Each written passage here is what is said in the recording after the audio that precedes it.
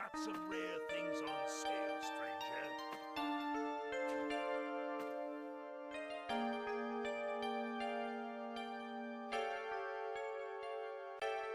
Will you get out of my way? I've got business to attend to.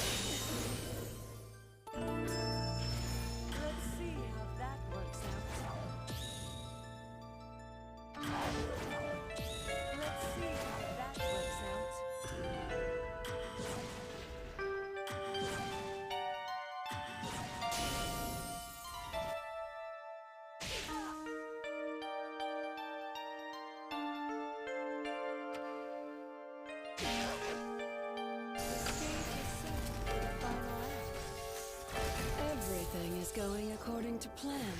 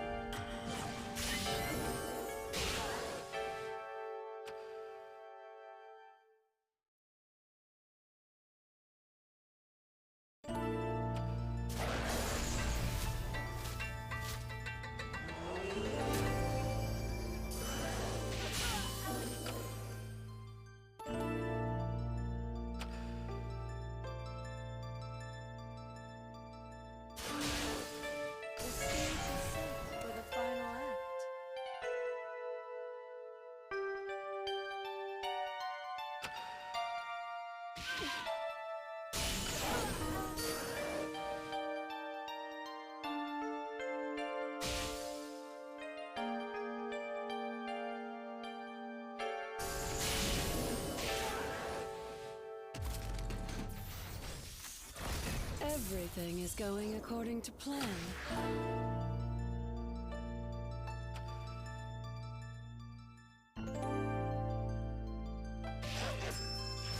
Let's see how that works out.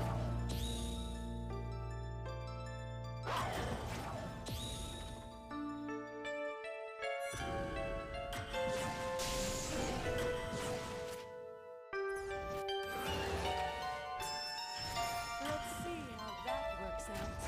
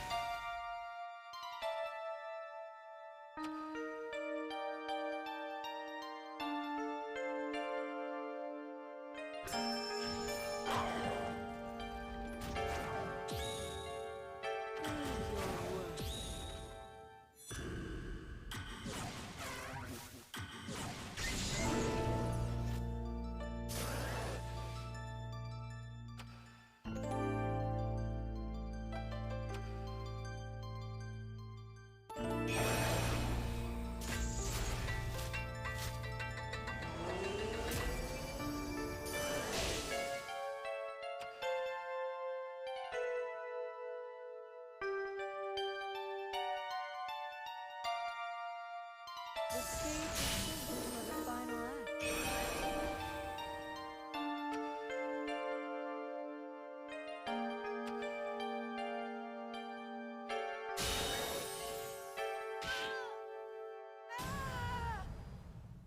I must have lost my composure.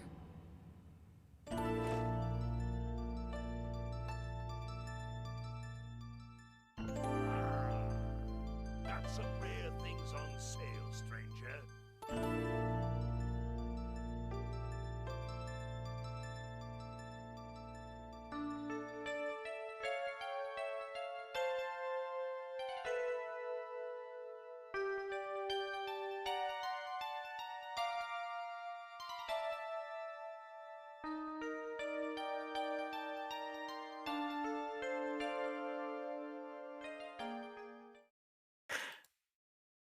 That's it. We're here. Nobody panic. Did everybody enjoy that Envoy Blackout match? Kind of different a hero words than you usually see. And Play TEPPEN, thank you for the host. How's everybody doing on this beautiful Monday, August 16th, EX Podcast? Where you at?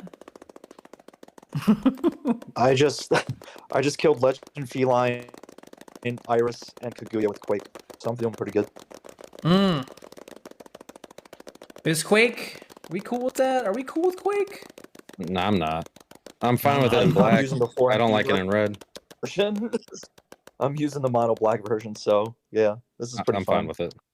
Yeah. Hey, they had time to respond. Ooh. Is this tier list for unlimited? That's tough. That's tough. This tier list should be, and actually I was going to bring this up, it shouldn't be for like a current meta. I think too many people base hero arts on like current metas. And they just think like this hero art's garbage. It's like it's just not doing good right now. It's not bad. That's how I feel about Dive Bomb, where it's just like it's still good, but ... like not right now. Yeah. And that's why like otherwise, you know, people would be like, Dive Bomb is down there with Guy Armor. Like, no, it's not. It's just not. Well, there's also flavor because I remember some of the seasons we've had, we'd have his name starts with an M, I can't remember his name, but he streams on YouTube and he's a JP player. Moppy. I think it was Moppy. Oh, Moppy, yeah.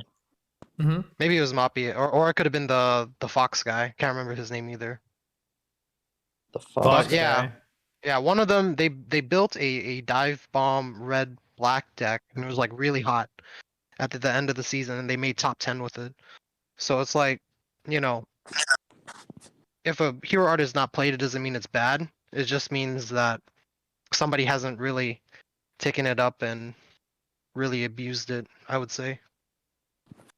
Yeah, I mean if we're doing like hero arts by their how they are in the current meta, like I think that's just an incredibly boring discussion. You'll have the ones that are playable and then everything else is just not.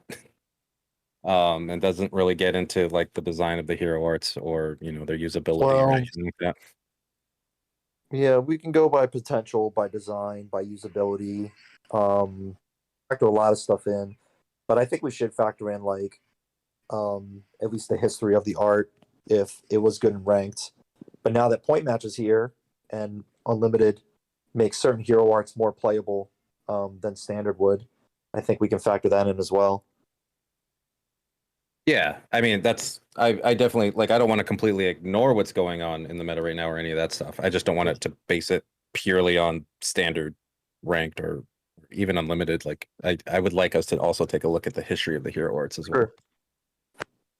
Glad you guys are talking rules, because I was like, otherwise it's gonna be back and forth arguing on each of these. I think arguments are entertaining, so it's not too bad. Yeah, I do like bringing up these kinds of tier lists and discussions that will cause different opinions to show up. So hopefully we get some nice discussion on these. There's a lot of hero arts to look at. How many do we have here? This game has that many? What's going on here? six it a- six rows of 8, so 6 by 8, 48. Is it really That's a a lot. podcast if we're not yelling at each other? Yes. No. Needs 12 more. Oh my god. 4 more characters. I mean, No, thank you. maybe for a little bit we could just chill. I mean, they're working on balancing the hero arts, and they're doing it more now than they used to be when they're releasing new characters. So that's kind of the trade-off, right? Yeah. Very pog. X is garbage now, but think about in the future. Think about when we get some of that. Yeah, think about hope for the future, guys. I have hope for the future. Porta potty card. Well, I guess then what order should we kind of go through these? Color? Just By Yeah. color. it's pretty common to start from the top, right? I mean, if you're going in order of the game, it would be, the traditional original 8, I guess. I Or- uploaded these in order of like their release, but here we are, like they're all jumbled. I don't know how it got so jumbled. We can just do it by however it's listed, Throw a little wrench in the sock. Pick them at random, dude. The That's cool. jumbled order it is. Look at this. It's all like I can see one part where green is back to there's a lot of green in a row, but otherwise it's like jumping around all over the place. I guess with that, the first one would be antibody. It's almost Oh, boy. alphabetical. Oh. I think only I Chris did- should talk about this one. It's his favorite. Yeah, dude. Well, this one's broken. This one's antibody. Antibody should have been nerfed a long time ago. Antibody. We can let chat vote too. AAI sleep. I mean, yeah. It's still the Jill hero art to go with, even though, a recent buff to another one of her arts has, maybe caused people to play that one more. But when I think Jill, I still think like Antibody is the hero art for her. Just thinking of like classic Jill decks with the Explorer. Fun fact, when Jill first came out, right, with just the basic set and no expansion to support her, this art was pretty terrible. You would probably be able to use it once or maybe twice a game if you weren't already dead by that point. But nowadays you can probably use antibody. I don't know how many times on average do you think this is getting used a game? Like 8? However many Many legendaries. times. However It's a many lot. legendaries you have. It's a lot, and it's really easy to set up. It's a very cheap hero art. It's one of the better buff hero arts in the game. Not the best, but definitely in the discussion. So I think yeah. I think what turned this hero art around was the addition of molsters. That was big, and it's still like triple in every Jill deck, even without memory payoffs. It's still like the best way to get an explore without committing much of anything. Yeah, it's just more cost-effective explorers, and like in the past you had to maybe rely on an action or some sort of sequence, like having to play a unit. Like Hellbat was the most popular starter for Jill because you were able to find something on Explorer. It was a pretty good Explorer too. But without those on-play explorers like Bat or Carlos, it was pretty dire, and they weren't really like the most cheap thing. And then the little molies came out of the woodwork, and I mean they eventually had to get nerfed, of course, but that pretty much That's unlocked right. They Jill's full nerfed potential. those. LOL. Yeah. Rating And hero arts based on current meta. No, we're rating them on overall efficacy, like just how they're designed, ease of use versus how much you get out of them. Voting's a little weak on that one. S and D, dude. What? Okay for D. Antibody sucks. Can't believe someone wants to give Jill the D. I remember when this say- hero art struggled. Yeah. That's what I was saying. Like when Jill first came out, it was not easy to use at all. I think it was a downright struggle until.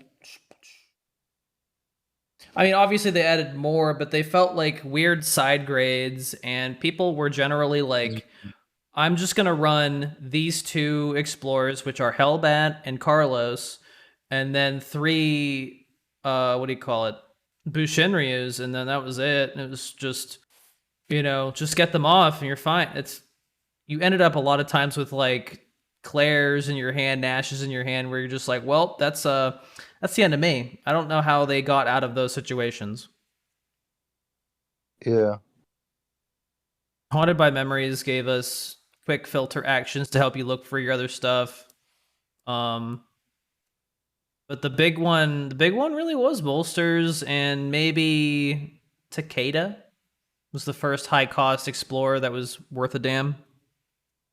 I would argue too that there's just a lot more explorers that aren't bad units. They're not tied to bad units. Like Epic Ada Jill is just a really good unit that also is a very strong explorer. And then you got things like Strider, which will give you a billion explorers if they don't have an open answer, and you will get your antibody active off one unit. Yeah, it's a lot of things that have just kind of made it better. I agree. I would also just kind of shifting heavily more to a unit dependent meta as well has kind of helped it a lot. Yep. And the reduction of pure value destroys as well has kind of helped it. That was always kind of a problem with antibody, where even if you had the destroys, you probably weren't using it because there was just your unit was going to get destroyed, so you didn't really bother. That's kind of gone away as well too, as well as just AP charge bleeding out of red. It's just, if you've got 15 AP, you're going to just spam it now. So where would you rate this, guys? Because I think I know where I'm putting it. I would put this in A. Yep. It's not quite S. It's not quite S because even with a lot of the explore things, you can just fall pretty flat on finding your explorers, or there are still ways to kind of deal with it as well. It's not quite as explosive or as protection based, but in terms of single unit buff that is just like a pure stat buff, I do think it's the best one in the game. Yeah, I agree. It's the only thing that holds it back is its pool of explorer cards. Like when Molsters goes away, and yes, in recent history we've been getting better units with explorers on them, but if those ever become not viable, it's going to be harder to justify them for antibody.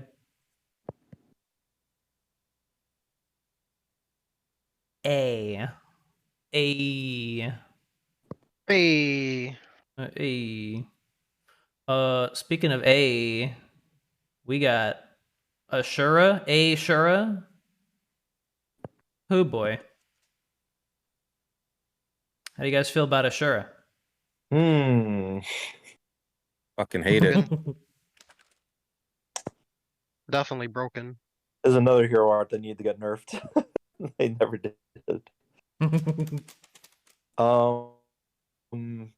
It's interesting because you don't really expect a hero art like this to exist in black. Like, yeah, we've had like some buff hero arts in black. A little here and there, but this one just really encourages like some insane Pepega aggro play with for better or worse. It's a different flavor of hero art for sure. Where you're actually just making a unit invulnerable to like any damage, and they can't even be targeted for that span of time, and you're even getting them to move a space like that. Slot movement is actually one of the better things about the hero art, honestly. Like obviously the invulnerability is the best thing about it, but the fact that you can just move to a different slot with it is really important in certain moments, because it can help you get a key block in, or get lethal. And there's just a whole layer of mind games, right?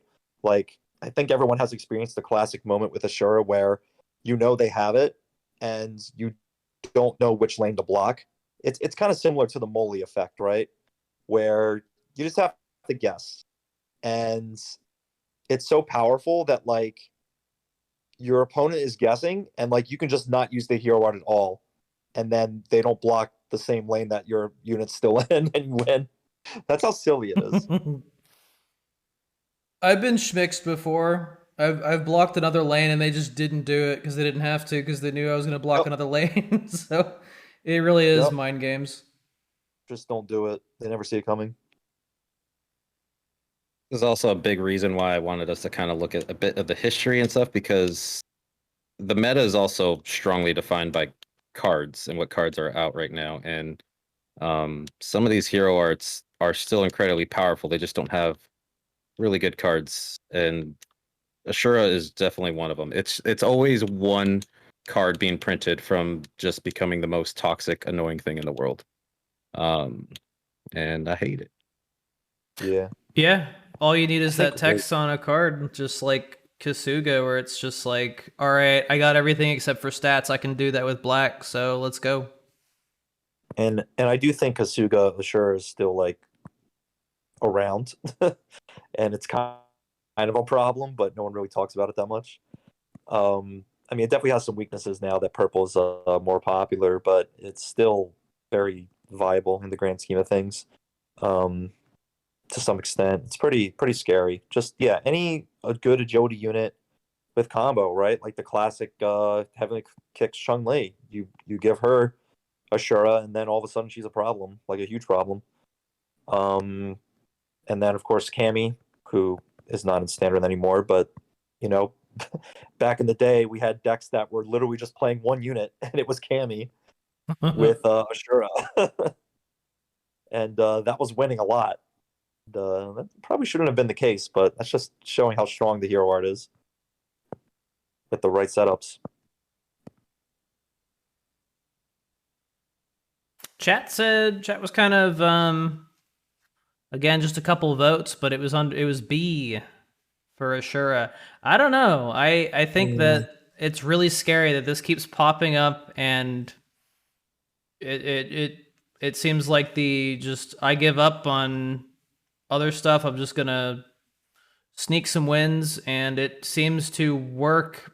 Maybe not every time, but it keeps showing up with the same kind of formula, and it keeps doing well.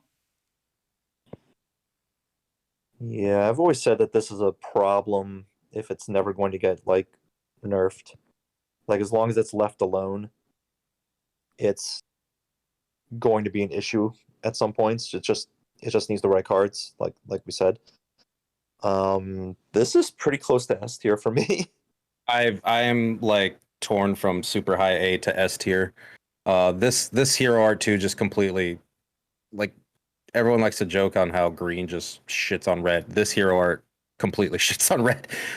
It's kind of disgusting, and there's very few answers for a lot of stuff that you can do for this hero art, and it's so cheap, and it gets active so fast, and there's just so much going on with it. And it's always going to be there, and it's just does so much. And it's also worth noting that this hero art has had like crazy success with dual color and mono as well. I mean, not like all of these hero arts have been good in both scenarios, and it's probably one of the most powerful dual color hero arts out there. Yeah, and Ashura Burros was pretty popular for a while too. Like at one point, arguably the strongest black deck, and a lot of people did not want to run into it just because of how ridiculous it can win. Like within the first minute, it's just really fast. There's very few hero arts in this game where they can get to a point where if their hero art is up, there is absolutely nothing you can do 90% of the time, and you lost. And this is one of them. I'm gonna vote S for this.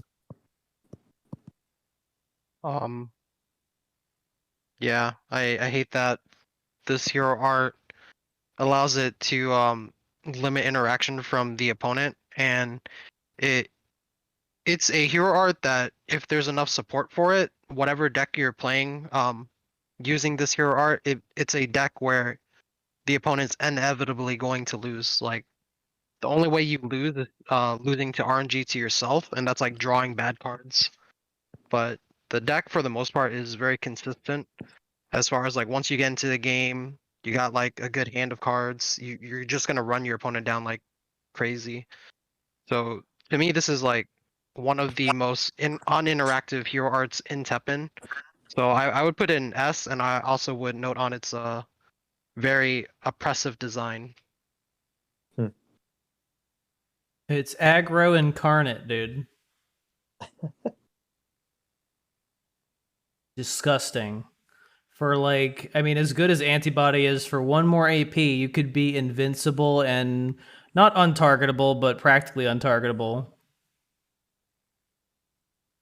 Yeah, and it's Yikes. 10 seconds, which is normally one attack. But of course, when it's used on an agility unit, you get 2 in. So that's important to make note of the time itself. So, one of the ways you could nerf this is by, just limiting the time. But I don't know. That's maybe something that they'll never address. But yeah, every time it'll come back in some way. I'm sure it'll come back strong.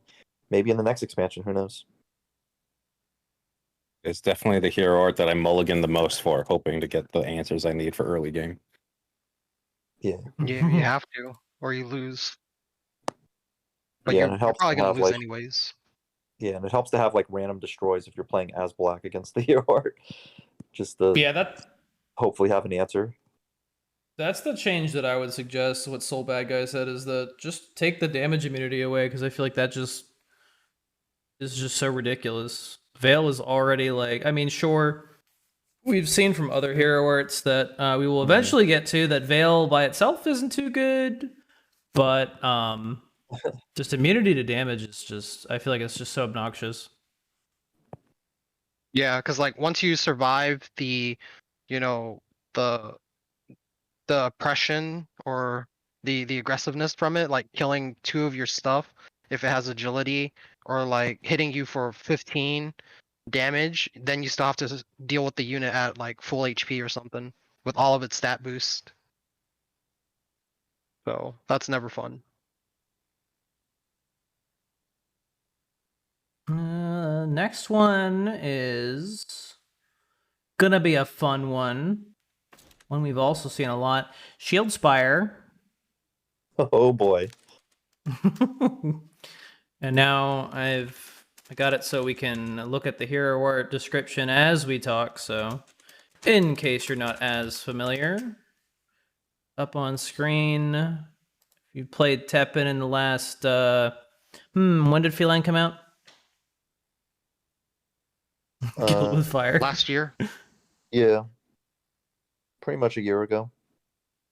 Ever since this bad boy hit the scene, it's pretty much been the best, at least the best art for Feline.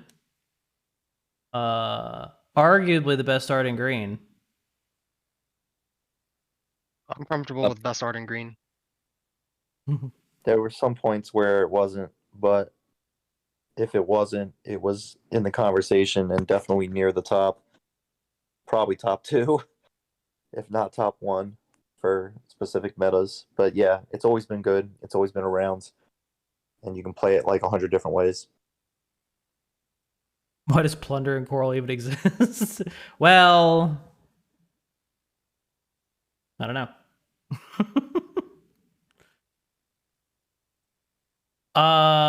Dude, Spire, I feel like gets weaker with power creep, but at the same time, I mean, how long is it going to take before every card is like 4 attack? I mean, that's just asking a lot.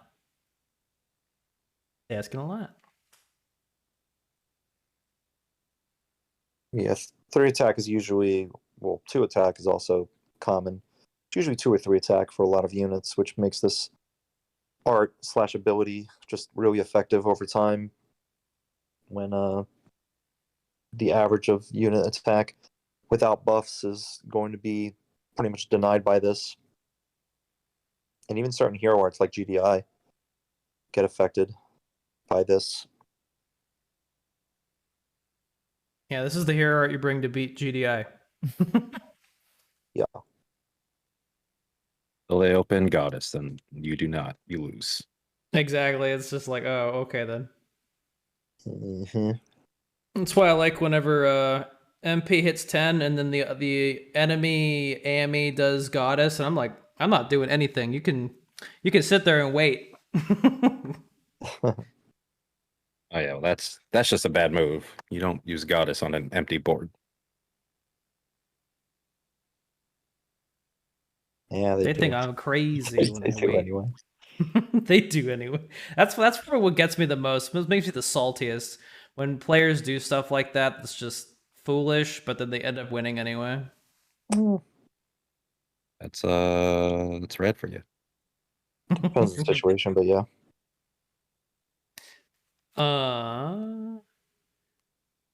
Struggling to say something about Spire that hasn't been said a million times already. Good.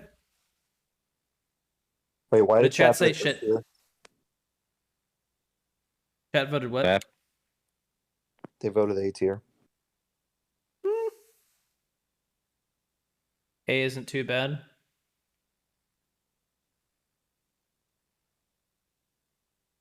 Definitely S tier. Oh yeah. I was gonna say if Spire's A tier, then Green is in a lot of trouble. Yeah.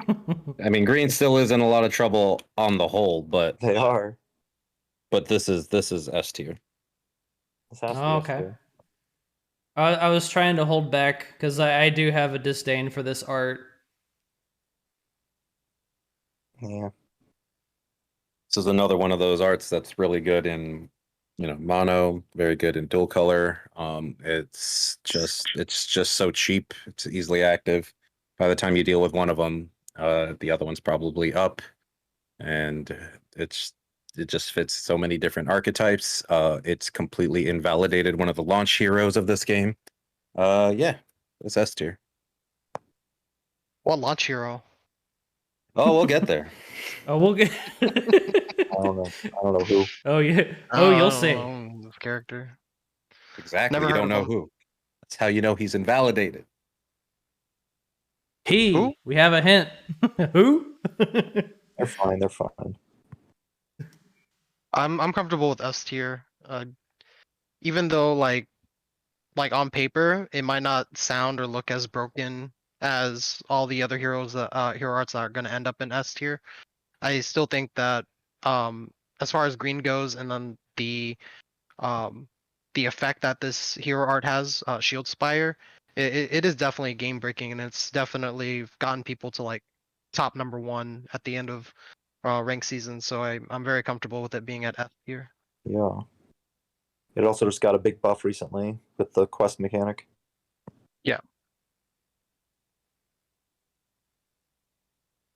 Yeah, that was one of my gripes about quests. Right there. Next one, Blackout. Ada Wong with the Blackout, knocking everybody's power out. And this is that one where you can delete an enemy unit with 3 attack or less. For 20, recently buffed from 22 AP. This might be the first one that people really disagree on. But I don't know. Removal arts are definitely an interesting spot these days because being able to remove a single unit does sound strong on paper, but over time, where more units are being played at specific strengths and at such variance, being able to remove a unit for just a specific amount in only one unit, not multiple, like like Blackout did get a buff recently, which is great. Like it's more in line now with Hadouken and DD, which makes a lot of sense. But not many people are still playing it, and it wasn't really the most popular Ada art on launch either. It like I feel like it's a little underrated to some extent. Like I don't think it's terrible, but it's just hard to justify it in the grand scheme of things. I don't know. What do you guys think about this one? This one's tricky, and I think where we land on this is going to set the tone on where I put a lot of other hero arts. Yeah, because it's not bad. Give him to but me. It's just we're in a meta where it's just kind of like removing a singular unit is just not enough because there's just kind of too many units. But I do think it can do well. And 3 attack is a good target for it. It's just right now it doesn't fit Purple's game plan, which I think is a big problem for it. Blackout usage shot up 500%. Damn. Yeah, the support for minus attack has very much dwindled since rotation. It's I because don't agree with that. There's a lot of minus attack right now. It's just not split being between used. mechanics. What? It's just split between mechanics. Do you want to invest it in evidence? Do you want to, go into quest stuff? I don't like the fact that it's kind of split up, and if you want to like get all the attack debuff stuff, you kind of have to invest in a bunch of different systems. And no. I mean, that's how it should be. Like, red's got different damages split between things. Green's got different shields and buffs, but split between things. Like, that's Well, it just doesn't kind of feel how that works. But natural. okay. I don't agree with that, but okay. There is a lot of attack based stuff, and without needing to kind of go into a lot of the mechanics as well that you need to. It's just not really worth it and doesn't fit in Purple's game plan right now. There's just better. I think also there's just better removal in Purple with a particular hero art, especially that we would get to. That's just also a little bit more cost effective. For me, this is like either going to be like low B or like high C, but that would kind of set the stage for a lot of the other ones. That's pretty much where chat is. Yeah, that's really the problem. It's like the cost is the main stickler, and like Purple already has multiple ways to like remove / steal all this stuff, and they don't need to build up the 20 AP to do it. Like they can just do it with a single action, and yeah, that's just kind of just what they have to go by. I mean, Blackout is really neat to have that extra removal option available, but sometimes you don't even need it, and other times it's like, again, not supporting the units that you're playing or trying to set up your win con with, unless you're trying to sneak in a lethal hit or something, right? So yeah, it's just kind of falling by the wayside a bit. I would say before the buff it would have been like C, maybe D, but after the buff I'd put it in B. So my thing, looking at from my perspective, like I don't really play the game a whole lot anymore. But do people still use Bison? The Veil Bison? Not really. Okay. Not really. He kind of fell off a little bit. Then I'll bring up something else. From my understanding, and you can correct me if I'm wrong, but from my understanding, TEPPEN right now is all about units getting board state and buffing stats up.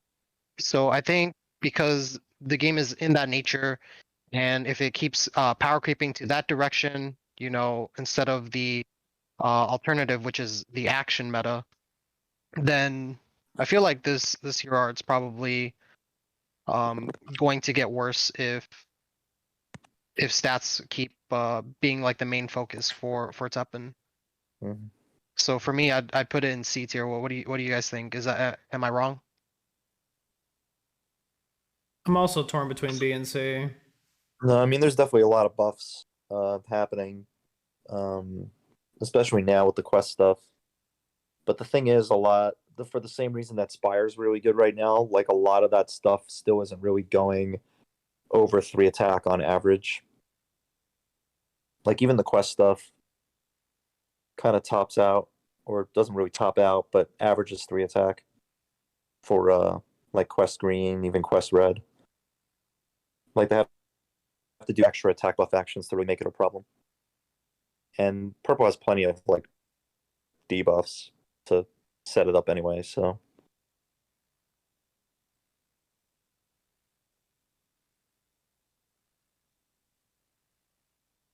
I still think it's solid. It's just not amazing. Yeah, I do think with the AP change, I do think it's better than Dark Destruction. And I kind of I'm if people could disagree with that, that's fine. I just think right now it's better than Dark Destruction.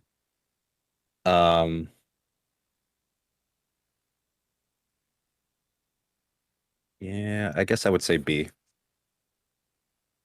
Well, I'll definitely change my answer now that Dark Destruction's been brought up. Like I definitely would never put Dark Destruction in C tier, and I kind of do agree that Dark Destruction and Blackout, they sit in a very same plane. So Yeah. seeing them both in B tier probably wouldn't be too bad. Yep. But I actually think Blackout is worse than Dark Destruction personally. I think it depends on how you're looking at the ratios. Because like Blackout, in theory, could kill a lot more units that DD couldn't, but DD can also kill any attack unit within a certain range that Blackout couldn't, straight up. Yeah. At that point, But it's how yeah. you look at it. Yeah. Yeah, like this, it's Yeah. always going to be like a situational question. Yeah. I just also kind of rate it a little bit higher because Blackout has a lot of options for lowering the attack of something it can't target. Whereas if DD can't target it, it can't target it. Right. And they're both weak to Veil, so it doesn't matter. Yep. Take that. Loses the guy armor. Nice. Yep. Well, What's a guy armor? Let's talk about Blazing Wall. Wow. The younger brother to Antibody. It's C tier. Technically older since Wrath came first, but yeah. The older brother that is kind of hard on his luck. Yeah, I mean, there's really not much to say here. It's pretty much worse Antibody, but at least there's no condition for it. You can just play it as long as you have a unit to give it to. This sort of took off when, like, people were like, "Damn, Antibody's good, but Explore units suck. I only want to run like 2 of them." So they're just like, "Well, why don't we just cut that bullshit and just run Blazing Wall?" And it was actually doing pretty well for a while. Well, it only did good for one reason. You guys are not going to like it. What's that? Flight. Yep. Goddamn flight units. Oh yeah, Literally, I mean, the you only could reason Blazing Wall was ever relevant was because flight was a thing. Yeah, you could just like not have to play that early game where you scramble for your Carlos and your Hellbats. You could just be like, "Fuck it, just gonna hit the ground running." Yeah, like Soul Bad Guy saying, like, it was really popular with Valstrax. It's just good on any flight units. Like, just instant protection. Like, Black just has to hope they have removal or they cry. it's just very straightforward, like really safe hero art for flight. But then all the flight units got rotated out for the most part. And I mean, there's still some newer ones, like Blazing Wall kind of got messed around with a little bit with what's her face, the flying girl in red. Lucia? No, the new one, Hilda. Hilda Oh, Blazing yeah. Wall was popular for a short while because of her quest effect. So, like, every now and then you'll see some flight with Blazing Wall, and Epic Rathalos is still around as well. It's a pretty popular unit for flight and protection. So, yeah, I mean, it's, if there's going to be a lot more flight units especially for red down the line, then this could come back. But it always seemed to be like the weaker protection option, and Antibody's just a lot better. Yeah, I think with the availability of better Explorer units, that you're not like trying to minimize the Explore count. You're just there's just fewer barriers to play Antibody rather than this. Mm-hmm. Dude, Dragoon, lay it on us. I think Blazing Wall's a solid C. Yes, I would also give it a C.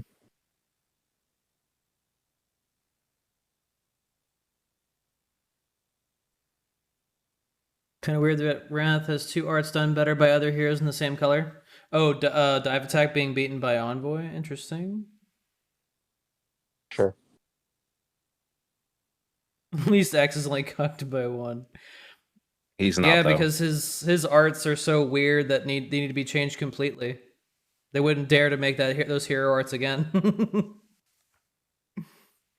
Right. Yeah, I'm sorry. Wrath is in a much better place than X overall. Somewhat playable. Ooh, unanimous C from the chat.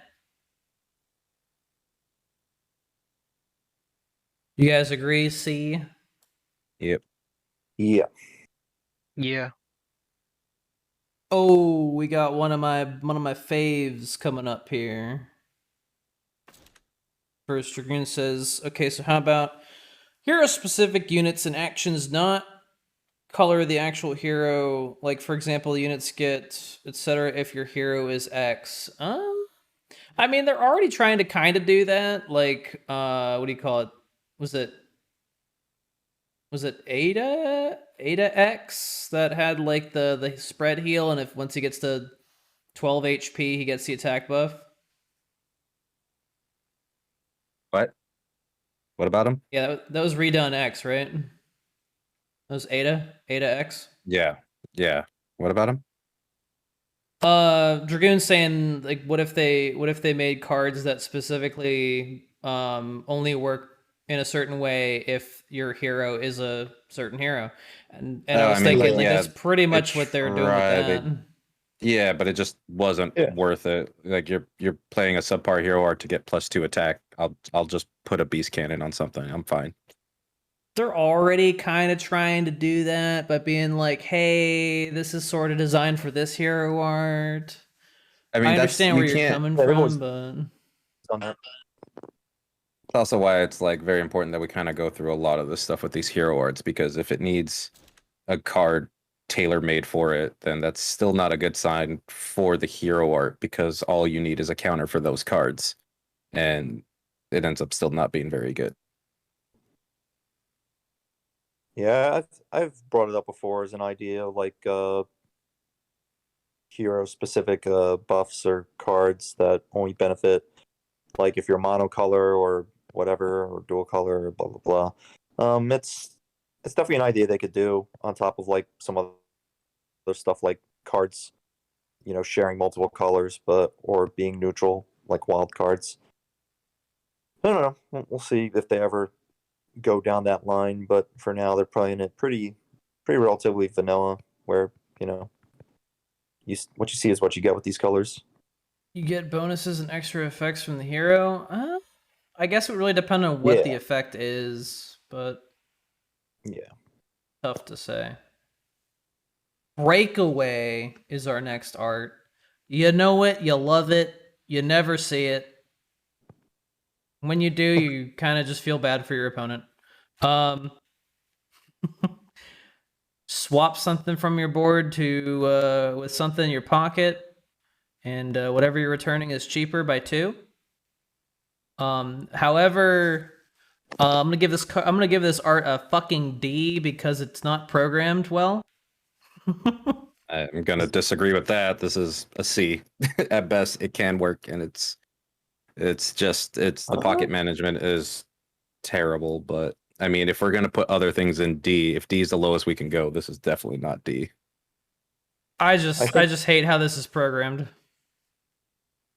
The only saving grace of this hero art is its cost and the discount. I feel like everything else is terrible.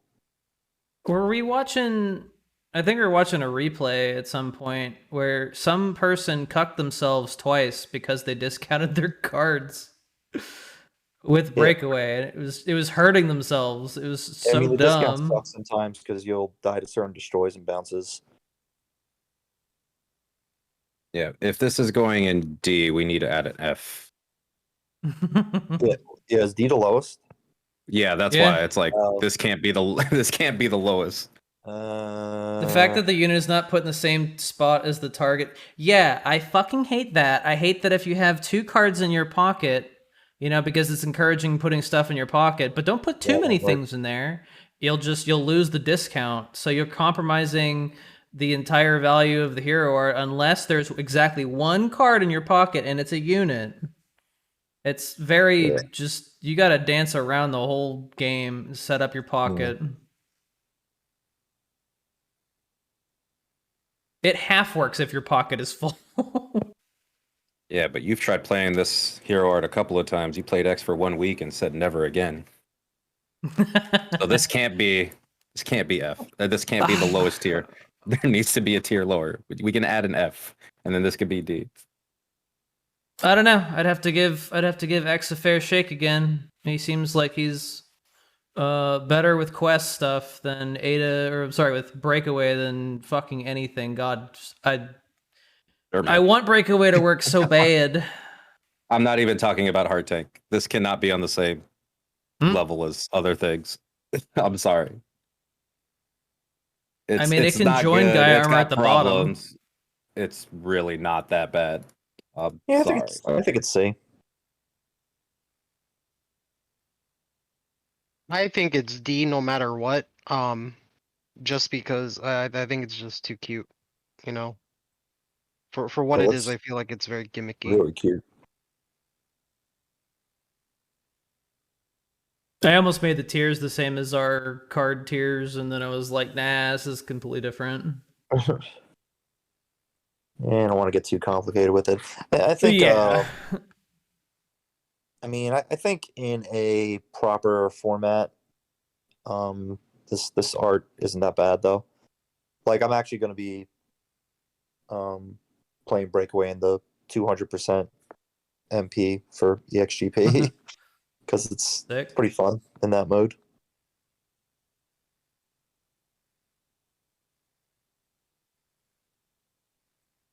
Just being able to replay certain legendaries can be pretty valuable, and like just saving your units is really good too. It just feels like a waste sometimes if you're just putting units in your pocket for no reason. Yep. Like just pulling them back without already doing a good job. Like there's no reason to do it. Yeah, it's easy to draw too many cards, and if you kind of pull back on the draw cards and you don't have anything in your pocket and you have a bunch of AP and you want to use it, having to pull a card back and get nothing out of it, it sucks big wang. I still think there's potential though. I feel like they've tried to be like, hey, we got Pearl here, you can mimic a card, then snap it out. I mean, there's one way to do it, and they haven't done it yet. You just need, and Dangle's always said it, like they just need one card that puts a unit in your pocket. It's not that difficult. Just draw one unit, put it in your pocket.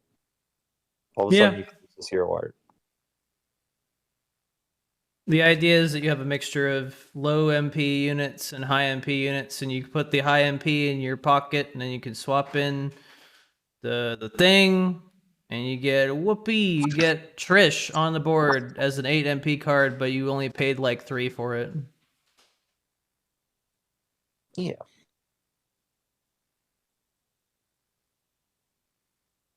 I think making it more consistent could help too. Making it like the card, whatever card you swap out, it should be in that exact spot.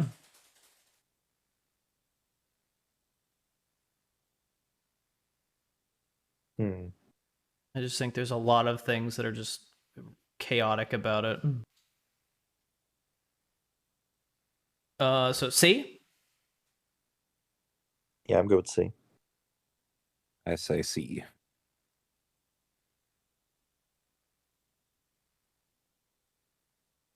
Next one is Envoy. We got the stacking buff for 20 AP, an extra 1 attack just for red units. And this one, I think this one keeps popping up as kind of a tier 2 art. You guys think? Yeah. Pretty good. Its biggest problem has been getting AP pretty quickly, but that is just been everywhere for red, so it's pretty strong. Yeah, I mean, it got a buff with the Legend Provocation, so you can set it up pretty quickly. And the fact that it's a permanent buff over time and it stacks, it's pretty crazy. I mean, the most popular version of Celestial will probably be with, like, you know, just the 3-cost spam, which is, you know, kind of a risk because you're playing a lot of low-cost cards that can be answered. But at the same time, those cards are really strong. Neon Tiger has always been a go-to, and Ragi, of course, which is not much long for the world of Teppen, but No, Rolgi. been very clutch for those red mid-range decks and just a really solid opener. But yeah, also the multiple versions of Ami. Always enjoys a good Celestial buff, the Epic Rathalos, and yeah, just all these solid cards that, you know, just do more damage based on their attack, not only to the hero but also to enemies on attack. It's pretty effective, and I feel like Celestial's always been in a decent spot because of it. I feel like it's just a little lackluster because of the cost, and you know, what you see is what you get. It's not really doing much interactivity with the board outside of, you know, just buffs. But those buffs can get pretty damn big by the end of the game.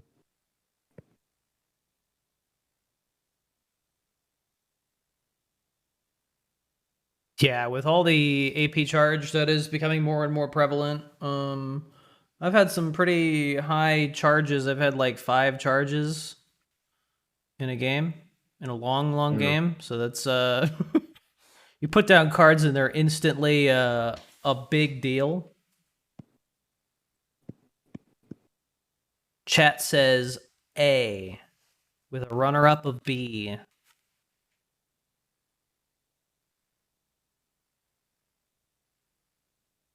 I'm inclined to agree. It's really easy to use. And I think it will remain relevant as long as there is a little bit of a little booster to get the ball rolling with some early AP charge. Yeah, I think it will be. I think it'll always be relevant to some extent as well. So yeah, maybe A is fair. I can see A. Yo, people are gonna see this and be like, Antibodies as good as Envoy, or Envoy's as good as Antibody? What the hell? Yeah, it can be. It definitely can be. Yeah. I want to argue, but I can't. I want to argue. Next. Change form. Notice thing sucks, dude. When your hero's life is 20 or less, everything on your board, everything in your hand, everything in your pocket, +1/+2. All right, you ready for this Art hot that take? got buffed, easy D tier. Ready for this hot take? Yeah. Change form is no longer the worst hero art in the game, Holy shit. It's no longer the worst. and I don't think it's Oh D my tier. I don't think it's D tier either. It's C tier. Woo! Went up a tier. Yay, dude. The buff worked. I don't think it's C tier though. I think it's B tier. Potentially B. All right, give your reasoning. It's got flexibility. It's got a lot of flexibility. It's and especially for something that's a little bit newer and kind of being figured out, I think it's doing pretty well. And I think it has the potential to become a lot scary too, depending on where the meta goes. And the fact this affects, it's not color specific. It can affect a lot. The AP is low. The buff can be pretty large. I think right now too, there's just a lot of balance of trying to figure out where to find the nice level of too much life sack or any life sack at that as well too. I mean, I've seen a lot of change forms do pretty well without it. And there are a lot of people playing it and a lot of people doing well with it right now. And it's not like some weird crazy thing that people need to adapt to, right? It's just playing units and stats. So if it's kind of still doing well, people kind of should know how to deal with units with stats. Yeah, but it is a bit tricky, and I can see it potentially go up higher too, but just how well it's been doing and it's just what it's doing, and it's the amount of decks you're able to kind of build with this hero art as well, I think puts it in B tier for me. I think that alone, not being restricted to black units only, is what makes it a lot better than something like Breakaway that is just constantly like, stay in your color, and the flexibility, you can mix and match any kind of thing.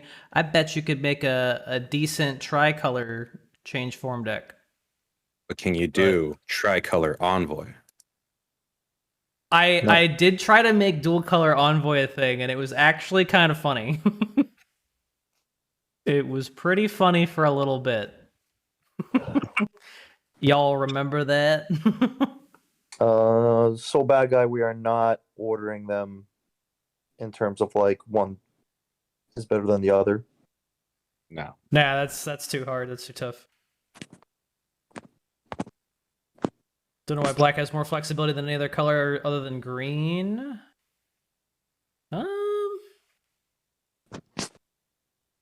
Because they're taking risks. They're taking risks, man. They take risks. Yeah. Yeah, I mean, change form, definitely more playable now. I haven't really been too inspired to make it work outside of a couple things I tried out and wasn't really that thrilled. But I think it could have potential down the line for sure after the buff. To me, I think it's still C tier, but I could see it being B tier someday. Or even A tier with the right cards. I think the flexibility alone makes me want to put it in B. As it currently is sort of like high C, low B. Yeah, y'all have not been seeing these ranked players killing it with change form, huh? I have not. I think I'm the only one that's been playing lots of ranked here. There's I a don't lot like of change form ranked. out there, and they're doing well. So I don't know. Rank 4K. Yeah, I don't know. I don't really see the seeing it. Japanese screenshots.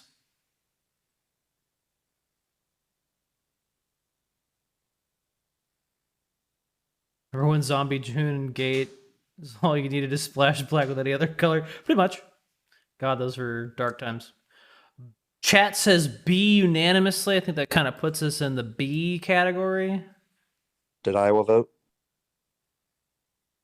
Honestly, I have not been playing the game, So I don't really know more than you guys on this one. So what do you vote? Whatever you vote. Smile. Damn. Well, I still say C, but looks like we're Play gonna go TEPPEN is popping off, dude. They're like, what? B.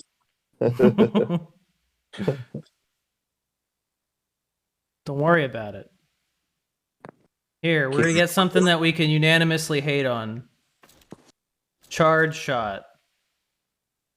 How do y'all feel about charge shot? Hmm. I think Give the it hero C art's tier great. for high roll possibility chance alone. That's about it. That's me being generous. Yeah, I guess the hero healing archetype can still make use of this in some way. It used to be Hero- really good with some resonate cards. I wouldn't even say it was really good then. It was still heavily countered by what was meta. It was good. It was so good it had to get nerfed. Nerf it. And Yep, yet only no good one 'cause was of able to Resonate. hit 2200 with it because it was so inconsistent. It was good. It was good. It was It just lost to Purple's basic cards. It was just heavily polarizing. It was just like you're into any black deck at the time, you were just auto lose. Or Purple. Who was playing Keep in purple mind- in HBM? Yeah, no one was playing Zero. No one.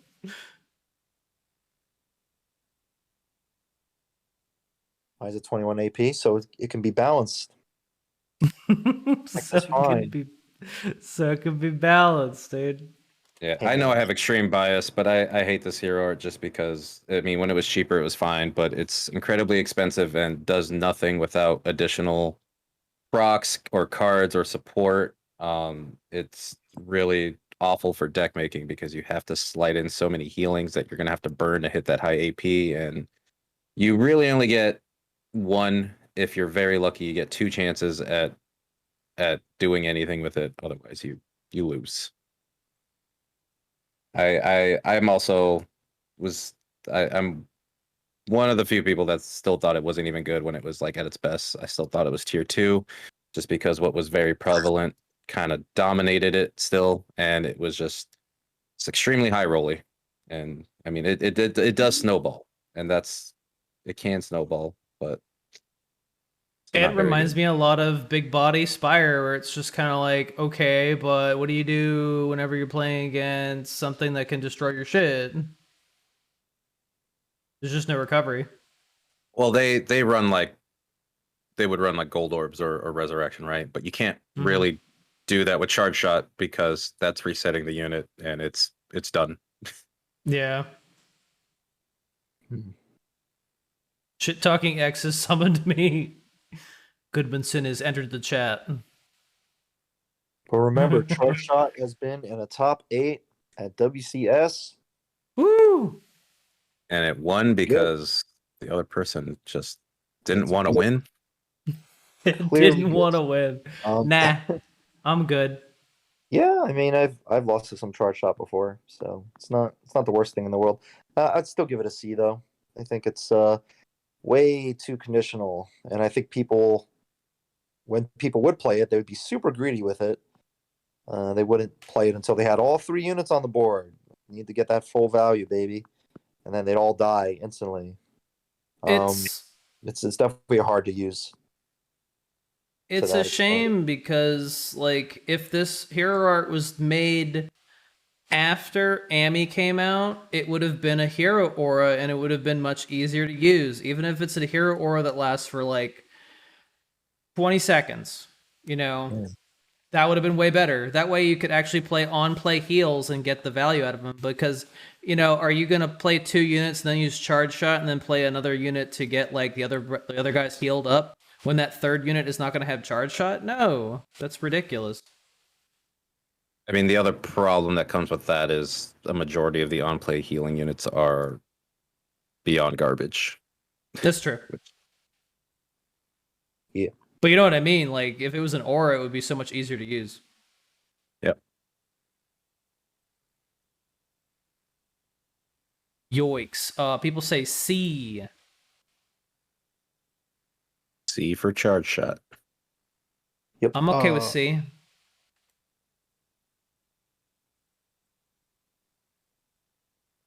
I think Iowa disagrees. Iowa says this is S tier. Actually, strongest art in the game. They nerfed this hero art to the ground. It is unplayable. The only reason why you would play this is because you like the character.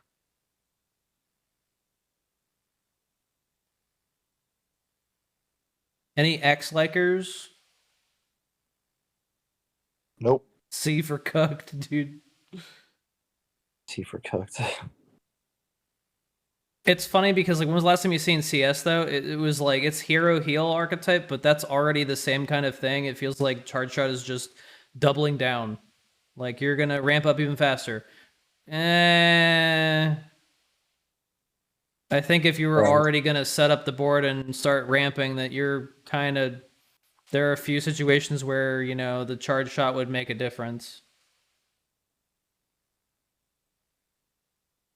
It's the fact that you have to set up the whole board and then use it. Like once it's like a big like green light for your opponent. You do this hero art animation, they're gonna be like, okay, time for me to unload.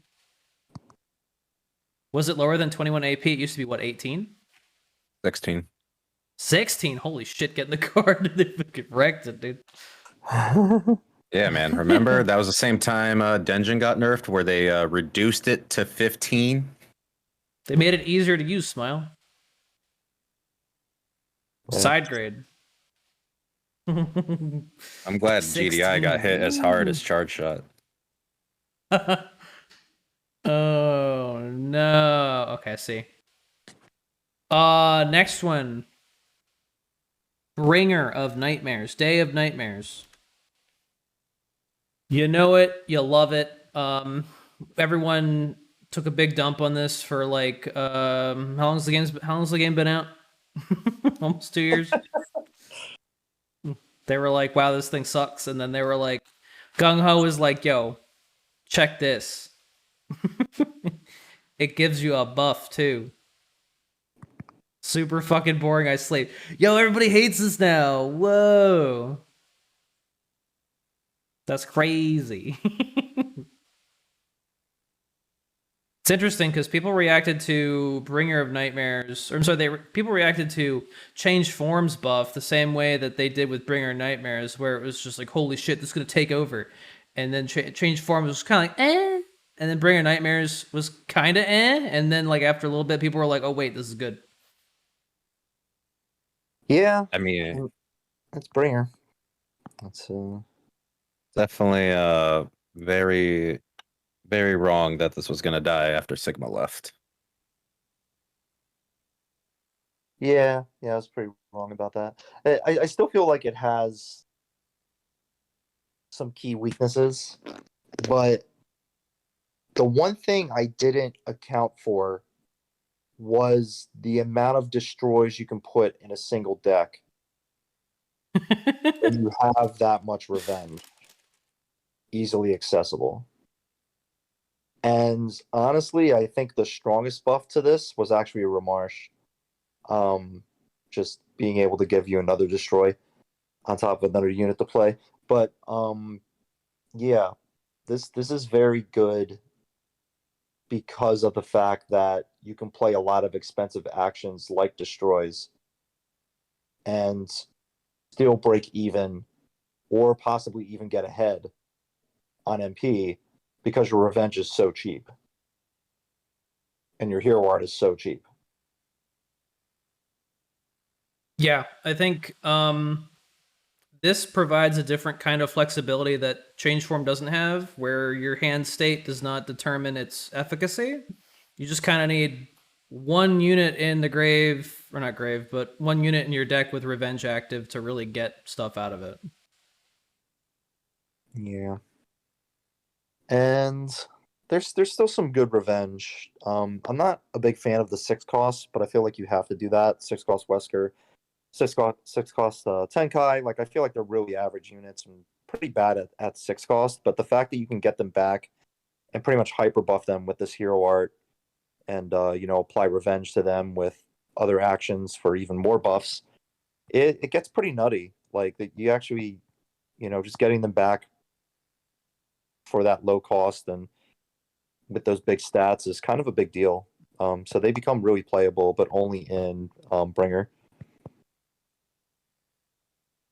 That Gathering Evil card is really good, though. Yeah, that's what it's called, Gathering Evil. Yeah, that carries. Especially when you put that on the sealed Wesker. Oh my god! I was it's a gonna Wesker say bonanza. Yeah. The just giving it stats to are just units so damn that good. already had revenge, like being able to reapply revenge to units is also a big deal. Like even if they were sealed. But yeah, the buff definitely did this a favor in more ways than one. People say S2. Oh, okay. S and A. I would not put it in S tier, but I do think it is. It's probably A. I was gonna say B, but it's really cost effective. I'm torn Yeah. between S and A right now, just because it gets so much. Once it gets that first revenge unit down, it gets so much super quick, and it's really hard to deal with, and it fights a lot right now, and especially leaving a lot of room to slot in a lot of destroys without it being too awkward. I probably would go with A though. Yeah, I don't But it think I is. give it It's pretty close though. It's kind of crazy right now, but I think it's too soon for me to say S. I think if like we go like 2 more sets and it's still going as hard as it is right now, I would probably say S. A. But it is close. Bringer is crazy right now that it's been kind of a bit more optimized.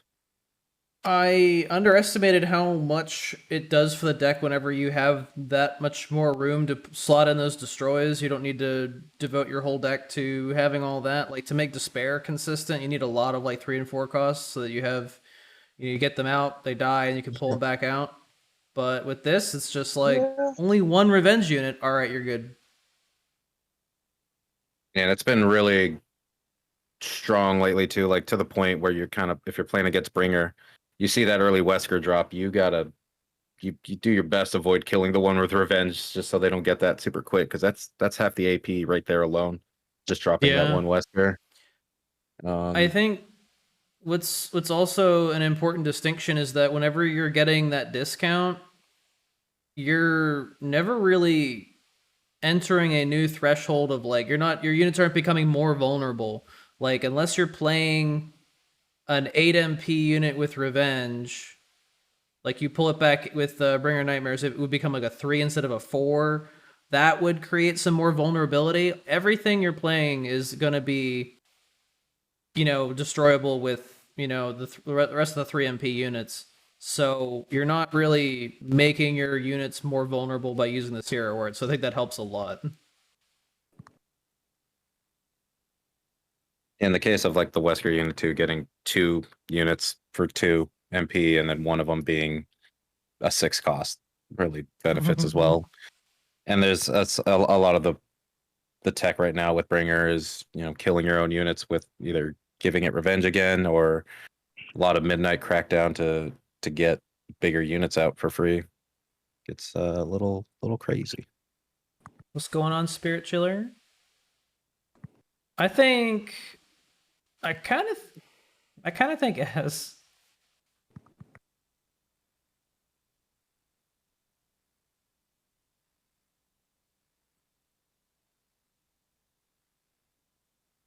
A little Final close to S vote. too, just because it's so cheap and it's causing big swings and it's really strong. And I mean they would need to kind of stop printing revenge units going forward for it to kind of start dropping off, or stop printing destroys as well too, and neither of that's going to happen. It does still have its same weaknesses that black does have, but I do think this is probably black's best hero art right now too. It might be fun to make a budget bringer deck. I might try that. Just I mean the thing is with, I mean I saw you play against it, but someone was doing like a core bringer deck with like Oh yeah. just looking at core and basic and searching revenge, and like that's cool, but it's not that great. Like you're going to fall behind pretty fast. Like I even think you with put up a cheap hero decent art fight. and the cheap revenge, like you're still playing a lot of slow units that don't have that many great stats. I mean, yeah, if we were ranking this based off core and basic only, but I would also put antibody way lower too if that was the case. Um, Yeah, Bringer But was it's- just bad for so long though. It's just like kind of weird to think of it rising up in the tiers this fast. Oh, I hate the people that use Von Karma with it because there's so many ways to just be like, no, what are you doing? Yeah, and I your mean, they get- friend revenge is kind of gimmicky. they don't really give her revenge, but they do get her out really cheap, which is flooding the board in midnight crackdowns. I think- she always goes right in front of my highest attack unit every goddamn time. It was funny that someone tried to do that to me because it was just like, all right, I'll let you do that. She comes back. All right, I can kill her with like this, easy destroy. Now what? Like, I wouldn't have been able to do that before, but now that you've revenged her, I can. That's Just what I'm tough 'cause this talking hero- about. This art's really good against a lot of things. It's just good in general against red. It's good against green. It can struggle against purple, but with enough destroys, it can just deal with a majority of purples as well. And with a lot of purple trying to target 2-attack things too, it dodges a lot of that. We've been on this for 10 minutes, so I'm going to have to call for Yeah, I a was final gonna say, verdict. how long have we been talking about this now? A ring for me. I'm gonna Yeah, go I'm gonna stick say with A. S. S. Wait, what did Chris say? A. Son of a bitch, we're tied. And chat was tied too. Oh, time to argue for 10 more minutes. A. Another chat tiebreaker. Chat tiebreaker. Whoever who just came in, Spirit Chiller. What is it, S or A? God damn it, Timo.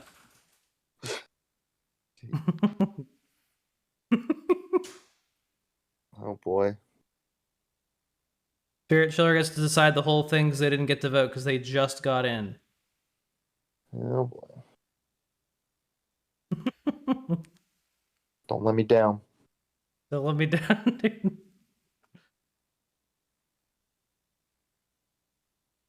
It's too much pressure.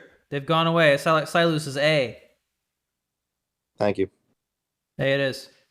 I didn't vote. Oh shit. There you go. Tiebreaker, boys. All right. Hey, it is. Now we can get mad at the next art. GDI.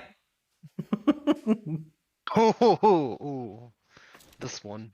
Yes. All right. It has an appropriate acronym because it's pretty much what I say every time I fucking see it. God damn it. Heals your board for 2 each. Damages your enemy's board for 3 each. And if anything is dead, then it's gone from the game. Hee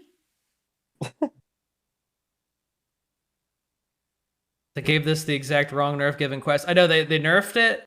They're like, yeah, it's a little bit slower now, but now it synergizes with one of the best cards in the whole set. And yeah. I mean, AP increase might matter if your color wasn't bleeding AP charge. Yeah, they messed up on the nerf for this one. It just, I don't know. They should have did something about the healing to me. But anyways, yeah, this art is pretty ridiculous, and yeah, I don't know, man. It just really neutralizes a lot of game plans. Like people were talking about how Bringer might be S tier. Well, if all your revenge is getting banished, then you can't really do anything about it. So you got to respect this hero art when playing black. I mean, green doesn't really have to worry about it much, especially when you're playing Spire. But I it's still a disagree, lot of but- damage.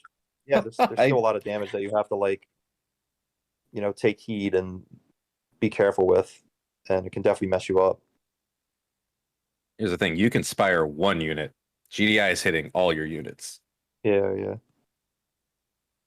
Yeah, that's the thing, is that even without the banish effect to it, the total like efficiency of the hero art is still really good. Even without Momo, even when you're not thinking about Momo, you're not thinking about banishing. It's still really good. You're still getting, like, if it's a full board on both sides, you get a spread like total 6, and you get a spread total 9. That's almost a spread heart tank. That's almost a spread Rakoha. Like, it's just, I don't know. That's a lot of value. Yeah. And they generally synergize with growth stuff anyway, so they're gonna be filling the boards. They're gonna get more value out of their hero art. Fuck yes, spread it.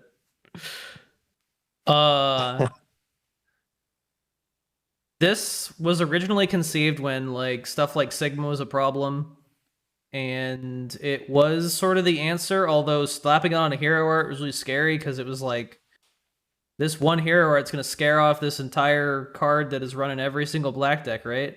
Yeah, I actually blame one deck on the creation of this hero art. One deck and arguably one player is responsible for this hero art being made.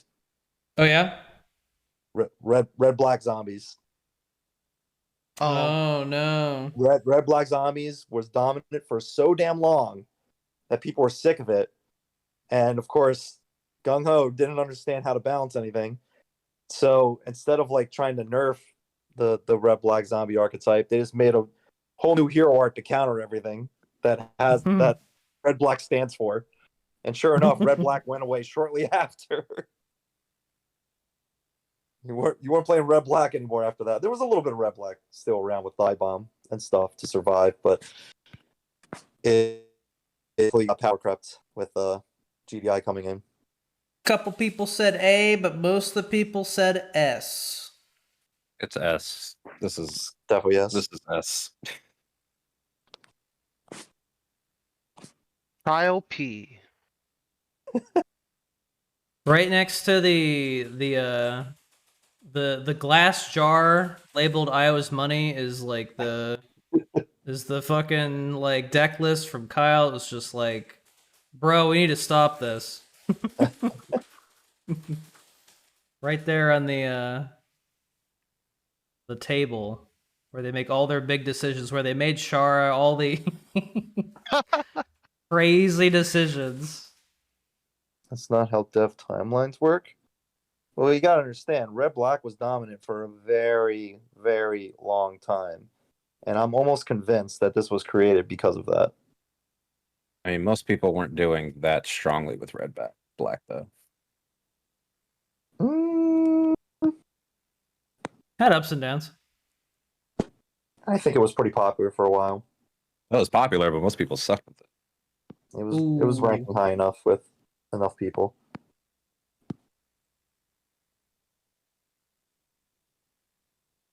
I think the conversation is hilarious, but I would have to go on with Thirsty with this one. Hero owners are made like that. They're a little more thoughtful. I don't know if if a hero art literally says any unit that you kill gets banished from the game. I don't know.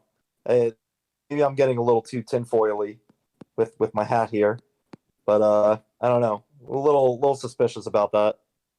But we can move on. Oh yeah. They made S GDI like this tier. because they knew they were doing Oichi right after. Yup. Yep. That's the one.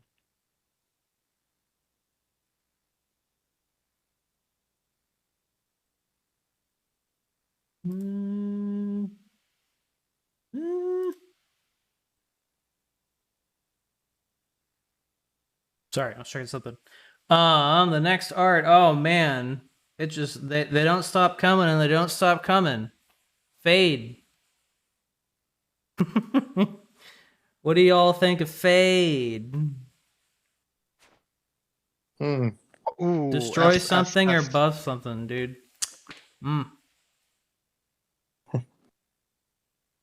Broken. So this is like the biggest come up in, I think, in TEPPEN history.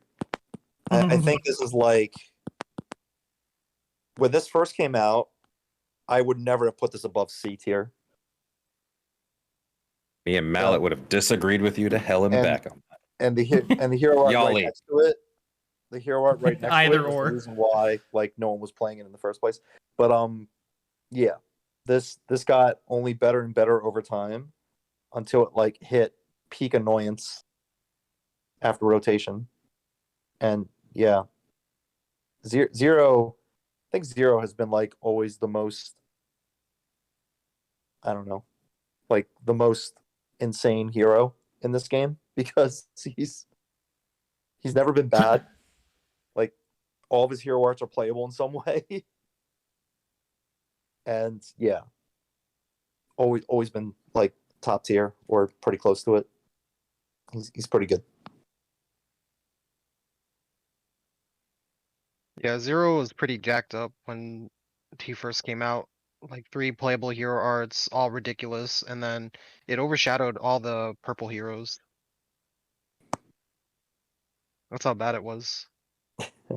Is.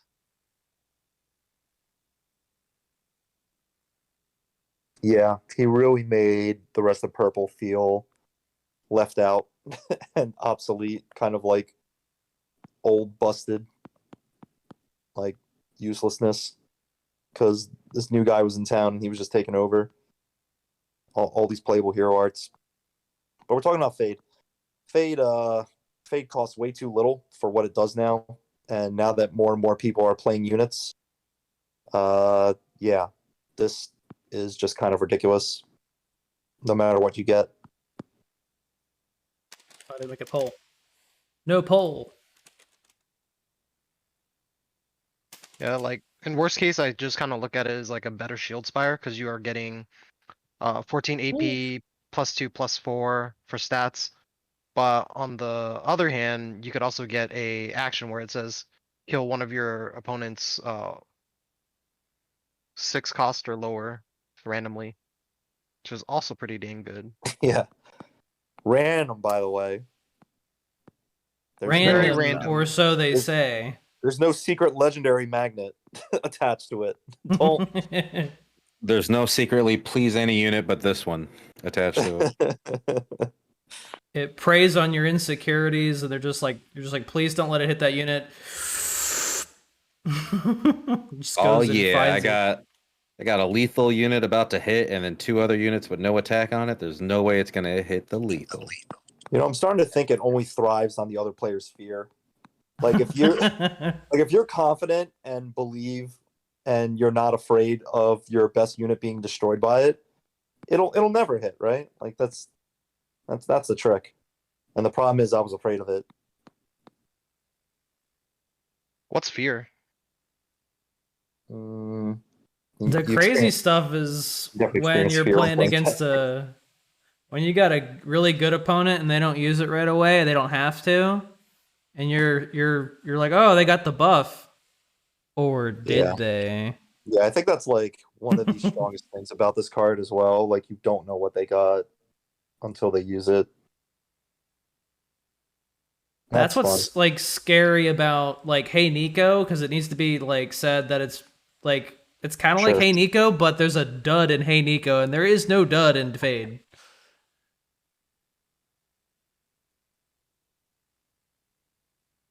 Yeah, It's, Hey Nico costs more for some reason. Yes, I was about to say it also costs 3 more, which might not seem like too much, but it's also like 20% of the art's cost. And S, the people say S. actions cost a lot You more. got to use the action Oh, yeah. afterwards. Yeah. Yep. So this definitely power crept Hey Nico, and it definitely power crept some other hero arts in the game. Chat says S with the smaller fraction saying A. Chat Also, is- why you don't. It's also why you don't really bother with Blackout if you have a 50-50 chance of just doing it better, especially since you'll get way more Yeah. AP to do it more. And it Yeah, synergizes with everything better. 30% cheaper than Blackout. Mhm. It also helps that they have the means to make it land. Like if someone, like if you're playing against another purple player and they negate it, you are in the color that has negates already to make sure it lands.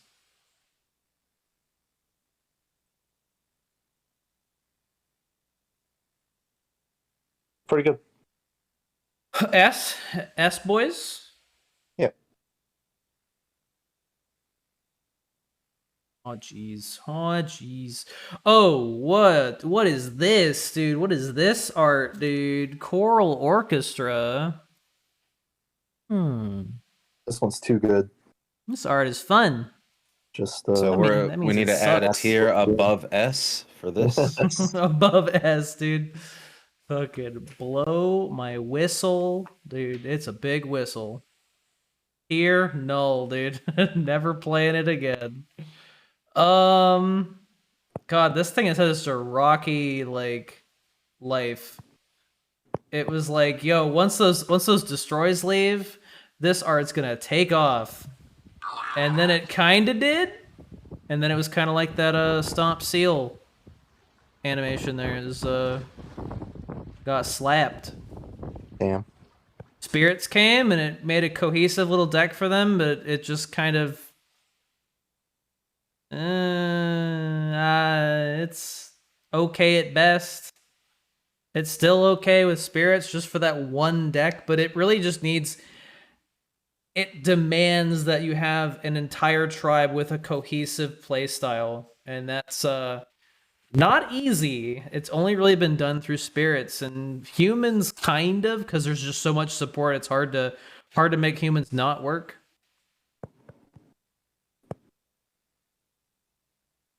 Anime tier, dude.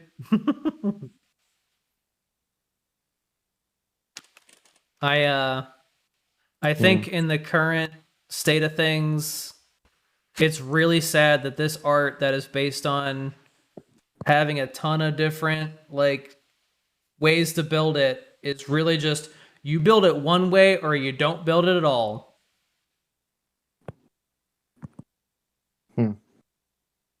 Spurts.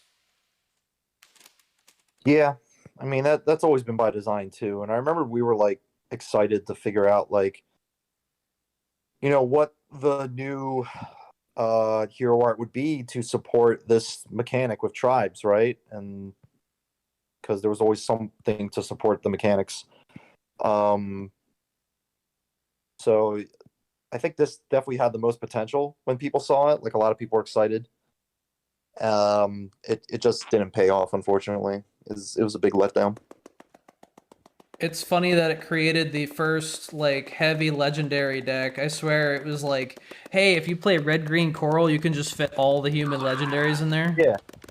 No, red green humans was actually really good with coral for like the first week or so, and then people were like, wait a minute, what if we played this other hero art right next to it instead?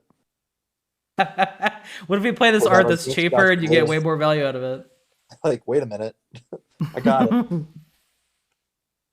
then, doesn't yeah, get you your shit got killed too. FUU and Leon, I guess, but then you're fine. The sad truth is with this hero art, whatever it doesn't need to be 100% whatever tribe you pick, but it pretty much needs to be like 95% that tribe. I mean, like with spirits, you can like slide a Nobu in there and get away with it, but you're gotta stick to that tribe for the most part. And it has to have the right kind of units that like sort of have some kind of synergy. Like all the spirits do stuff to other spirits when they die, and that's cool. But if you're playing Coral, you also need to have a lot of Ascension. Not a lot of Ascension, but enough Ascension. And that's why like Mia coming out was huge. That's why Tube Foxes was like, holy shit. That's why it keeps supporting Coral Spirits, and it's pretty good. But a lot of the Ascension went away, so your options for Coral are just limited to Spirits, and that's it. If you're talking about machines, what machines have Ascension nowadays? I think they're both black right now. And they're not good.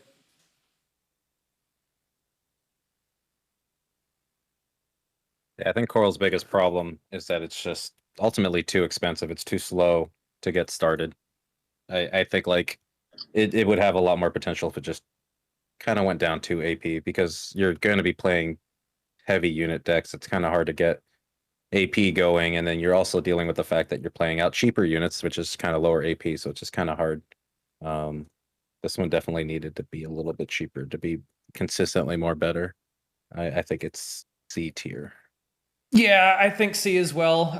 People that voted D, I mean, there's no way you can put it below Breakaway. LOL.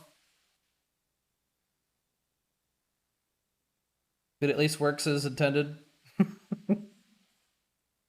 I'm with C. We On still this have one. Mia for a while. C. See? Green has only spirits, human spirits, and monster at this point.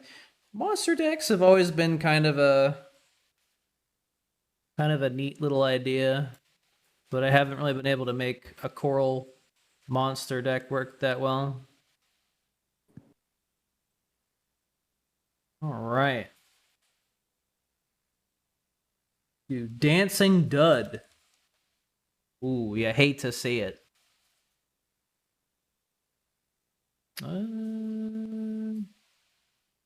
Sheesh, dude. Okay.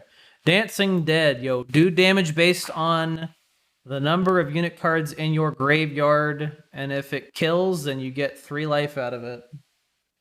I'm going to say right now, this is the first D tier for me. Damn.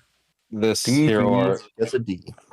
it's a D. This hero art was bad when it had token generators in black, and those are gone. So it's just even. Man, whenever you saw like G-Adult and this hero art together, like you could do 20 damage, felt good, and then someone would just put a shield on. Be like, oh, never mind. This art It's sucks. like every time you hit something for like 20 damage, it's like, yeah, I killed it. And it's like, well, it's below 5 cost. I could have just been playing DD. Yeah. It's just sad. There's too much involved to make it work in the first place. And even if you are able to do like decent damage at like let's say like 8 damage on average, like something better than Hadouken, it's still not worth it. Dancing Dud.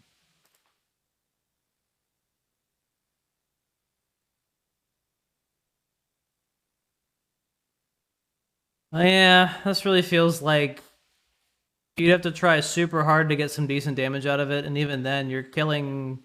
You can't play it as fast as something like DD or just anything. Like, this is the same EP cost as Raging Demon. Do you want to do damage, or do you want to just kill it and get an Ascended unit? And you don't heal the 3. The 3. Unless you use Raging Demon on a Mia, then you get the Destroy and a bunch of healing. Yeah, I was trying to think of a card that you get like a specifically 3 life, and I was like, wait, no, Dragon Zombie he has to die. Would G-Adult and Upstart bring it out of terrible? Upstart? Why Upstart? No, G-Adult, I mean, it was terrible with G-Adult. That doesn't change it. It's just It's bad. I like it. There hasn't been enough support for me to even be, because usually I'm attracted to shit hero arts, and there's not enough like cards out there to support this for me to be like, hey, let me try this out. That's pretty bad. You can just destroy other things in better ways. There's no reason. This is bad. Yeah, even if it had a bunch of support to like increase unit count, like artificially, like G-Adult sort of thing, you'd still people will be able to play around it for the most part. Now, the only way I could see this being better is if it was like deal splash damage based on the number of units in your graveyard. Okay, yeah, that would be much better actually. D, people say D. Your girl just has terrible posture in the hero art too. She's ready She's for gonna have Jacko. back problems. Jacko, dude. Next. Split damage up to 10. No, split damage uncapped. It would still be like, whoa. That'd be kind of interesting, though. Uncapped. I'm trying to think if there's a way that you dual color could like improve this, but I mean, the fact that you can get like 20 G Youngs in your graveyard in this hero art is still ass. Just there's really nothing. maybe it would also help it too if it was just like HP minus instead of damage, because if somebody is just, you know, shielding up a storm, you can't use your hero art, and for black that's really weird. Yeah, but then they're fighting green most likely. Well, no, now they're fighting red. Thanks. They're fighting red. Thanks, House. Yeah. All right. Yeah. Next art. Dank Destruction. Yeah. The baseline for any black hero art. Sure does destroy. It sure does kill stuff. Mm-hmm. I don't know. I feel like this hasn't really seen much like of a rise or downfall since its inception. I mean, obviously it was more popular in the earlier days.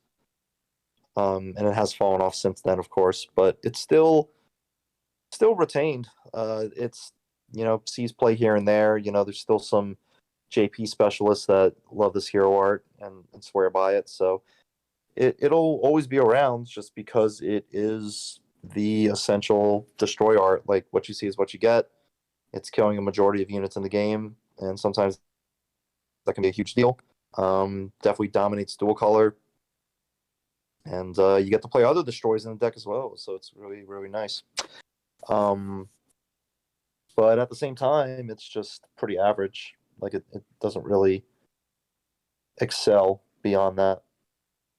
It's very simple.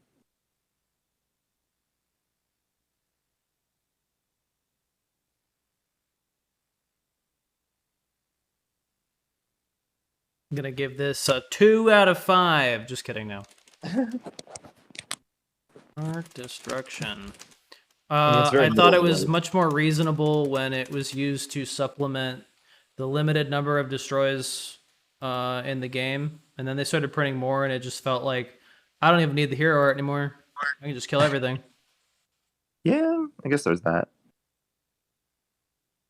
But it became more relevant once they took the destroys out, but even then it was still like, it's a little overkill still.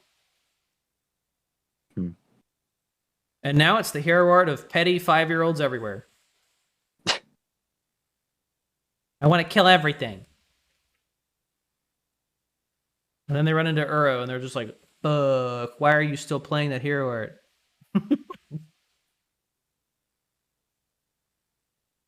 This is a B for me. Definitely a B. A lot of people probably don't remember that this actually got nerfed. Yep. I just want to bang on my dailies and turn the game off, okay? Your daily of deal damage. All right, we'll kill everything.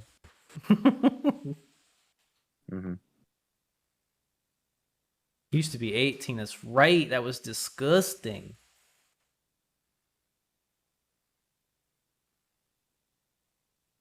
This is still the hero art you break out whenever dual color gets a little crazy, and I think that says a lot.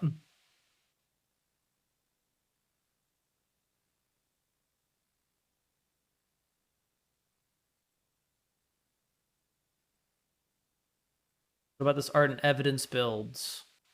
What about it? What about it? All these arts. Oh, Bam, dude. evidence? I think there's a couple trap cards that you don't want to play with this. Like the what's it? The horse dudes, Ball and Sunder. Oh, Like those Value and guys, Sunder. like they get buffed when a unit dies, but at the same time, they're not really that good. But I've definitely seen people play them in DD, but I don't think it's worth it. Ball and Sundial. Dude. Yeah, those guys. They're not that great. But on the other hand, like Ramarsh, of course, you can do 2 for 1, arguably, with that combo. Depending on the units, it might be worth it. Not terrible. Ooh, we got even votes for A and B. I think it loses to too much to be A, and there's enough now that like being able to get units back out it's not quite as much of a problem. Like funny enough, when I complain about running into all destroyed, I'd rather run into DD and deal with that than run into Bringer. Because DD is just not getting giant units out while destroying everything. Yeah, that's mostly true. But I've seen like Orochi and stuff in DD before. But it's, I don't know. Like it's always an interesting deck because they definitely play slow, but if it just feels like they've been power crept over time by Despair and then eventually Bringer. Like I don't think DD can really hang there anymore.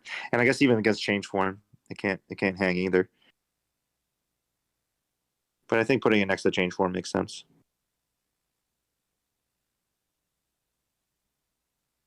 It's a lame mirror art, but it does work sometimes. It definitely has some bad matchups. It's the one art that dual cover decks fear. Yep. The Exterminator, dude. Yep.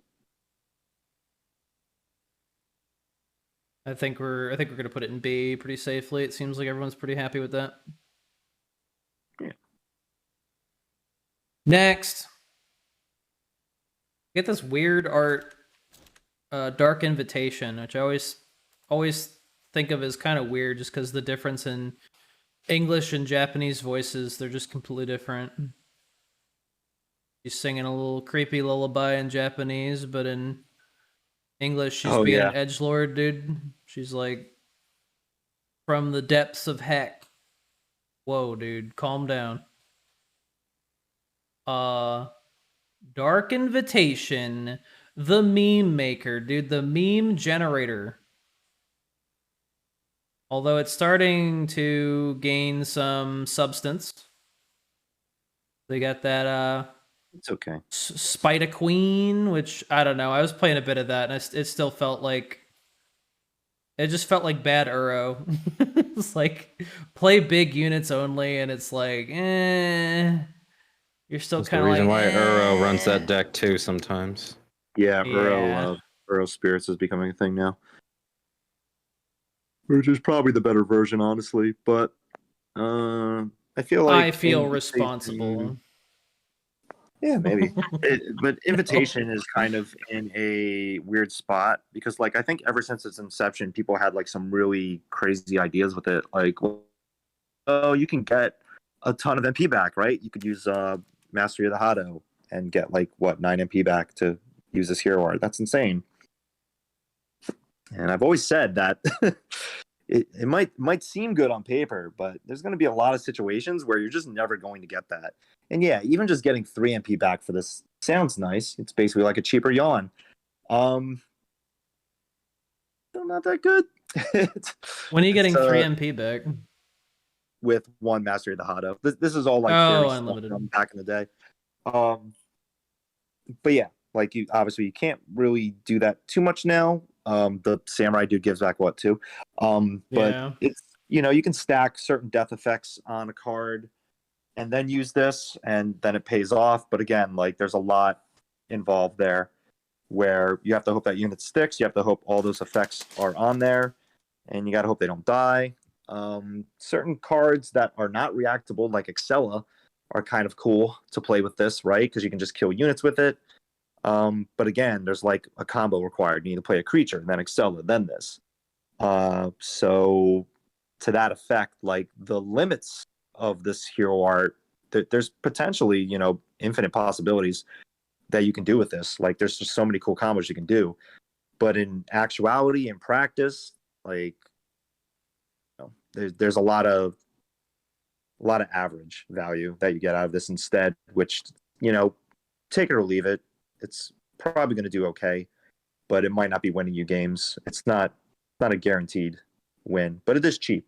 So It's tough to evaluate this one like just separate from the meta, just because there's a lot of possibilities. When this first came out, we were just like, wow, there's a lot of things you could do with this. But none of them are terribly. They're just kind of whelming. They're not underwhelming or overwhelming. They're just whelming.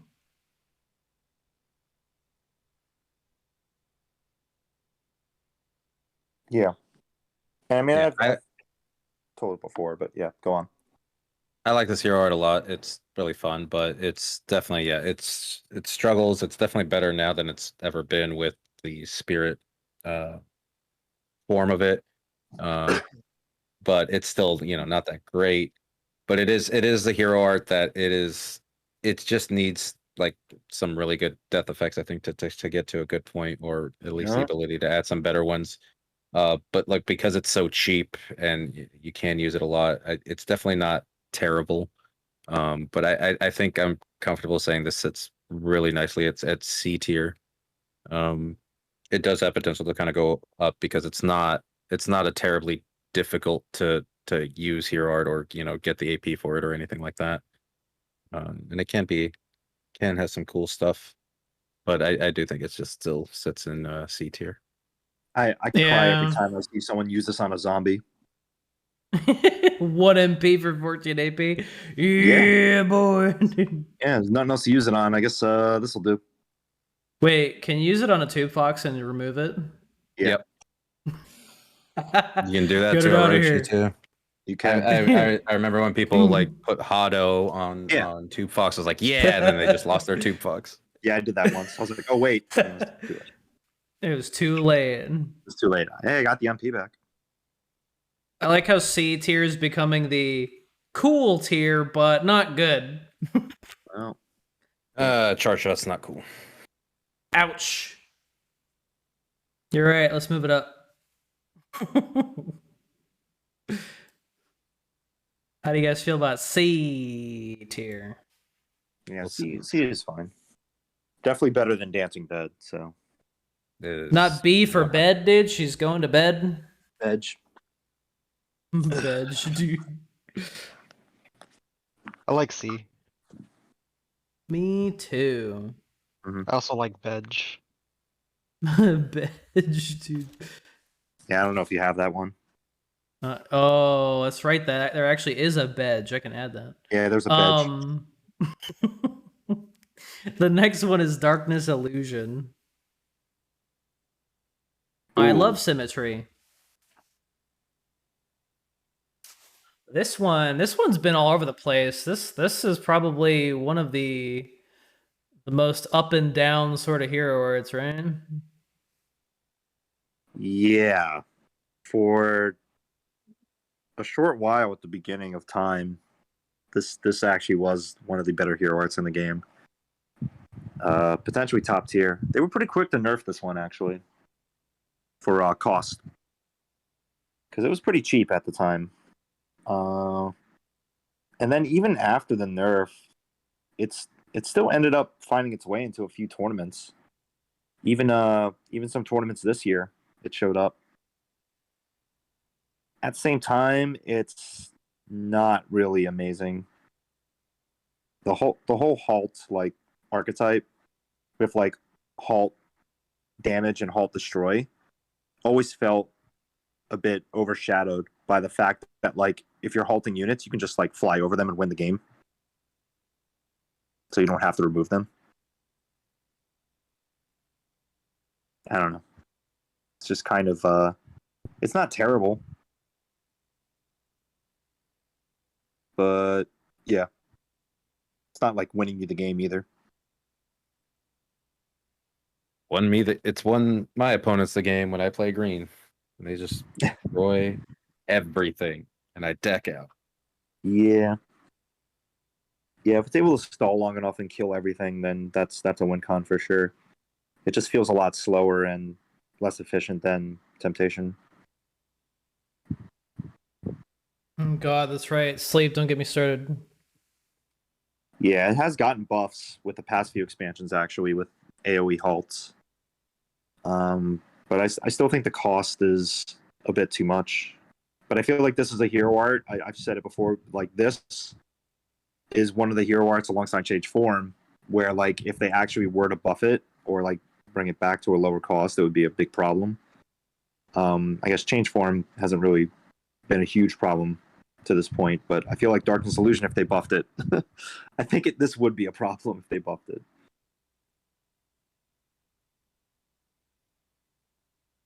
Yeah, it used to be 15 AP according to Skyridge, which is pretty low. It's pretty good. God, 15? Oh, Yeah. wait, we fucked up. Let's make it cost 50% more. There we It go. was pretty cheap. It was pretty cheap. Like I was saying, at the very beginning, this was pretty popular.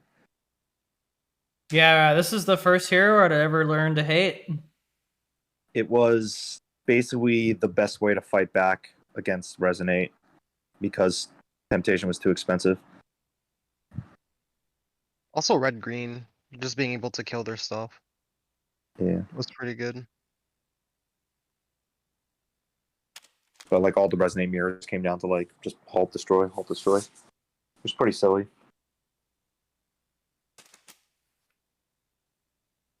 Holes up. Holes in. But yeah, I can't really give it higher than C right now. It is kind of like a good big brain pick for tournaments, but I feel like the safer bet's always going to be Temptation.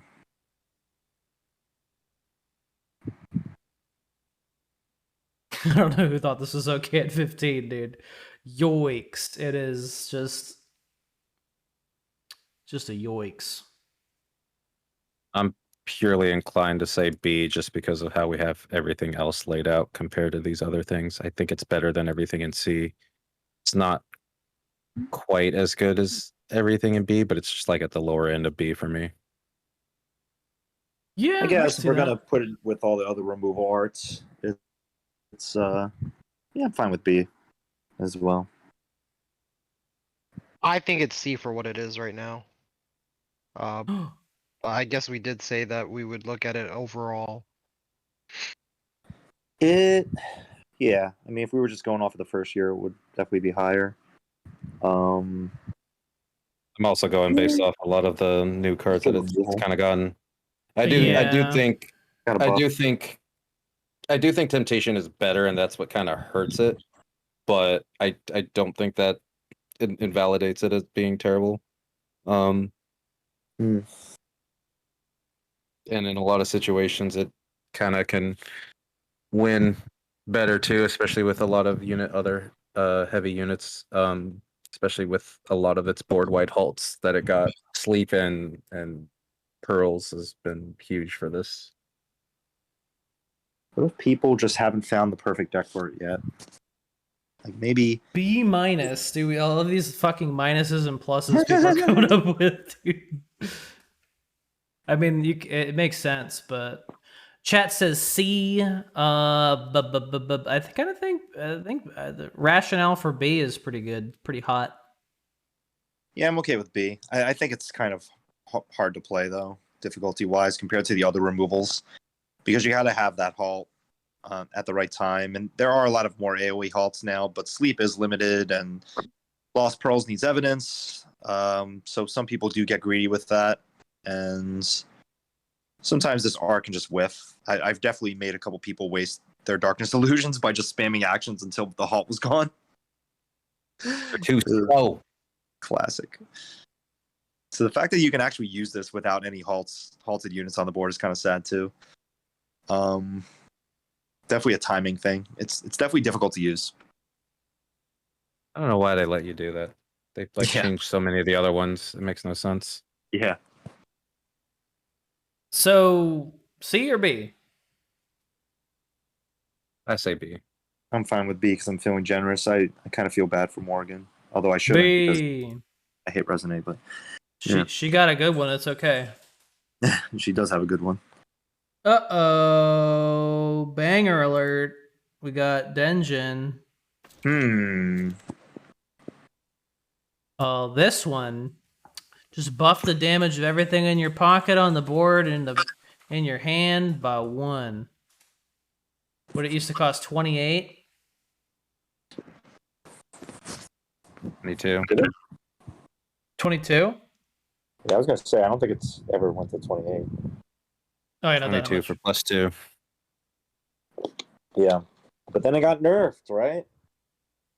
Yeah, Quote, it got unquote, the nerf. same time as Charge Shot. That's an equality nerf I've ever seen. Great nerf to Denjin, making it even cheaper to use, so you can just keep stacking damage over and over again for practically nothing. Great nerf. D for Denjin. Timo has it right. Let's go, boys. Yeah, I think ever since that quote unquote nerf, Denjin has still been playable. Like it obviously has fallen off in recent times for multiple reasons, but some people still pick it up every now and then and are super annoying with it. It definitely has good matchups against certain meta decks compared to other hero arts. So you kind of, I don't know, people kind of sleep on this one every now and then, but it is a little difficult to use. I would love for Ainsworth to be here in the chat right now because I'm curious what he would rate it as he's played Denjin maybe more than any of us. Arguably, he's played a lot more too, but everyone forgets that I spent like 4 months playing Denjin. No. I remember you played a lot. I'm just saying, Ainsworth played a lot too. So you two guys would probably be the Denjin experts on this matter. And I'm saying, where the heck is Ainsworth? Where's the homie? Yep, Playing Denjin right now.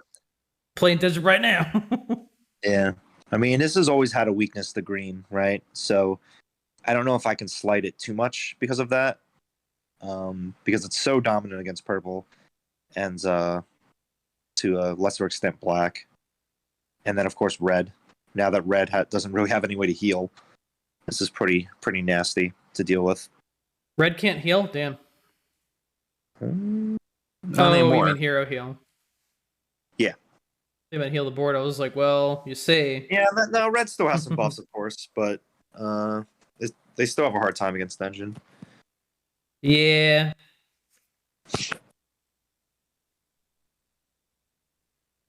That being said, I don't really know where to put it. D for dumb, dude.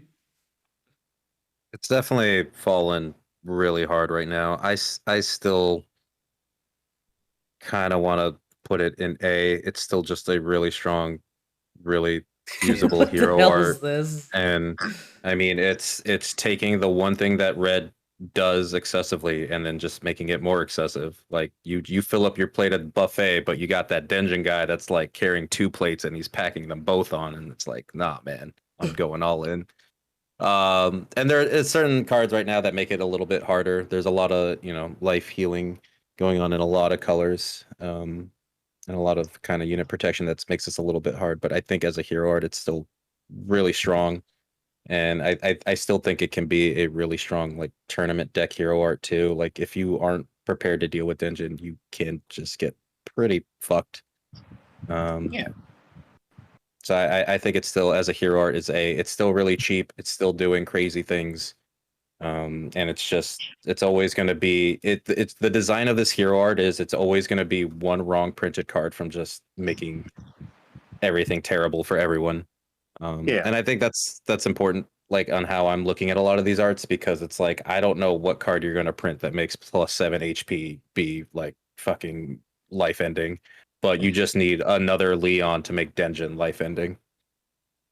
Yeah, I pretty much feel the same way. It's only going to be as strong as the cards that it's buffing, but the fact that there's just insane red damage available, kind of helps it put some of those cards over the top.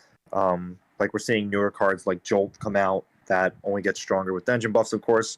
Like any split damage, right? Like even if like one of those like split damage points is going to one unit, the fact that Denja can buff it to make it like do even more damage as a straight hit is kind of ridiculous. And any card that gets printed that's like does damage this many times is just also gonna be a nightmare. The machine gun damage. Chat was torn between A and D, but Geodude said he didn't get to vote. He wanted to put A. I think it's A looking like the chat vote. I think A is a good spot for it. Yeah.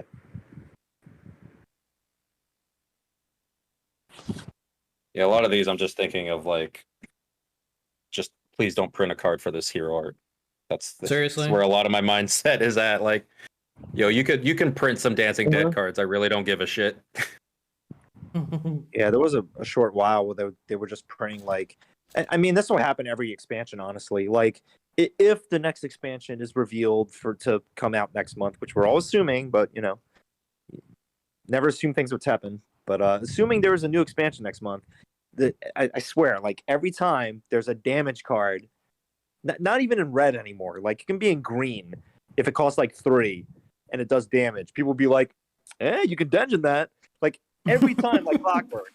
If there's a damage action, as soon as it says damage, people go like, yeah, I can play this in dungeon. I'm just saying, red green, grand press. Think about it. +1 damage on grand press, dude. Yeah. I think Chatterbox is good, Timo, but like, I don't know, evidence kind of like eliminates the purpose of using dungeon, I guess, for cards like that, because you're already doing like so much damage, extra damage with evidence that you're probably just overkilling. It's interesting because like to get around to like buff that up, you could just place a Leon and then play the Chatterbox, and it's like, oh, if Chatter worked like Hamiko did, it would be kind of insane, right? damn. Well, let's keep moving. Let's keep the train rolling. We're going to Despair Town. Yes. Oh boy. That's right. There are some times where what do you call it? This hero art has this art has spent much more time at the top than any other art, and I just mean in terms of relative to its lifespan. As soon as this bad boy hit the scene, it was good. Overloaded, dude. 28 AP for 9 to 12 MP worth of stuff. Maybe I'm biased, but I still think this is Black's best hero art.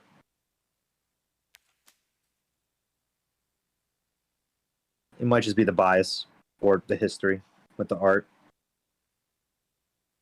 but you get a lot of stats with this thing, and it is the most like expensive hero art, pretty close to 30. Kind of yikes. But it should be. Once you set it up with the right units, you're definitely stalling with it. And yeah, losing the stat buffs sucks big time. But I don't know. It's I guess it's up for debate, but it's still really strong.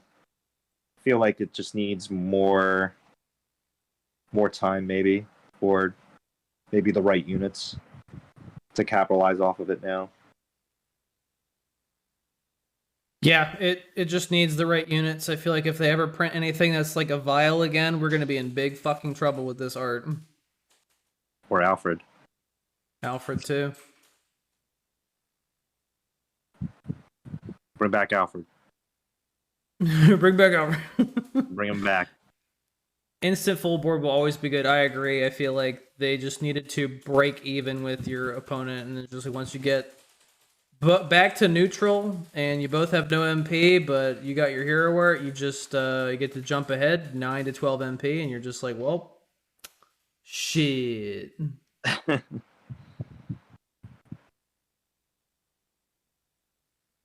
don't know. What do you guys think? Do you think the nerf was Do you think the nerf knocked Despair off of the top? I definitely think it knocked it off the Yeah. top. I'm leaning more towards B, but I also know that despair is like a cockroach that it just you think it's gone and it just comes back. Um, and then kind of looking at our list too, I definitely wouldn't put it in B, so I'm leaning towards A. Yeah, I think A is where it belongs. It's only harmed by its pool of units, 3 to 4 cost units. I'm Chat still gonna vote is say pretty S. close. Ooh. Chat says S. Chris says S. That means Iowa has to decide. A or S, young man. Um, this is really difficult. I did not expect a tie. Um, this is really hard because I think earlier it would definitely be like S, no question. But with the Yeah. nerf and how the meta is now, where you can build taller and beat out, whatever Oichi is doing with her hero art, I personally think getting 3 units for one hero art is very like busted design, but we've outgrown that. So Have. yeah, I don't know. It's really hard. If we were judging it by before, S. If we're judging it now, I would definitely say A. So A it I don't know. is. All right, A it is.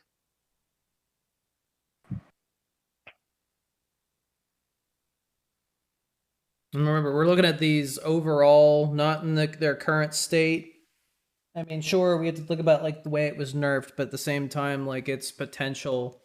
I think since it's contingent on having a solid, abusable 3 or 4 cost unit, then it'll be back. If it's going away for a little bit, it'll be back. Next, Devil Breaker. You'll give him a hand. Buddy asks for a high five. You give him that spillover with the 3 attack.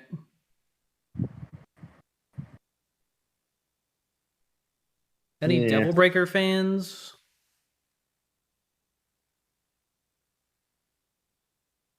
Yeah, Use the year. it's a fun hero art. Definitely I think it's kind of slept on, honestly. It's just difficult because there isn't really like there's some aggro support for green, but there's not as much as there used to be. I guess you could do some wacky shit with the boat still, but that already has spillover, so it's kind of pointless. I guess that's the one drawback with this art is that there's a lot of good green units with spillover already.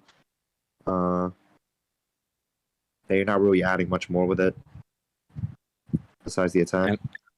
And I think of all the added keywords to them, spillover is definitely the weakest one. Yeah, can be compared to like heavy pierce or combo or agility. It just kind of it's a little rough, and it's kind of hard to get value out of like a 1 attack spillover too. I think that spillover should have been permanent, like 3 attack temp, but the spillover permanent. Yeah. I would have been fine with granting them spillover instead of just limited time only. I mean that pretty much forces them to use it on defense a lot of times. Because getting that buff on defense can be really helpful. But then you lose a lot of impact sometimes if you're using it defensively. You won't have a good spillover chance. So it's kind of difficult to play compared to the other buffs. A lot of people do not time it correctly. And if you're someone like Dango, sometimes you use it when you're not even hitting at all. But outside of that, I think it's a really solid aggro art. It's just not like one of the best. It's kind of been power crept over time.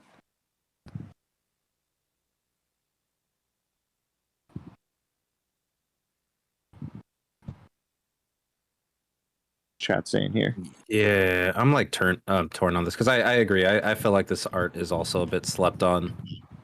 But at the same time, like whenever I think of like how I think it's slept on and what I would do with it, it's like not a lot, really.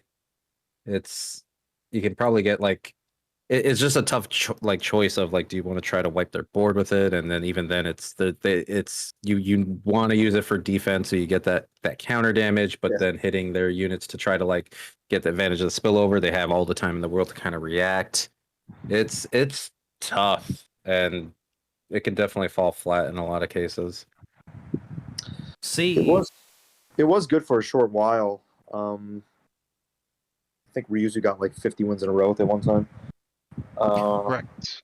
And then damn. it was hitting like 2200 with Rana and other people. But yeah, I think it's always going to have like its place as a solid, strong buff, good like burst damage.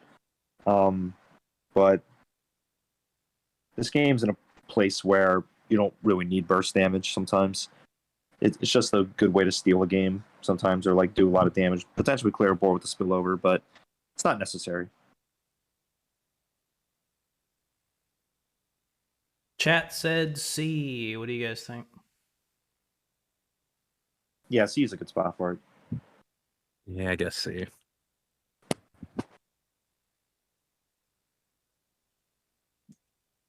I'm with B. Oh, the B crew. Yeah. Devil I Breaker kind of B. think B, but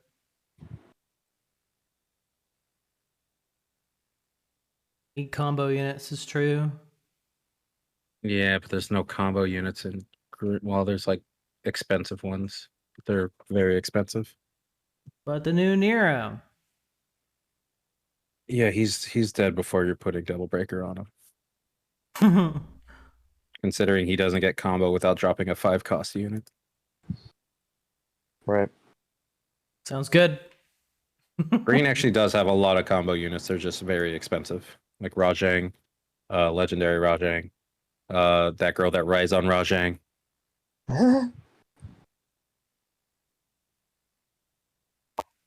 And Mogami, who's secretly Rajang in human skin. Ogami, mo problems, dude. All right, next.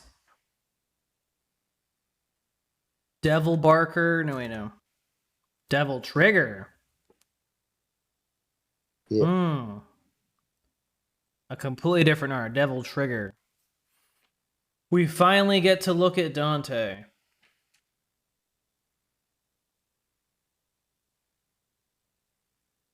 Any Devil Trigger fans?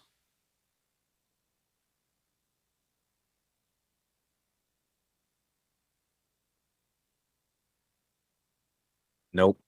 Uh, This is the art that just won't quit. it's had a history for sure. I think without this, Dante's relevance in this game would pretty much be non-existent. So at least he's got that going for him.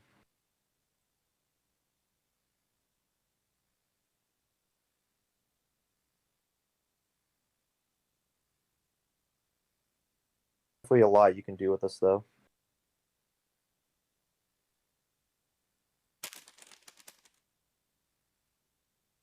It's all about waiting it out. Mhm.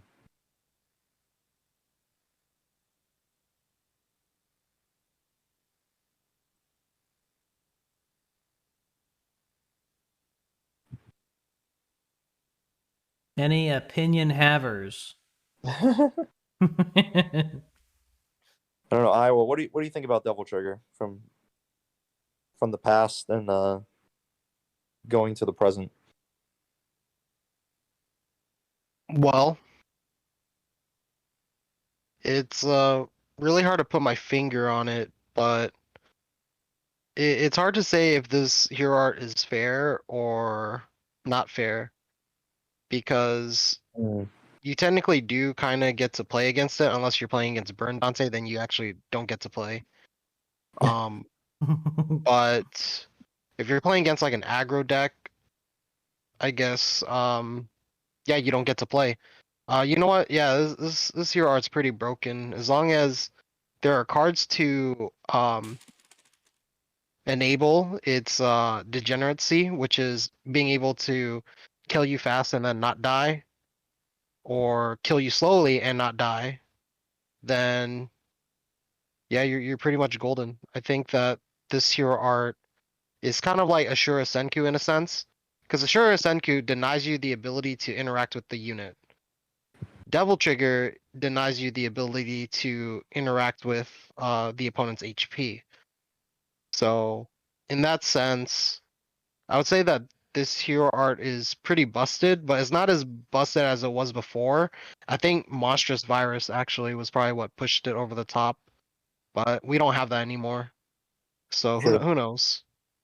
Yeah, I think a No. couple of things leaving has kind of like dropped Devil Trigger. I mean, it's still being used a bit, but I know like I've definitely talked it over with Dongo on a lot of his decks that he does do with Devil Trigger, and there are a lot of times where he would think that Ashura would have been better, but he just refuses to play Ashura. And I do think that in a lot of cases for those aggro decks, Ashura definitely is still just better. Because there's not a lot of rush down like fast damage coming to make Devil Trigger worth it in a lot of cases. Yeah. And it's still good, but it's kind of weird in that a lot of times where you would Devil Trigger, you're probably it's a little tricky. There's a lot of times where like I would watch Ainsworth play it and he just would not use it at the right time or not use it and it didn't really do anything. But there are cases too where you don't know when you can use it properly. And a lot of its gimmick decks are kind of gone now too. Burn Dante isn't really a thing anymore. Yeah, I think it's fallen quite a bit and it's still kind of awkward, but it's still definitely usable and it'll always be a hero art that supports certain weird decks that no other decks can do. I think it just lost a lot too many of its tricks that other hero arts can do better. Right.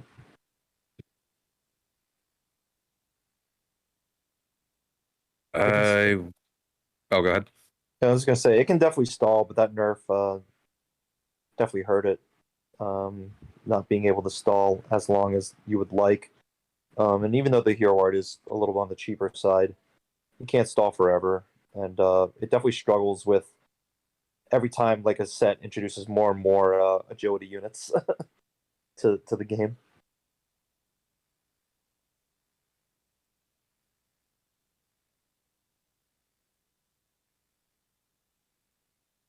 I don't know where to I put don't this want to say B godforsaken thing. because it's always a few cards leaving from becoming trash or a few cards being introduced to becoming terrible. Yeah, an art being put in C doesn't mean it can't do well. It's just it needs a very like perfect storm kind of thing.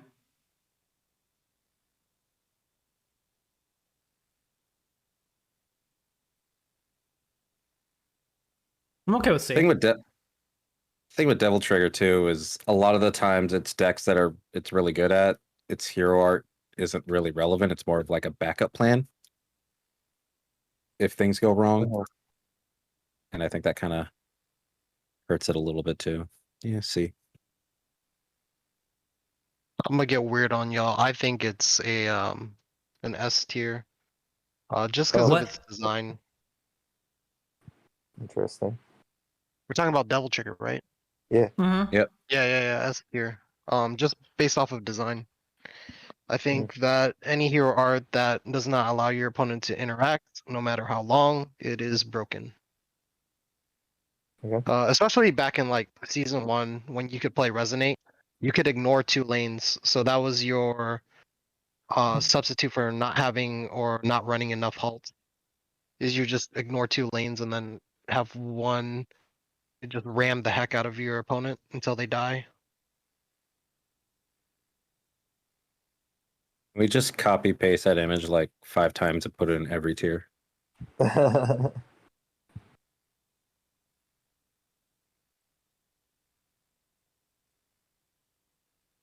Yeah. Yeah, that's kind of like every hero art though. Depends on the card available. So that's kind of like tricky. Thing Trying to is, look even with like past that. yeah, even with the big Rezo like example, big Rezo was still like the better option. You did Devil Trigger so you can bring both Temptation and Devil Trigger big Rezo.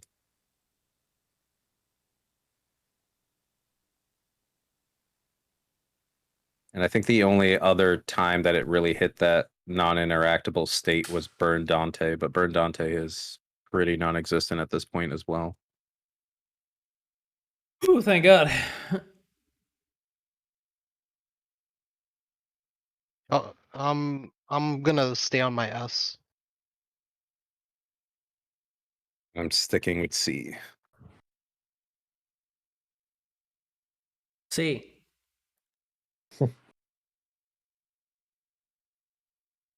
Briz? I don't know. I kind of want to say B. Hmm. But whatever Middle makes it ground. easier.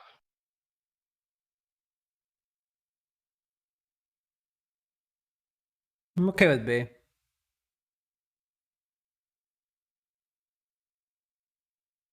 Put it in every tier. I'm not joking. Whoa. I think we're to settle for B, somewhere in the middle.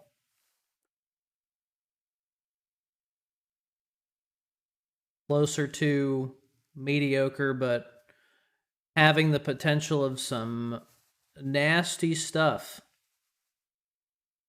Every tier. And I kind of slid this next one up a little bit, just so we could talk about it right away. Ebony and Ivory. D tier. D. All right, Yeah, dive attack. I don't know if there's anything else that needs to be said about that. I remember the Go ahead. I remember the one day when it was like Discord and I think it was like a new player just joined the game and they were like, "Wow, Ebony and Ivory is so broken. Why is nobody playing this hero art? I've won like my last 10 games," kind of thing. And yeah, everybody's like, "Wow, they do not know all the other busted hero arts." Right.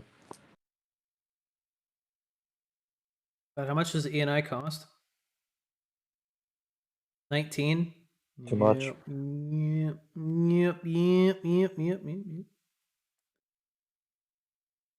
Like Still think it's better than Charge Shot, but that's just whatever. We'll keep it in D.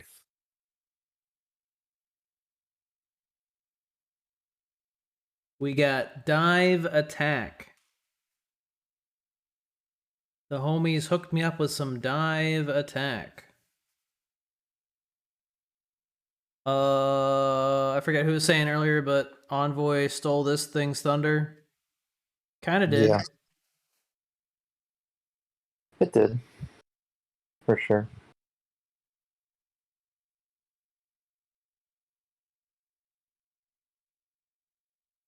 What's going on, Miles?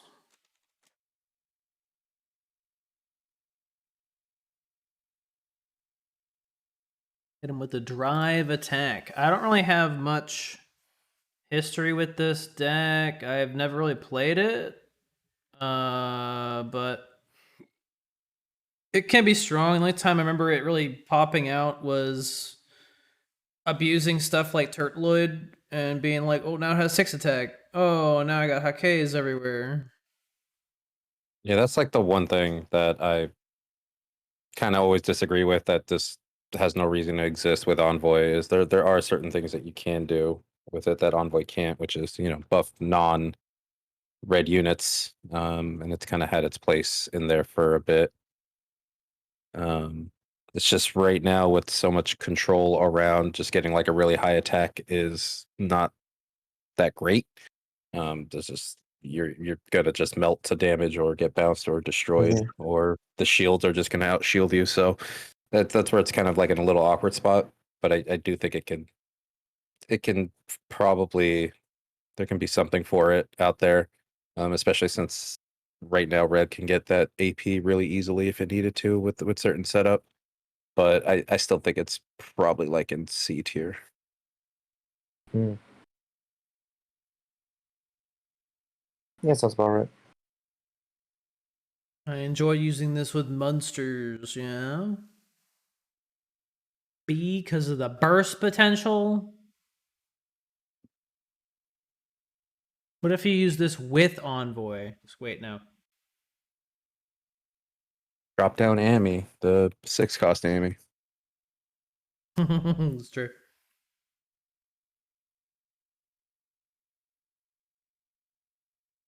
Monsters. Chat says D. What, really? I don't think it's that bad. D so far is the why do you exist here? It's definitely not that bad. You're more likely to successfully get +2 attack on your board with this than charge shot. So are you advocating for B? Oh, no. Still C.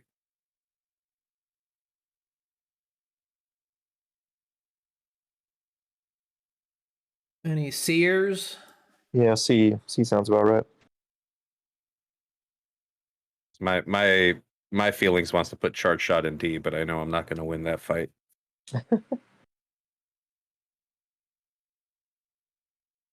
Don't worry, you'll win this next fight. Guy armor? F. Add that other tier. Put it there. The Keck W leave tier? Guy armor tier? Well, I don't even think we need to talk about this. Yo, Hero what art if was they bad when it came out, and then they just kept printing more random targets, and it just kept getting worse and worse and worse. And it's just pointless. What if they just made everything that has Veil gets fucking besieged? BM art. Oh man. I'm a Every fan of week, Guy armor. dude. You're a fan? No. Oh. I'm a fan of Guy armor. When I see it, I know I have an easy game ahead of me. It wasn't always like that, because Gaia Armor Shara. You guys remember that? It still sucked. Oh yeah. It still was the worst choice for that Shara deck. Evening, guys. Just in Yeah. time to see you rate Gaia armors. Hero art is an F. It's an F minus or a G, dude. What's up, Secret? It literally does nothing. Yeah, let's just keep moving then. Genesis. We got the Sega Genesis. Poopy. It's bad, It's but poopy. I would still put it in C just for some of the stupid gimmicks that work. Oh yeah. Sometimes. Yeah. Definitely worth a C. Mallow You would will have known. still- Mallow would have said S if he didn't like switch me out and saw my Genesis boat deck. That's how bad Genesis is. You play it and the game's just like, nah, bro, we're gonna have to DC you against this. What was I even playing? Was I playing Pandas?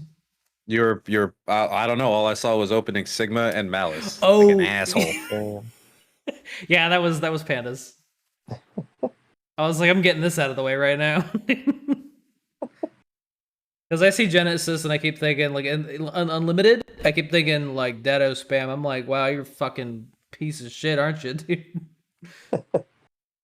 So, I mean, when I saw the, I think you got the Explore generator, the guy, the Who Man, and I was like, all right, well, F this S. Right. And then I DC'd him from the game. Oh had yeah, I gotta Nina do a too. poll. It was gonna be tight. It's gonna get my Nina explorers. Oh yeah, it's pretty dope. I'm down with running like all the viable explorers and then what do you call it? Then kind of making it random. I mean, the randomness is what makes that bad. You can't rely on it, but at the same time, there's a few good explorers out there. You don't need to run only like one type. But that does lower its consistency.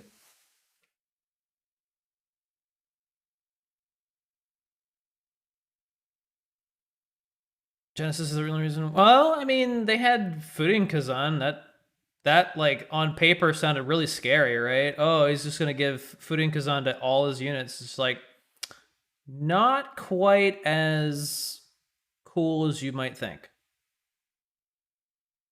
Mm-hmm.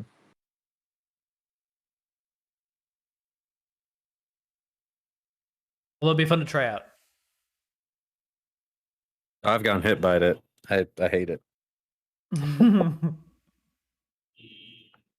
Sorry, I should have put a smaller timer on the poll. But I kind of think we all think C. Yeah. Looking like a C unless chat can say S tier and then explain themselves.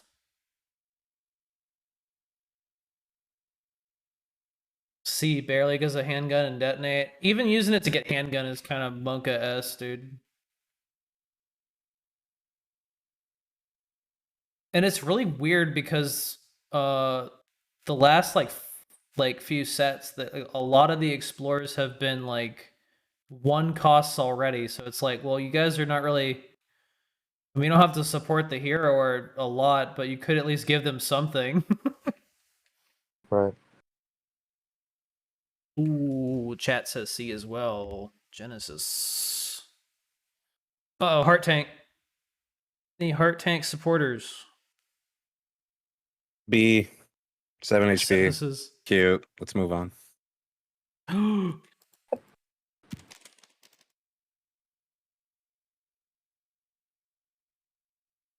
I'm being very generous for B, by the way.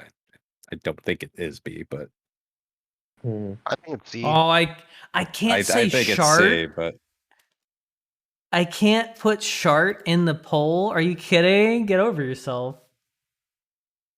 That's a bad word. I can't believe you would say that. It's a fake swear word. Can D colon in chat, please?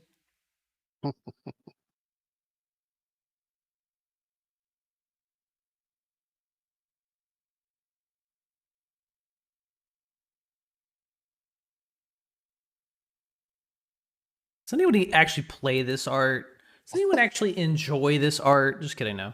all right. If I'm not being nice, I think it's C. Like it's doing okay right now because of quests, but like that's also just your 1000% just handicapping yourself playing this over other things, and it's just too expensive for 7 HP. Can just generally not matter a lot of the times. It just takes one destroy, one bounce, or just red accidentally dropping the wrong card and doing 19 damage for this hero to really not matter. Someone said A, dude. Crazy that this used to be the same, like Hadoken used to be the same AP as this, because they're like, it's 7 for 7. That's the same, right? Ignoring the fact that that's not how that works at all, because there's a reason why attack is weighted higher than health, but yeah. I don't even know if this is like great for trading half the time. Not like compared to a Shield Spire. I mean, obviously, if there's a 4 attack unit, it's a little bit better, but not not by a lot. Your unit needs to already have high attack for this to kind of really help. There's not a lot of high attack in green that's very good to play.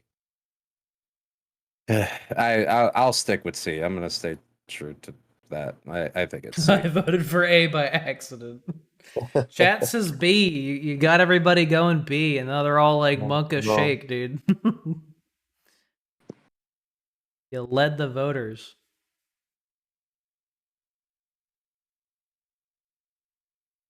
I think it just fits in with all the ones in C where they're like, yup. It's the arts that if you lose to them, you kind of feel bad. Mm-hmm.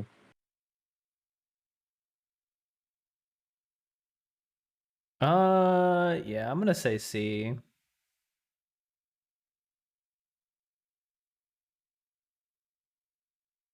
Chris, what say you? Yeah, I agree with C. Iowa, C is fine. Yeah. It's close Damn, right to next C. to Genesis. I said B. It's because I thought I was like everyone was gonna call me crazy for trying to say C. Damn. No, I also don't like X. Then why are you playing die? Oh wait, that's right. You got 0 in there.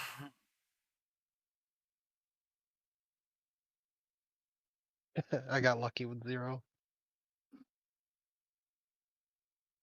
Yeah, it's crazy, but Blazing Wall is like as good as Heart Tank, right? It's just like some. If I could play Blazing Wall in mono green over Heart Tank, I would play Blazing Wall in mono green over Yeah, Heart Tank. that'd be actually kind of crazy. You'd still get the little have a faster procs on quest stuff, and you'd have the shield to go with it. That'd be pretty cool. I would prefer that, honestly.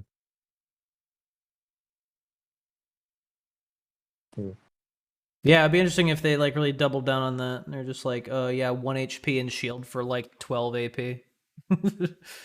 Yes.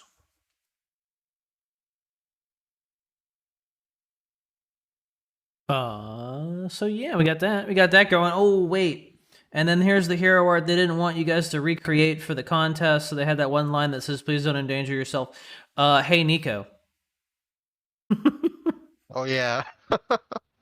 When I saw that, I was thinking about it. I was like, "Who's gonna hurt themselves?" And I was like, "Oh my god, dude! I want you to almost hit me with your van, dude." So 2/3 out of the time, this hero art is A rank, but 99% of the time, it's fucking trash because it's got one stupid card that should only show up 1/3 of the time, but it shows up every fucking time. And then you got to roll the dice again on that 3 MP card, and it every fucking time gives you what you don't need. Oh, what is that? That thing got like 2 HP. Do you even need some HP? Here's 10 attack. Oh, is that got 1 attack? Here's 19 HP. We're gonna give it to you because you used Tomboy twice. This I hate this. I keep trying so much with Hey Nico. I want it to be good. It's not. Players don't like tomboys. It's too much RNG, and I honestly feel like it's just a dud. It like you can compare the other 2 cards to Fade, but like Haniko costs more, and Tomboy is just a dud. It's just a dud.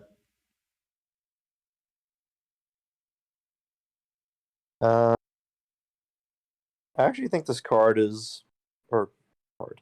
I actually think this hero art is really good. It's just in the wrong color. Oh, kind of holds it back. Yeah, There's that's also no- the other There's problem. no good deck to support it. I really- thought about trying really to be cheeky by like doing like all the cards that like want you to draw cards in purple with Hey Nico, but meh, you can't do it quite as fast as you can with Fade. Hmm. Yeah, it's also just too expensive. And then It the is. follow-ups can be a little bit expensive as well. Because yeah, I agree with that, Chris. I think like as a purple hero art, this would have been really good too. Well, purple got the better version, but yeah. Yeah. We sure needed it. Compared Tomboy to Fade, 10 random stats for 3 instead of 6 guaranteed for 1. Yeah, that's what I was thinking too. Is just that it's just better value. You're getting a Straight total up. of 6 consistent stats. Yeah, it's 4 less stats, but it's also 2 MP less and 3 AP less. Mm-hmm.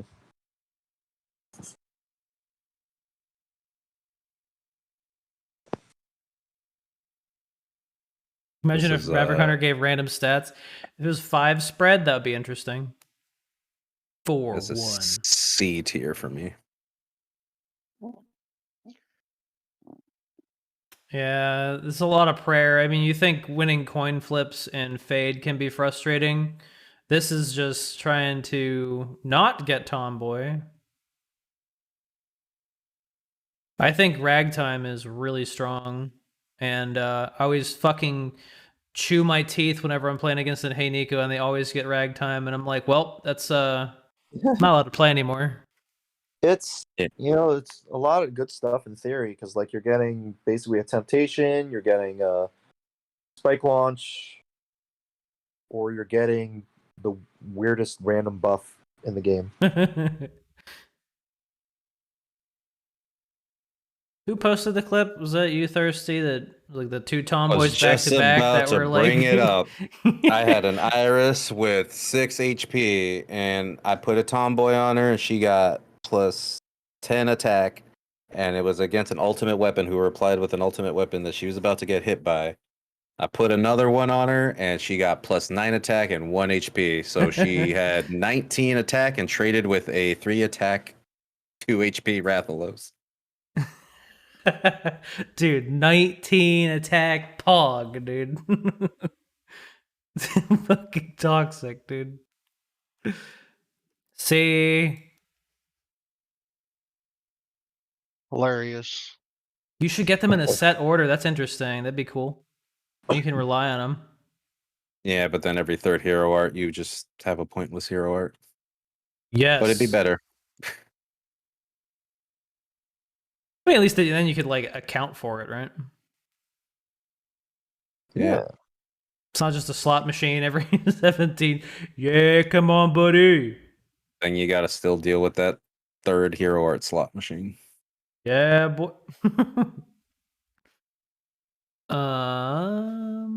Yeah, see, I think that's gonna be it.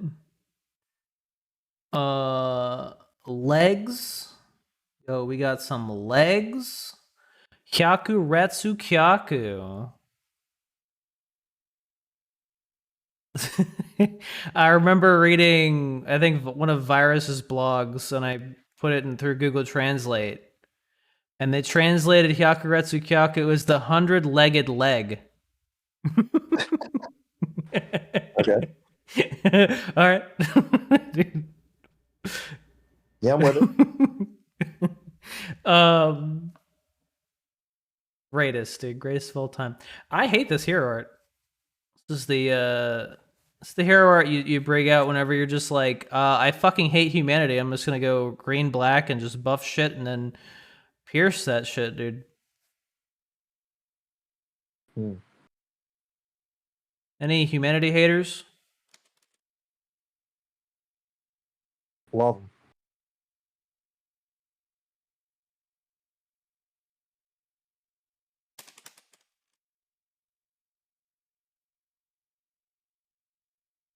Sorry, I had to step away, but that'd be me. I'm a humanity hater. I've actually been playing Lightning Blades this past week, trying to. But no, I'm not doing black green. That's degenerate. Nice. I'm a good person. I'm playing purple green. Well, that's kind of interesting.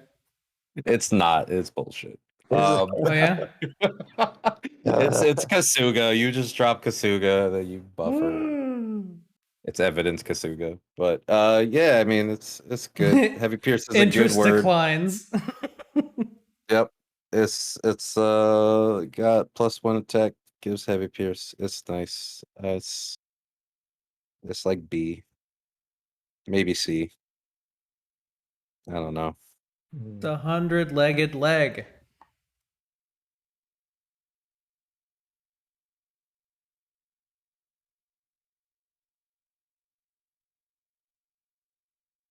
Actually, I don't know why I'm like saying B. I'm saying B because I was having fun with the deck, but I was losing a lot. It's C. Yeah. It'll work a couple ways, but it has some really weak matchups. I like when bots use it and they put it on random shit. They'll be like, I'll put an Iris down, and they'll be like, yeah, Yakuretsu Kyaku. See, Yeah, you sure. Hyaku, your full board, and then you do meathead special. Damn, girl, you just won the game. I don't know if it was a human or what. I did run into somebody playing. What's his name? Can't remember what his name is. The meathead special guy, and I fucking just blew him up, dude. It was just like, damn, that's fucking stupid.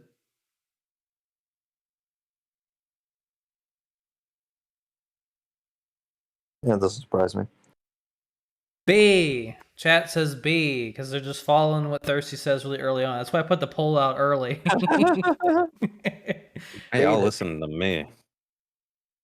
Y'all When didn't we hear get to about my win rate Kikosho, yet. just be like D, and everyone be like, okay, D. Yeah.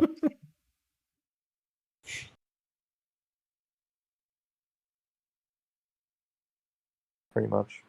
Well, chat says B. I think C is fine, but it's also pretty cheap. But it also needs like a very specific, well, not a very specific deck, but needs the right fuckery. Its problem is that Green's units are kind of bad by themselves. And this doesn't help them stop being bad. It works really good with other colors cards, but then you're playing dual color, and dual color just can kind of fall flat unless it's winning within like 2 seconds, and this isn't generally helping you win in 2 seconds. It's interesting because all the cards that you would use it on in mono green already have heavy pierce. Not Shara. Oh well, that'll be gone in a little bit anyway. Also, I see that deck every time, and it's bad. There's a lot What, of fat? Hyaku Shara out there. Oh god. It's bad.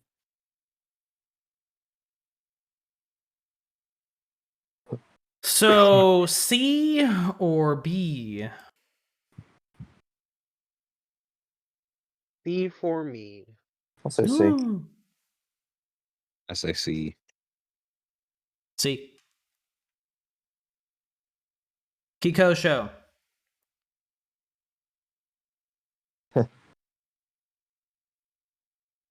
Card's pretty damn good.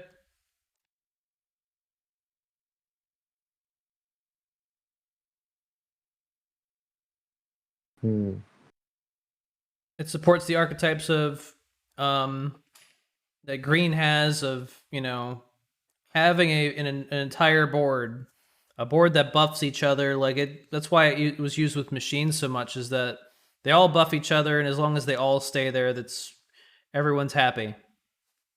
So this kind of supports that kind of archetype.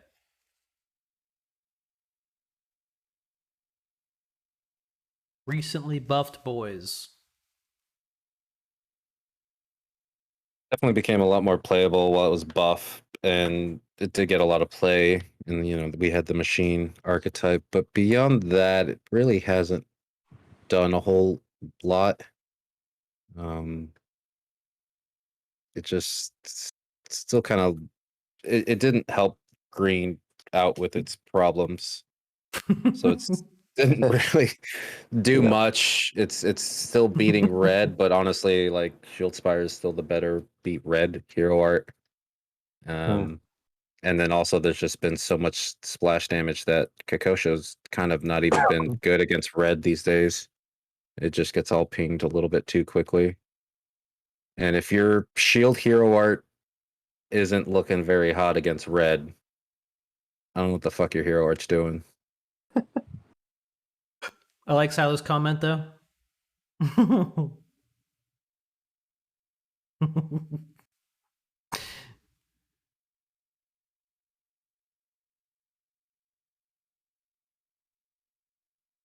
I like Kiko better than Hyaku and less than Yon, at least in terms of viability.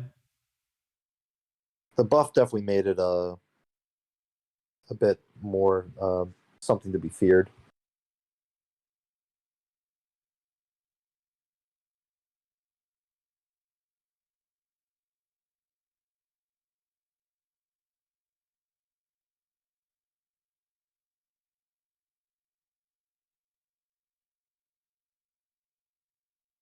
What the hell is that? Oh. So B. Always say B. Yeah. I think that's where chat's leaning too. Yep. Eco Laxadec.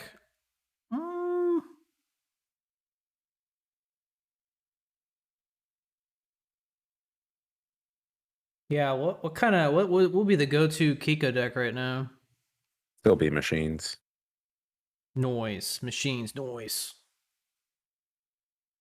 We putting this bad boy in B. Yeah. Yeah, I'm good with B. Good, because we had like a streak of like 4 arts we put in C. You got us talking about green hero arts. Fine. Hey, trash. No, remember that time we said guy armor? That went D. That was special. Mm-hmm. Closest is machines really, and with Attack on Titan leaving, next machines lose almost all support. Oh, Attack on Titan. dude, I can't wait till Attack on Titan leaves. Next, Metsu.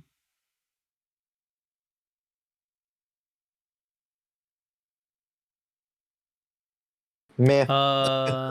Metsu, dude, meh. Metsu.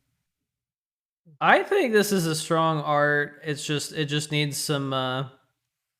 It just clings to bullshit. If there's bullshit to abuse with it, they'll be like,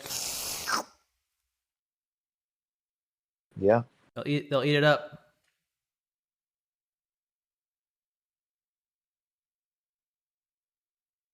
I think of the cheap buff arts, because it kind of like goes in with like Hyaku and what else is like a cheapish buff, sort of like Devil Breaker. Definitely helps that it's permanent, right? It's not like a, well, if I Yeah. avoid it once, that thing sticks, and it's so cheap that, I mean, provocation literally gives you enough to do a thing. I mean, you don't need to, but I think I would say B, because like even ignoring like how it is now, which I think it's doing like okay right now, it's always gonna just have it's one of those hero arts that it's like it's a few right cards being printed to make me absolutely hate it. Mm-hmm. Yeah.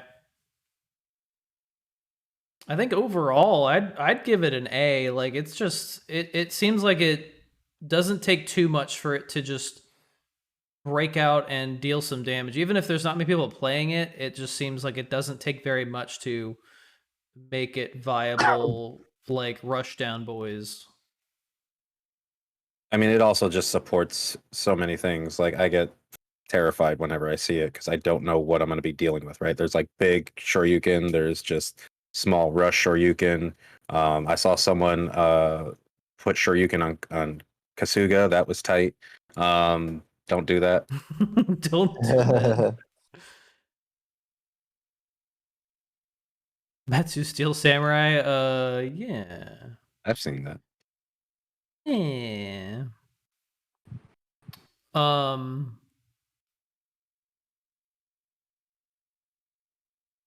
It's so cheap, you could just put it on every fucking unit.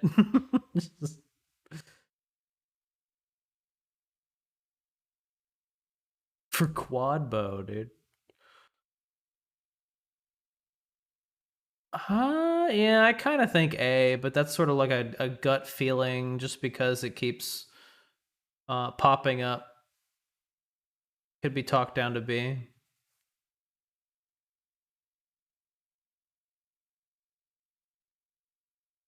What does chat think? Oh, he thirsty sowing the seeds, dude. B. Prize Russian Metsu is all it needs. Ew, gross. Gross. I think just B because it is very susceptible to heavy control decks. And if you don't establish like an early board, it can be difficult to get value out of it outside of like certain rush units because it's not doing anything on like counterattack, right? Mm-hmm. Which I love when I see people use Shoryuken on a unit that's about to die to counter, and they'll just do it anyways. Cosmo saying that's the best hero art in the game. I mean, those 4 I think right now are pretty damn good. We'll see. There's a few more. Sheesh, dude. I'm okay with B.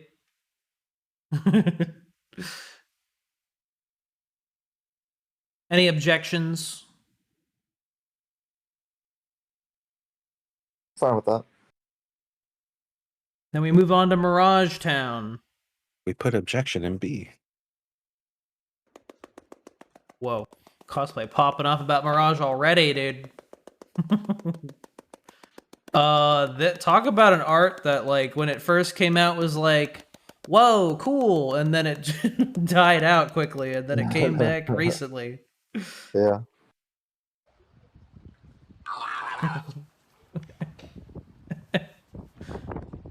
Slap. Dude, Ada hitting them with the drunk guy comes up to you at the party, you don't want to talk to him anymore, dude. Dude, can't you catch me, dude? Just fucking hide in the crowd.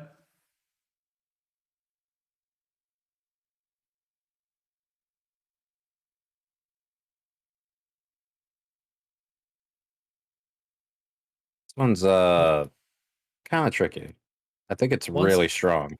I Once Ada rotates, what are you talking about?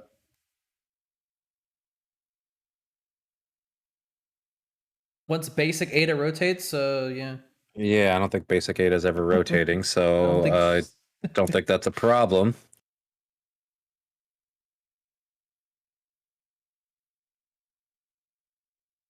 You don't think so?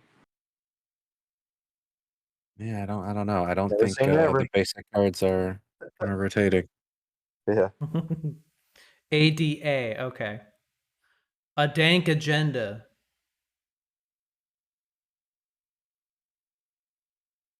Yeah, I think it's also silly to think that they won't print more support for this once that rotates. That's also very far off. We are not judging these on Drunk albatross, dude.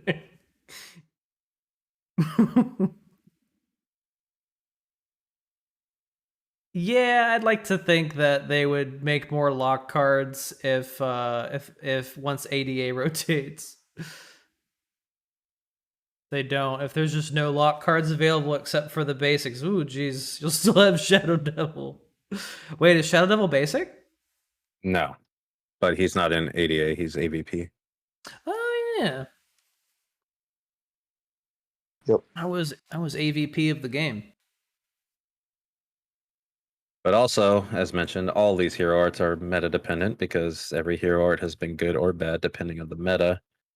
It's just more how overall the hero art can be good, and I do think Mirage is very strong, but it is a weird one because.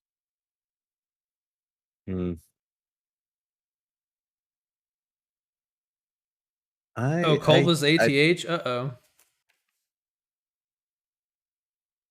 I think this is going to be an A for me just because it is so it's just so strong when it's in this meta where it's really good and it's doing something the very few hero arts can.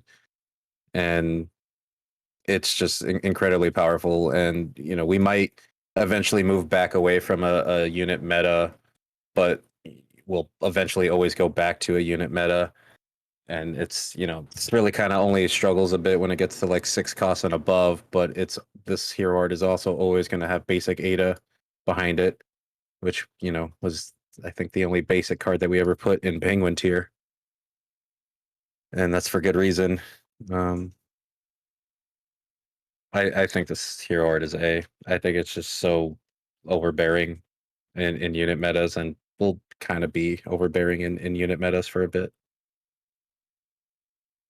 Yeah, I think it's just super scary to go up against for multiple reasons. What's chat think? Uh-oh. Well, I don't want to paint people's perspectives there. Wait for them votes to come in. All you need a handful of good lock units. Basic Ada and Chameleos will always be around. Yeah, I think they would make more lock payoff cards before the current ones get rotated out.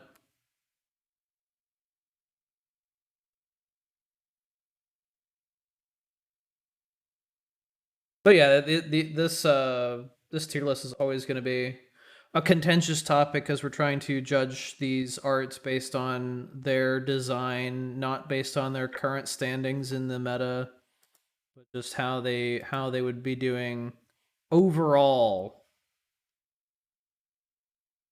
Chat says A. Oh shit, it's an A.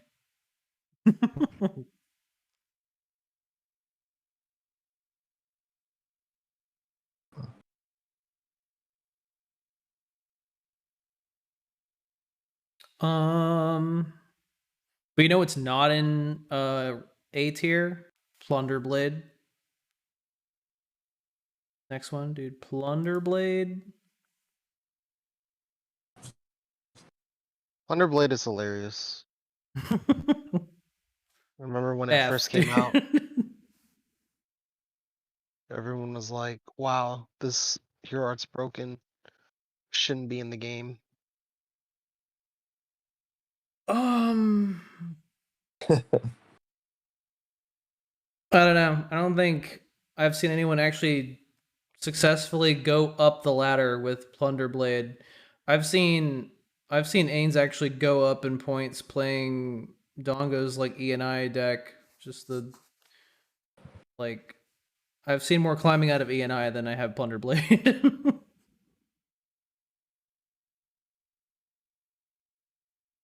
Plunderblade's always been kind of the tee-hee hero art. Yeah, it's a cool idea of like stealing your opponent's cards, and you might steal their legendaries, and you might get one of their win cons, and it feels good. But then like you still got to win the game somehow. Like it's not. Yeah. You Like, might it's steal not gonna Sun just- Goddess and Provocation. Yeah, like it's kind of the idea of what's it? Yeah, speaking of red, they have Crystal Ball, right? And you're not stealing cards, but you're copying their cards. So you're still getting to use your opponent's cards against them, but still it's not really helping you win. It's still like you're still on the same playing field. But like the problem with Plunderblade is that it doesn't really give you an inherent advantage, right? Like, does this even I forget, this doesn't even discount, right? Nope. Yeah. So that's another downside. Like you steal the card and that's great, but you still have to play it at some point if you want to like actually get some value out of it. And it's not getting discounted. It could be something like a predation, which does nothing for you. It's just you're just filling up your pocket that you could be putting better cards in instead.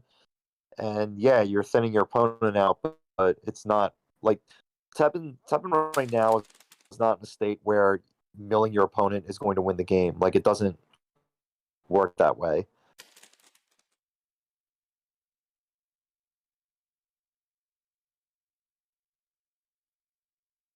Yeah, if it gave like a -2 discount to whatever you stole, it would be kind of fucking outrageous, but it doesn't. So you basically just need to like hope that you're stealing a win con that you can actually use, which is a terrible feeling.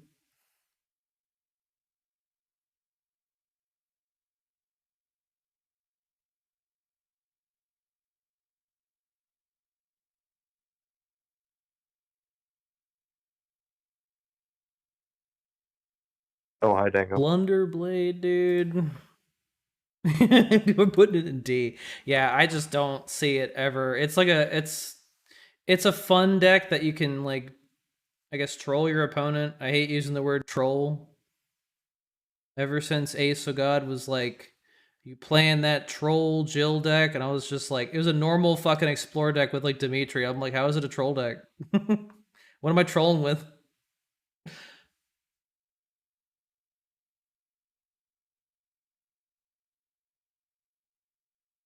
Our tank is C, baby. Yeah. People say D for Blunderblade. I was gonna say this might be. It's not the worst hero art in the game, but it's probably bottom three. if I had to pick. Plunder? Actually, yeah, it just doesn't do anything. But at least you're able to use it, so that makes it better than some At other least ones. you can use it. Yeah, at least you can play it. Yeah, it's interesting that like Crystal Ball was designed so that even if you're dual color, you can still use it. But Plunder Blade is like, yo, if you're dual color and you pull like a 6 MP card, you're just like, well, fuck. Yeah, you can't do that. Next hero art, waffle fries, dude. Quicksilver. My man working at the Chick-fil-A. What a fucking roller coaster this hero art's been on. Not really ever been that good, but it got buffed or changed. More of a change. Quicksilver D. Yeah, it's fun to use, but it's just I think when they designed slow and the whole counterbind thing, like they probably thought it was going to be a lot stronger than it ended up being. But especially over time, now that there's even more ways to sacrifice your units or just play around it, um, it ended up not being that good of a debuff. And as we saw before, like giving slow to units can actually help them get agility eventually. So it has that going against it as well. It's just sad because it's a cool idea, but it's just not. Again, it's just another case where like it doesn't really fit in this game or the way it's played anyway.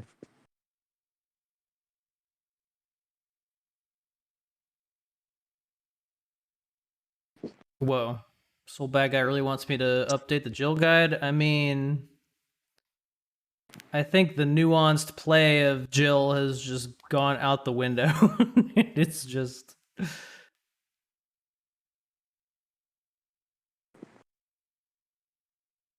No one hates current Jill like everyone else. I think it's just really. Antibody is fine. It's just rocket launcher that really just bugs the hell out of me.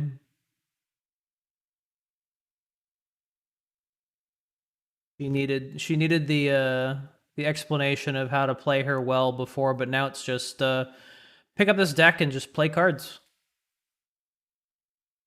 That's true. I did call, was it Rocket Launcher is the bad one? Uh-oh. Why was it a buff when they lowered AP? It's because it's easier to use, Smile. I mean, be interesting if they did that with Charge Shot and make it cost like 12. Or 14, maybe, I don't know. Oh, for one unit. Yeah. Oh yeah, everyone's doing it. I should just put it in D. Whoops. Oh yeah, it's just D. I didn't realize we were still Pretty talking about this. I think people were going back and forth and like talk about other things too. So I thought they were talking about it. I was like, all right, I'll let him just argue this one out. This still would make Charge Shot good. Yeah, I know. It really does just need a revamp of something of some kind. Next card. Next hero art is Raging Demon. Your boy Akuma has an embarrassing mustache. He doesn't want to show you, so he's just facing away from you. Doesn't want to show you what he has, dude. Raging Demon. Yeah, this is pretty straightforward. You do need an Ascension unit, but the fact that you can trigger Ascension and kill a unit at the same time is pretty sweet. And of course, it depends what that Ascension type is. And you know, a little over time, we've gotten some cool Ascension units to combo this with, and we've lost a couple with the rotation and all. But you know, the Tube Fox is a pretty solid unit, so you know, pretty fun interaction there.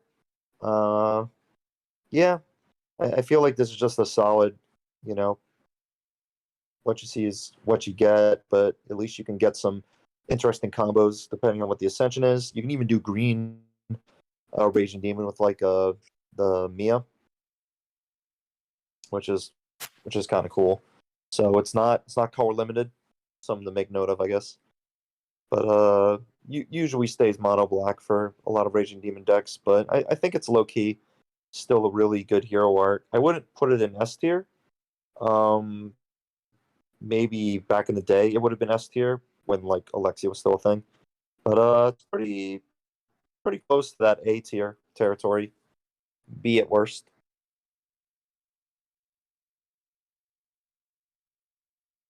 I think for the value you get out of the hero art, it's fantastic. Yeah. But a lot depends on the unit you're using it on, and if you have that space in front of the unit you want to kill. Like that can be an issue. And the cost is like a little bit higher than the average removal art, but there's a lot involved.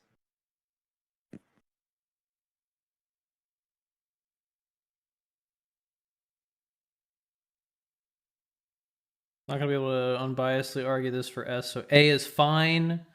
I am kind of like indifferent about whether it goes in S or A. I still think, I mean, in the same way that if good if good Explore units dry up, then Antibody will suffer. Like if good Ascension units dry up, then Raging Demon will suffer. The value that you get out of it, I feel like, is just ridiculous. Though it's like for 3 more AP than DD, you can kill any unit and you get the Ascended. So that's like free mana. Well, sorry, I shouldn't say that, but you're saving. You're going down to Kmart. You're saving the MP that you would spend on an Ascension. What's an S right now? These. Oh.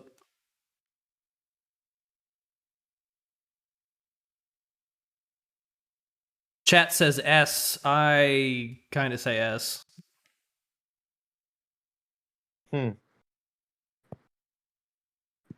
I'm kind of leaning towards. I'm like high A, low S. Because it is kind of does fall under just needs a couple of more cards to be obnoxious. But also we are in a very heavy like low cost unit meta, which definitely hurts Demon. There are still a large amount of really good Ascension, but we don't know if that's going to keep up either. I think I would say high A just because it's very contingent on that mechanic, similar to Antibody. Though I do think it's overall in a better state than Antibody. Not right now. Antibody's clearly better, but I mean in terms of what it would lose, just because there's just so much craziness with getting a destroy whatever. And it's, you know, even if that unit gets removed immediately after, you at least get your value, whereas you can get your unit immediately removed with Antibody and get no value, though it is a lot cheaper. I'll go with A, just because of its expensive price, that it can definitely fall flat because of that. And you need an Ascension unit. I've lost track of how many times I needed an Ascension unit when I couldn't find one and I just died because I couldn't use my hero art. Just draw better. Just draw better, dude. It's yeah. Yeah. Iowa, what say you? I don't think it's anywhere near S tier. I feel like I don't know, it's kind of like it's kind of weird to say this, but I think it's actually one of the more skill-based hero arts. And because it's skill-based, even though it's good, I would put it more towards A and not even S. It's harder to use for sure. It's harder to use. You don't win the game outright for having used it, and you have to be more methodical on how you would use it throughout the games. And even like mono black Kuma players, in my opinion, were a little methodical, except for when they had Alexia because Alexia was kind of brain dead. But you know what I mean.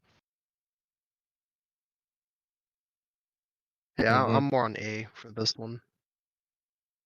Wow. Okay. 3 A's, 2 S's. We and A boys. Rakoha. Raku hoo ha, dude. Oh, the mighty have fallen.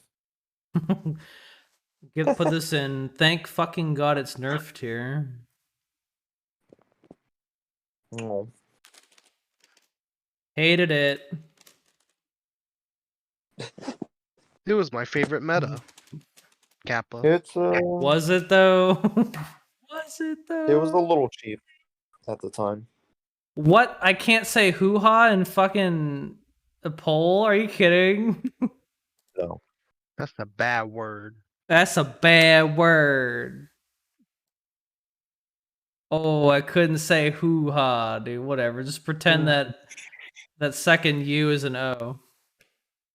Don't be touching my Raku hoo ha, dude. I am curious where everyone puts this.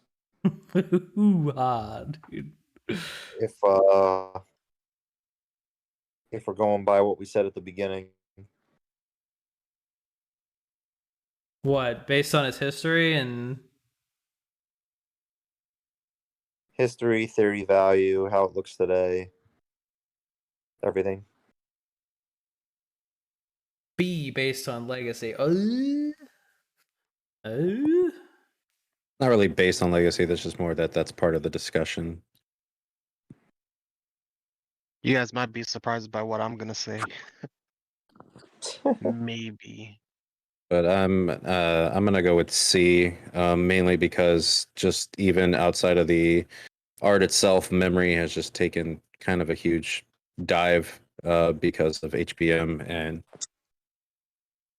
there's not a lot of other payoffs to memory in a lot of the colors anywhere near as much as there used to be. So that kind of already hurts the art, and you're not that unfortunately 12 damage splash is just not that much anymore.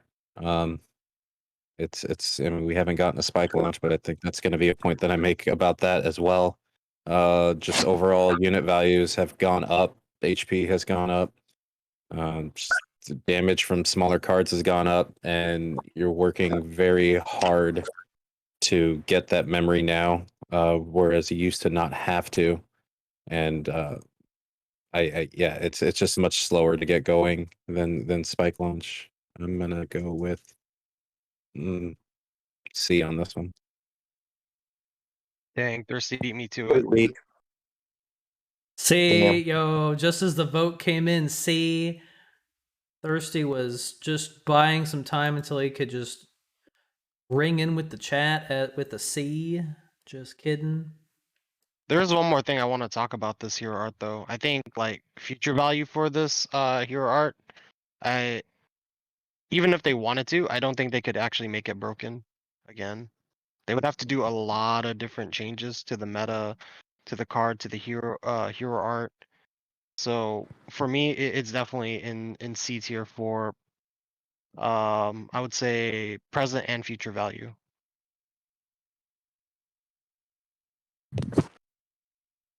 Yeah, it's hit that problem too, where if you want, high memory, you're using really cheap actions. If you're using really cheap actions, you're not getting AP for your very expensive hero art now.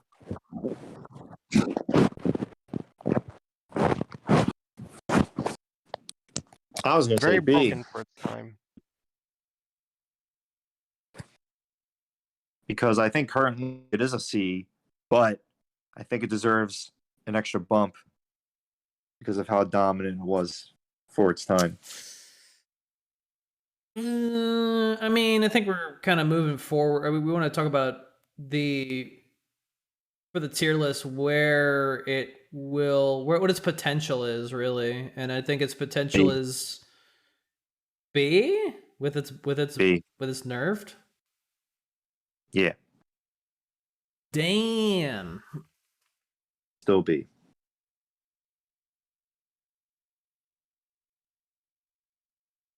Huh. Chat said say.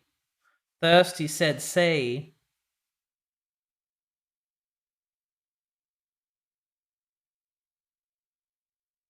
I will also said see where Chris is coming from, because I have used Rakoha effectively in previous metas,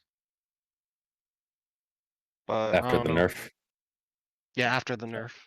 Yeah. It's true, it did have a couple of options. It wasn't completely killed off after the nerf. I would.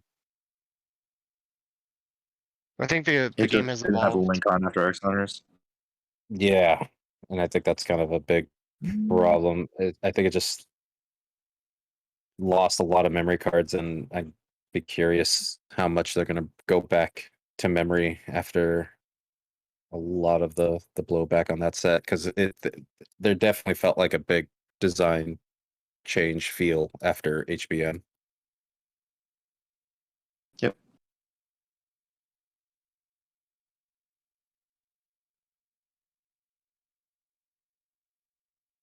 I think what I'm considering for my ratings is that what is its potential given its stats right or its parameters right now? It may have been annoying as hell and strong as fuck before, but it's not like that anymore.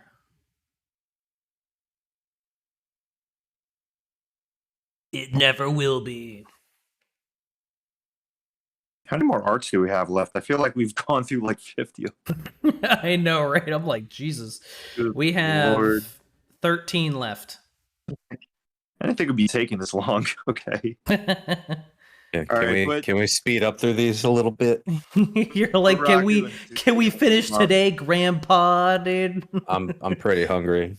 Every I'm place is closing. sorry. I'm hungry, but Oh I wait, think we should Sekia's stay. next. All right, we need a whole. Sekia. We need a whole hour. We need a whole All right, hour on guys. this one, guys. Could have put it in D. It's too expensive. It destroys your own units. It's bad. Hey, I'm waiting for I got- chat to be like, hold, streamer. I need to reevaluate your choices. I think people are really missing what makes Sekia so usable. Is no, yeah, we don't need to talk anymore about it. Is that you can play it on your way to level up to Ashura. It's it is indeed the second hero art Oh, you're right. for camera. I thought it was the third for some reason. I was like, lol. Shadow Blade.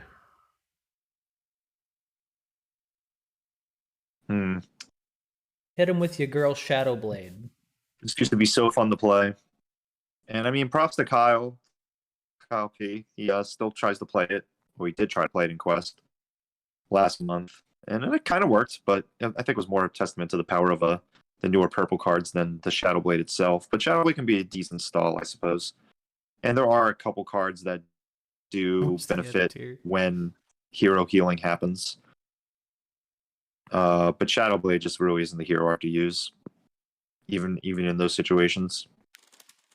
It is merely a shell of its former self. We'll move it down to 1 minute polls here. Shadow Blade. And when this finishes, we all shut up and give our our ratings. Yeah. Vote with your hearts. What do you guys feel about Shadow Blade? In its current state, maybe not in the current meta, but just overall, 18 AP for 4 damage, 2 life. And 6 damage against those pesky flyers.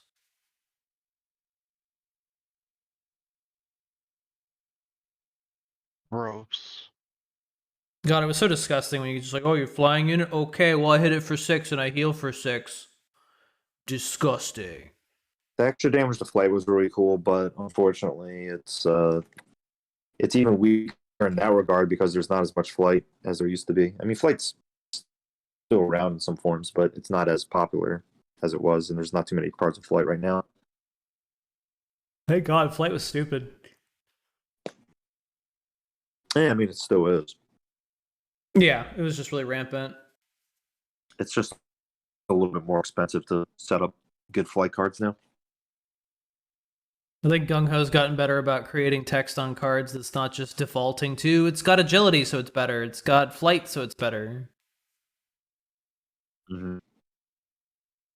Yeah. Chat says B. What do you guys say?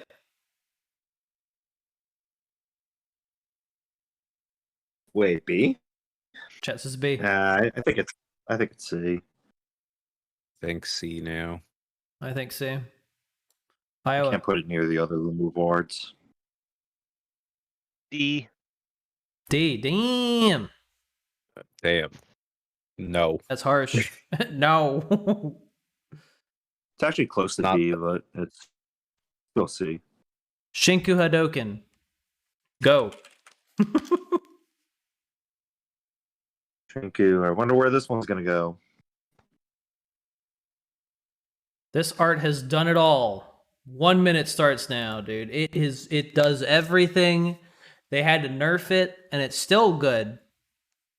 Yeah, it's I solid. think Dongo has the right of it. I think A is where I'm going with it. I'm still leaning towards A on this. It's still a hero art. Whenever it's up, you're going to be afraid to play anything that is going to give that even close to enough value. If it has 6 or 7 HP, you'd be like, I don't know. It's funny, we have Blackout and Dark Destruction in B, and those are like, similar removal arts. They're also 20 AP, but this is the universal removal art, Like, who cares about MP costs and attack values when you have raw ass damage? That's the red motto right there. So this Followed is by always going to be more the quintessential damage. removal art. Yeah, like the damage is universal. Like everyone knows how it goes. Just put Hilda down in front of Titan after you take the shield down and you just Hadoken. It's going to be huge. Huge. Chat says just- A. It's literally the first art you learn when playing this game, so everyone knows how to use it. Is fucking raw. It is. Bots don't know how to use it. They still shoot my shield. In their face. Yeah. Oh, baby. Well, looking like A, folks. Unless there's any objections. I'm fine with that. Raw A.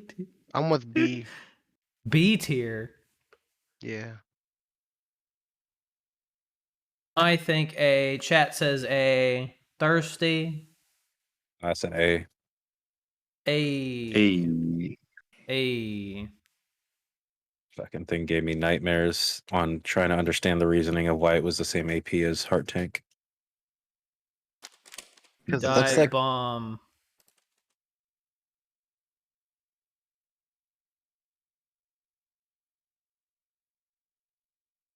Shit.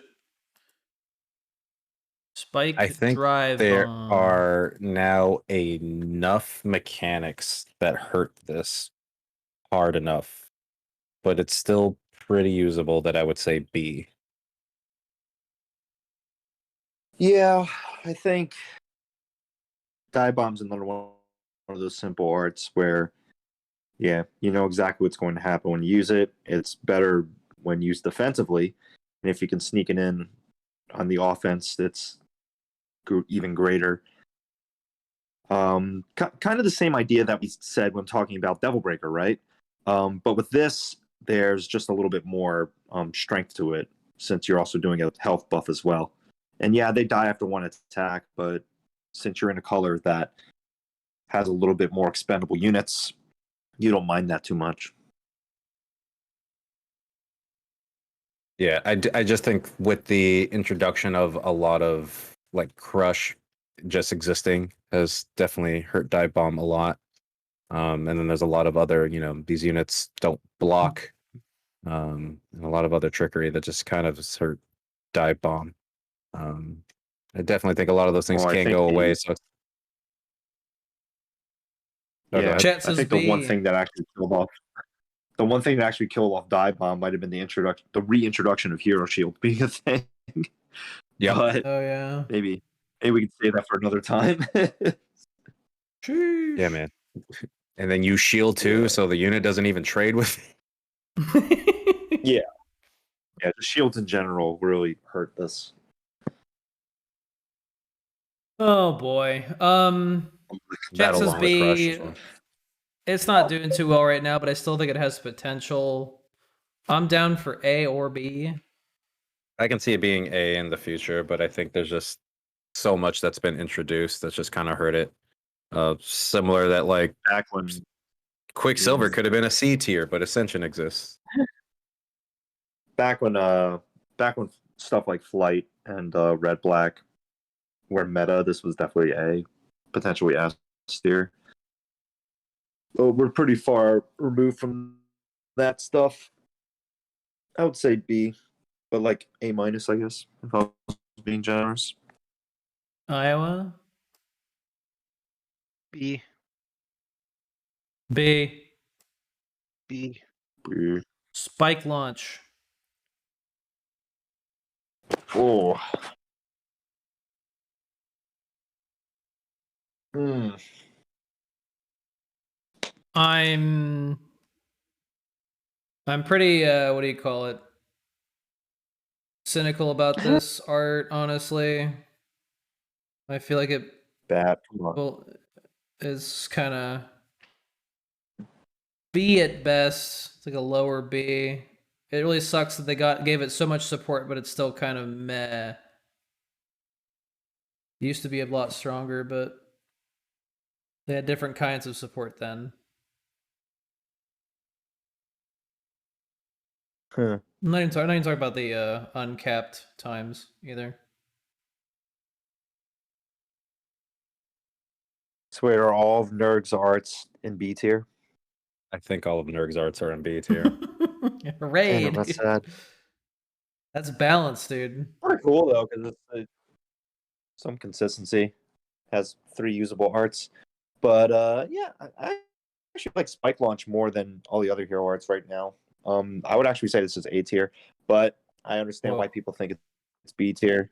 I guess because of the risk involved, there's a lot to say, and I guess because units are getting more and more tanky nowadays, it's the damage payoff isn't necessarily worth it. But I think it's pretty strong early game. I think the longer a game goes, it gets weaker. But it can be really strong early, and you get pretty good damage really early in the game for 20.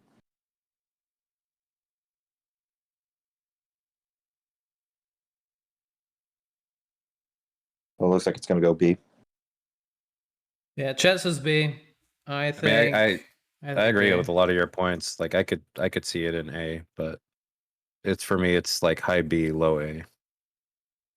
Once we get Urizen back, I know. That's the thing too. It just needs like a Malphus or Urizen. If they got like a new Malphus, you'd have to have like some stupid amount of HP, dude.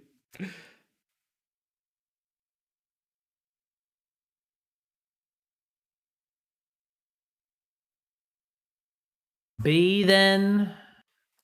B. Definitely think it got a little boost with stuff like Dagger. Yeah, that's what I mean like by support. Like they have different ways to cut health because the problem was the ways to cut health for a little while were like really awkward. Like you had to use buffs, which are not the best. Good to have flexibility, but here we are. We're back to Momo. We got Temptation. A little art called Temptation.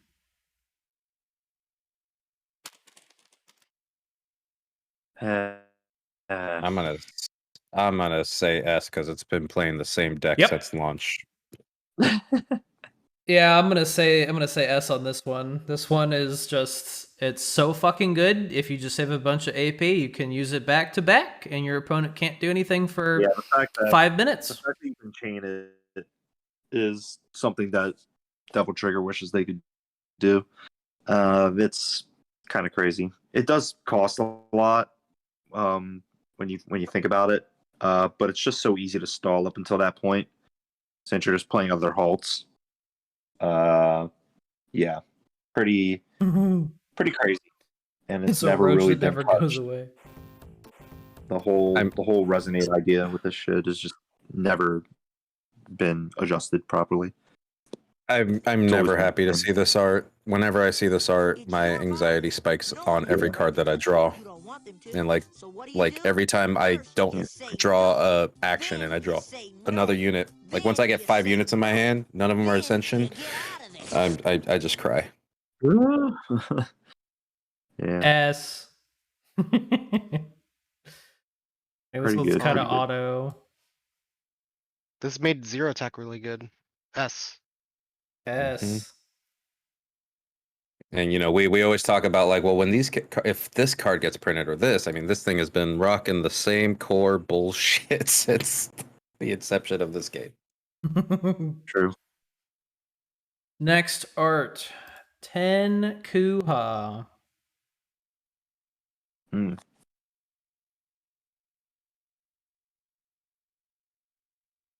To attack Cambo.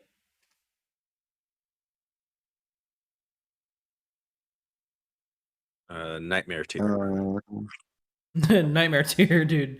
Nightmare middle Yeah. tier. No nightmare. Not good anymore. It's actually it's always been around, but it has never really took off. Besides, like the whole V nightmare thing, like we're saying. Like you can use it with flight decks, and you can do some decent damage. But I like the idea of adding combo to a unit that has like spillover or something, right? Like Nevin, or like the classic T-Rex from the older days. Like this was a really fun hero art to mess around with all the different purple unit ideas. It just never really took off outside of the whole flight gimmick because you can just fly over and do quick damage to steal a game.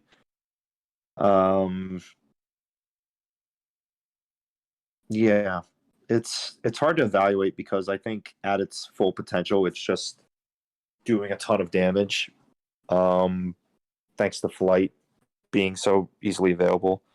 But on the other side, it's like not really doing much in a lot of average situations where you're just using it on grounded units. Like if you spent this on an Omagam with like max attack and spillover, that's pretty good, right? That potentially clears the board. It's just hard to set it up sometimes.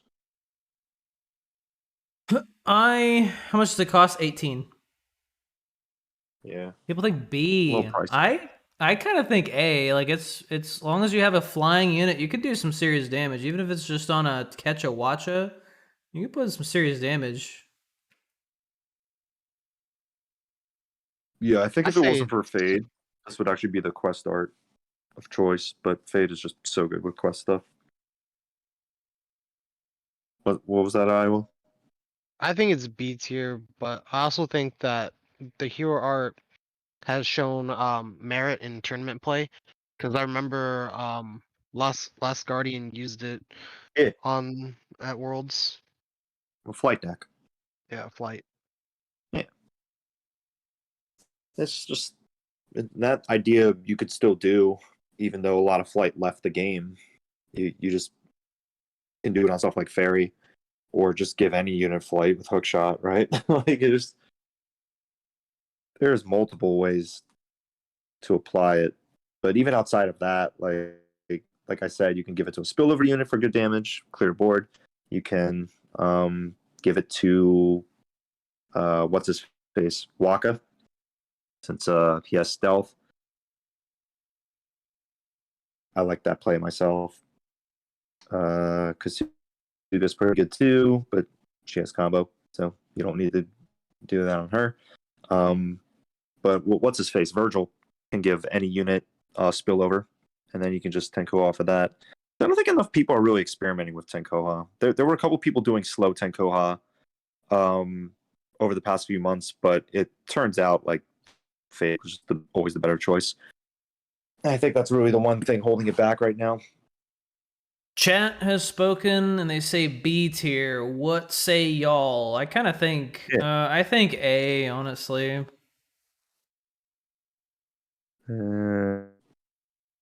Looking at the rest of A, I can't really put it up there. I just I'm think gonna it can go be with- put on a lot of different things to make it sting, and it stings harder than Metsu. It will hit harder than Metsu. Its problem is that it is a little bit pricier, so if it does get answered or avoided, it is a little bit harder. That AP difference just- is a huge difference. Yeah. So I think that definitely hurts its case. And so, like with that, I do think it's B. Fair It's enough. just too hard Yeah, let's for go like a B. 1 unit buff.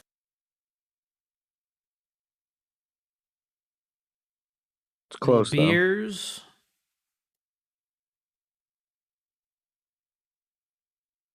Temporary 1 unit buff. Oh. Yeah, it is the most expensive temporary buff. Sometimes it's all you need. Thunder Edge. Blunder Edge, dude. Where is it? Where's Amy? There she is. Blunder Edge, dude. 16 AP, 1 attack agility. Yoicks.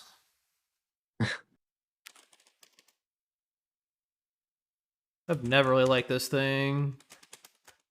I made one deck that I was like, oh, it's kind of neat, and then that's it.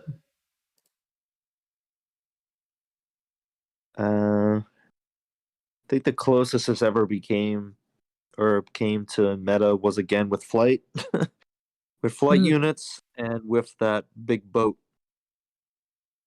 And I don't know, Boat it just comes and across maybe a little. Steel Samurai. Yeah, Samurai is just even more gimmicky than like a flight type deck, or even boat, which is pretty gimmicky. But yeah, it's just hard to escape the feeling of it being a gimmick. Even though you are getting a buff on top of the agility, it's still a bit too pricey for all that.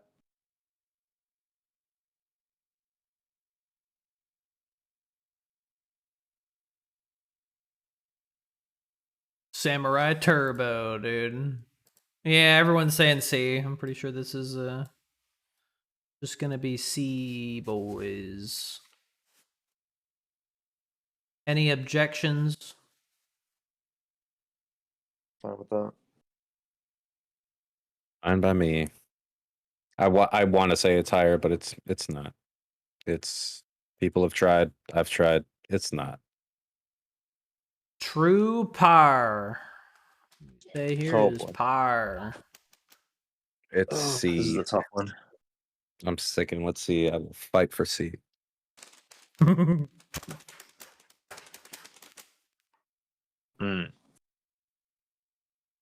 This one's kind of complicated. PP hop, dude. This one's Cat awkward tier, dude. It's the tier that everybody tries to make it work and then it doesn't work. I feel like it's just lost its way with every passing season. And even though it got a little bit of support somewhat recently, it just doesn't feel like it's enough to justify using this. I feel like it does need a little bit of a buff, but yeah. I mean, you can just make you it can so make it levels work. up the unit. It has been a tournament. It's just yeah, it's not really doing much else. I feel like it needs to like add stats or something on top of growing. I think if they just made it so it was just levels up a unit, period, it would be more usable, but it's just growth specifically, so it's kind of People If say they B. decided to change it and activate a level, that would be kind of cool, but I don't even know if it would still be worth it. I guess it depends. Needs to grow a unit and destroy in front. Yeah. Chat is saying B, the first time they've ever spoken out against Thursday. Because they don't know what they're talking about. They don't know what they're talking about. Oh yeah, you could change it to give a static amount of growth points. That'd be interesting. Give us Dalmador back. What?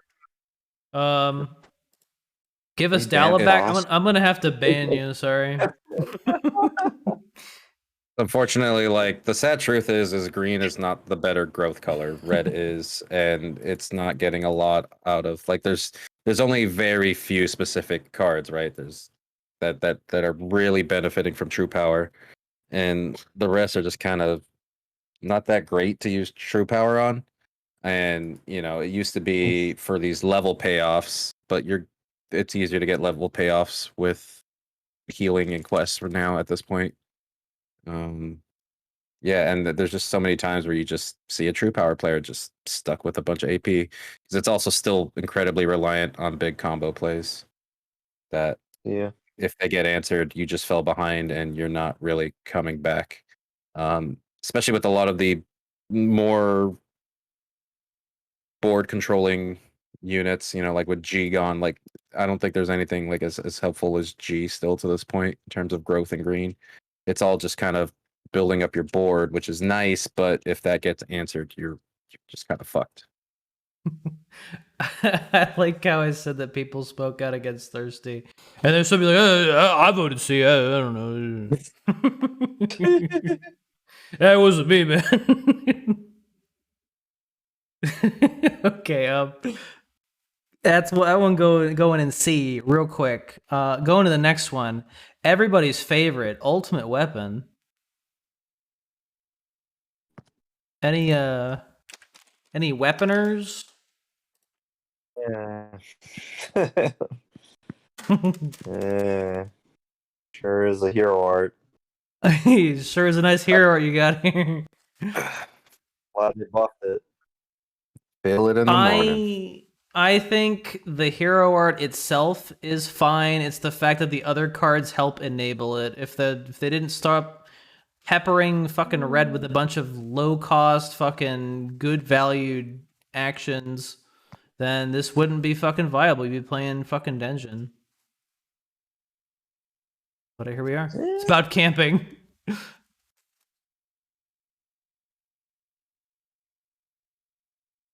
Certainly encourages a lot of lane play.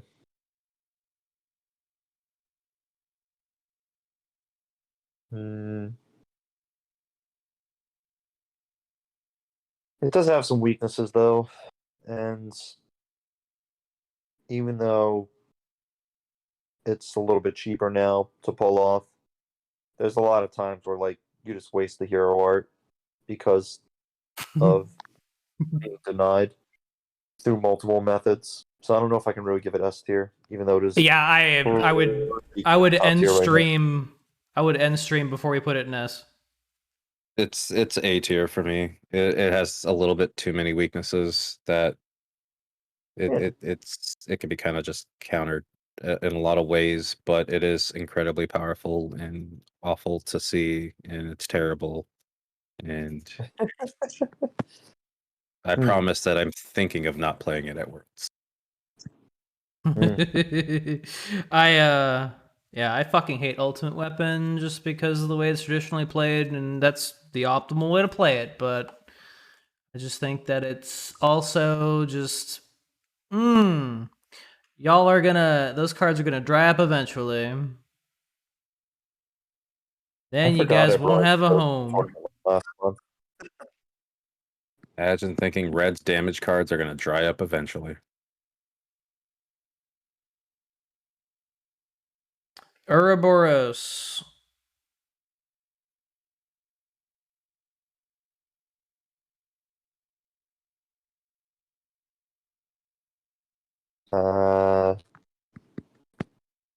This has gone through a weird history because when it first came out, it was maybe a little too ridiculous, and then they actually nerfed it, and then people were hoping it would go away, but it didn't go away.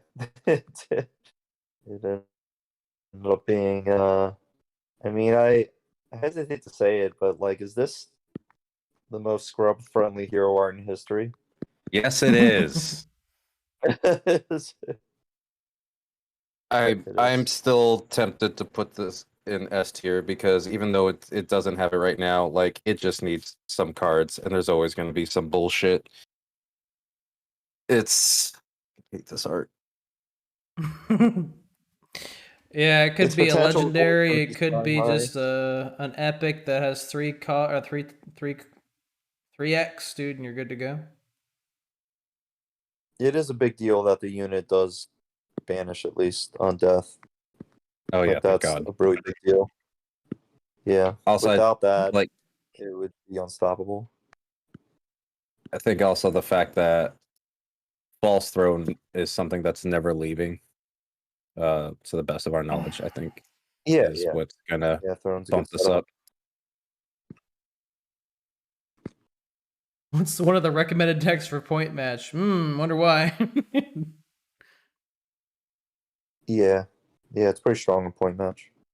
Dude, And rotating core unlimited. would be poggers. Chat says A.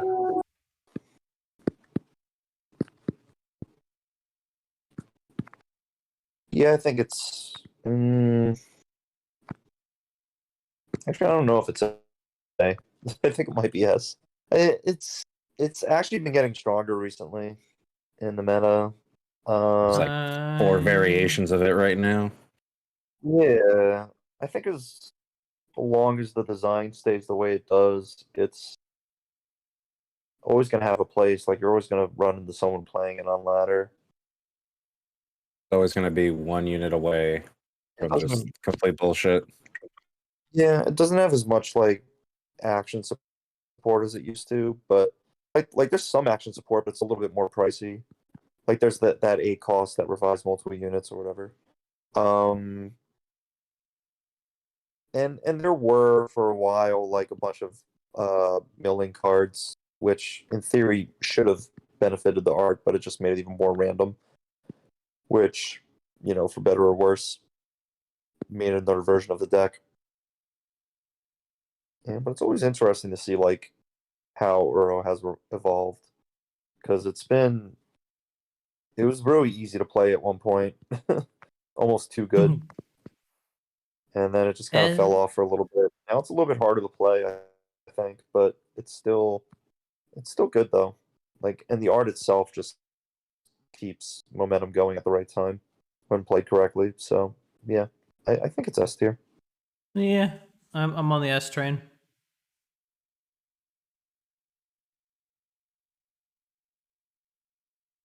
Any objections to S? Yes, it should be S plus. Damn. Wrath Awoken. 2 more arts. Wrath Awoken.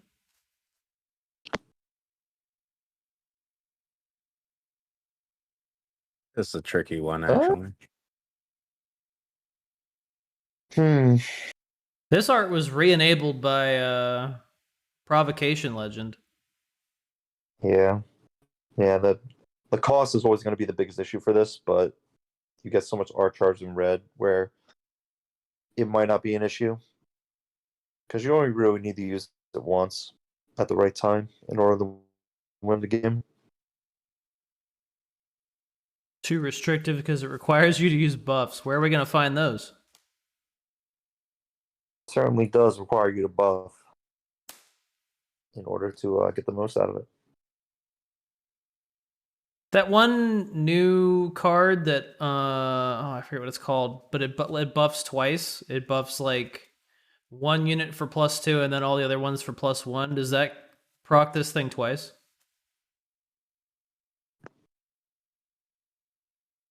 What is it? What's the name of that card? Oh, I don't think so. I think it's just one. It only works once. Okay. Yeah, because of the whenever boosted with an attack card, so it just counts it as 1 attack card. Oh, okay. Yeah. Not Sisterly Bonds. It was something I forget what it is. Yeah, but Sisterly Bonds is still like decent for it too because you're getting art charge. Oh, yeah. And your attack. That is good. It's a 3 cost, I think. Ring of Fire. That's what it is. This card's weird, dude.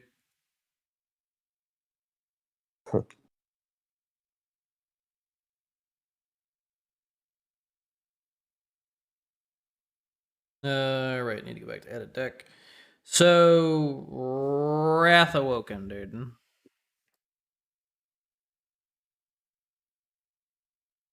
Unreactable flight is pretty scary. S A B C D. 1 minute, go.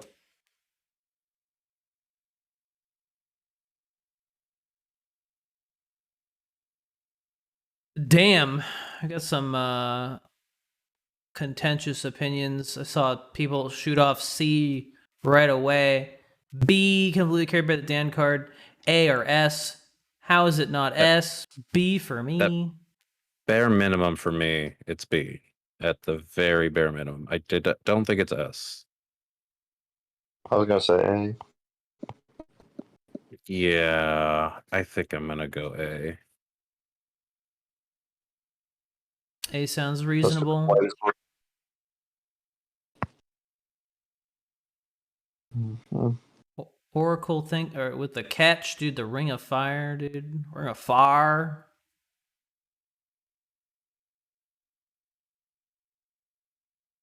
Yeah. Any A's, dude? They say A and B. I think A is. This is an art you gotta respect for aggro.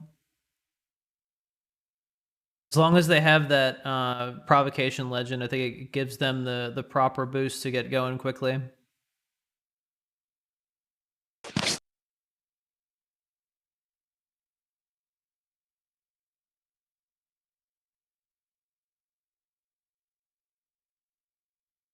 I like to see the deck that makes people think this is S. Well, when Wrath Awoken was back, red green with like humans. That was the gimmick there. Humans. I've also been playing it again recently too. It's still not that bad. Honestly, could probably be optimized to be better, but it is still not bad.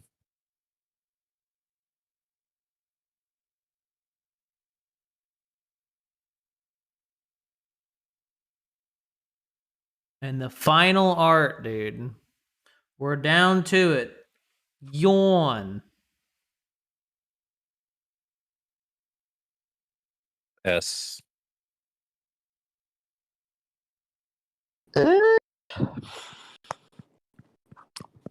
Yeah, by design, I'm this is inclined to really hard to agree. mess with.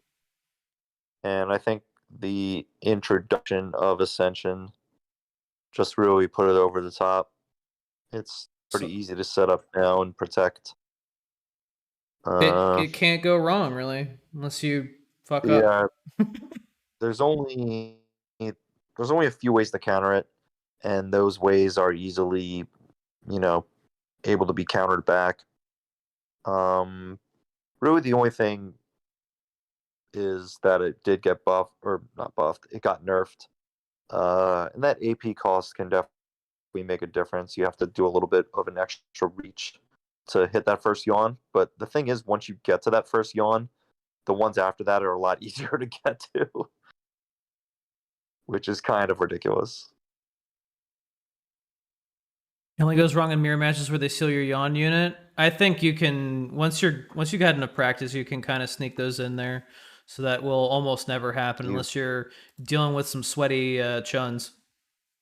Yeah, and it's struggling a little bit right now. Anyway, so yeah, it's struggling a little bit right now because it doesn't have like a good green doesn't have like singular strong cards. It's definitely relying on kind of buffing up through quests, and yawn kind of makes that a little bit harder. But it is still very good, and it still has ramen even though it lost natural cycle. But that's still S tier. Let me reorder these so that goes red, green, purple, black.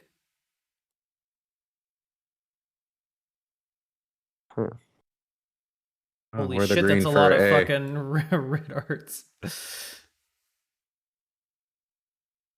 Red boys. It's weird because like I'm going by like the color of the art here, and like you got Bringer in between Mirage and Despair. Oh, you're right. Yeah. See, it's tough going by the colors on the arts though. Shit. Unless you only play dual color decks, then Yon is trash. This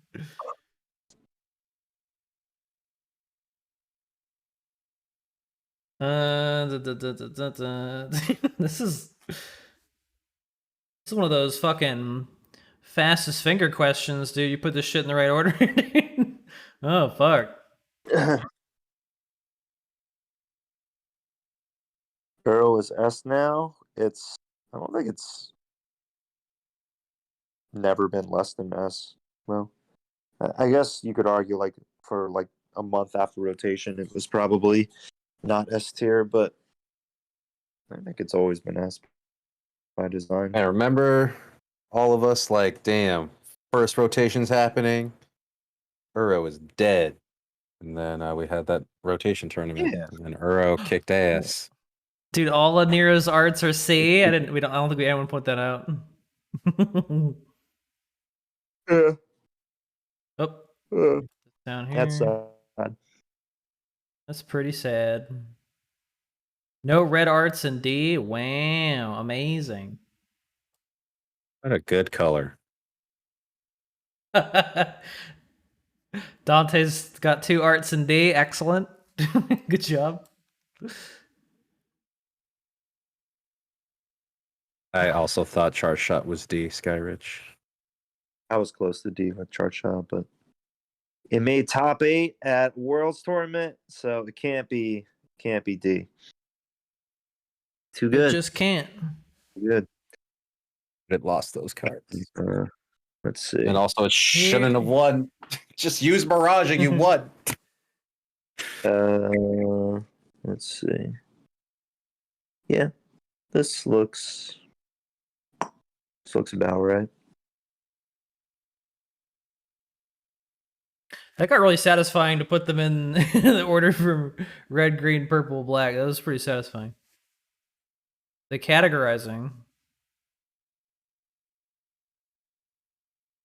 I guess what I could have done is put like the little like symbol for their color in the corner. That would have been cool.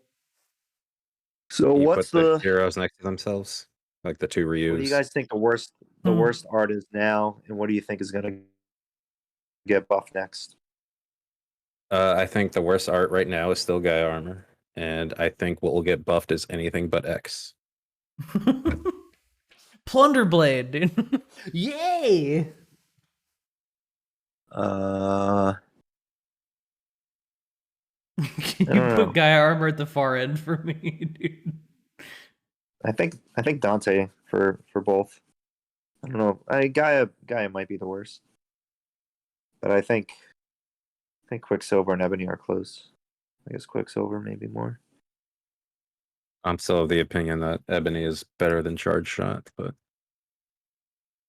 My man got 2 arts really in don't like D, Ebony though. Ivory. Dante needs help. I don't like it either, but it's better than Charge Shot. Like I really don't like Ebony and Ivory. Like I think it's useless. I think it doesn't do anything. It's a real win. That sounds like Charge Shot to me. That sounds like Charge Shot to me. Yeah. At least you can run different actions in your Ebony and Ivory. You don't have to run all healing. Charge Shot at least applies an effect. To me, Ebony and Ivory just like is doing the same thing that you're already doing, but doubling it. It's just seems pointless to me. But you know. Can we talk about how many fucking hero arts in this game? I was like, this won't take that long. We'll talk about other things There's too too. many And it's hero like, arts. holy Too many shit. hero arts, and a lot of them are unplayable. It's kind of a bummer. But they are working on the buffs, so it's cool to see. I mean, what would you Before say? We need more heroes. We need to fix that C and below tier. I agree. And I was about to ask, what is the unplayable line? Is it C and D? C is pretty much gimmick territory. If I'm reading this right. Yeah. C is you're pretty making much your all- life harder all for no reason. gimmicks. Yeah, C is gimmick tier for sure. And D is cute mother. Cute mother, Fun dude. tier. Fun tier. Smile tier. Well, I think B would probably be fun tier. C D is C's I close lost to a fun, bet. but it's too gimmicky. Yeah, this actually looks pretty right. This looks very accurate. I think the These- last time the last time I saw like a tier list for hero arts was a long time ago. It might have been over a year ago. It was a long time ago. So this is cool to see again. And I think it was also like a community thing where it was like, vote on what you think where it belongs based on like the deck that's associated with this hero art, which is kind of like all over the place, a little weird. So this is a very interesting list. I do like that C seems to be populated entirely by this art is fun, but it sucks. Yeah. I disagree with their fun. Heart Tank's not fun. Damn. Shot's not fun. Those are not Wait, fun. was it Heart Tank's fun? Heart Tank is not fun. I have some people that really get off on charge shot, dude. They're like, yeah, brother. They are not having fun. They're lying to themselves. You know, 1 out of every 50 times it's going to work. Yep, and that's Can the only fun Blazing- they have. Can Blazing Wall go up to B? It's not that bad. Bible thump.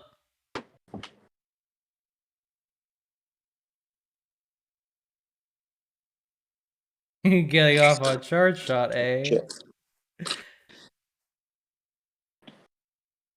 Imagine if Green's quest mechanic had to rely on hero healing instead. Do we want to answer these appeals? Appeals. Yeah, there's a couple. No, the list is done, We're man. done. We're done. Done. No.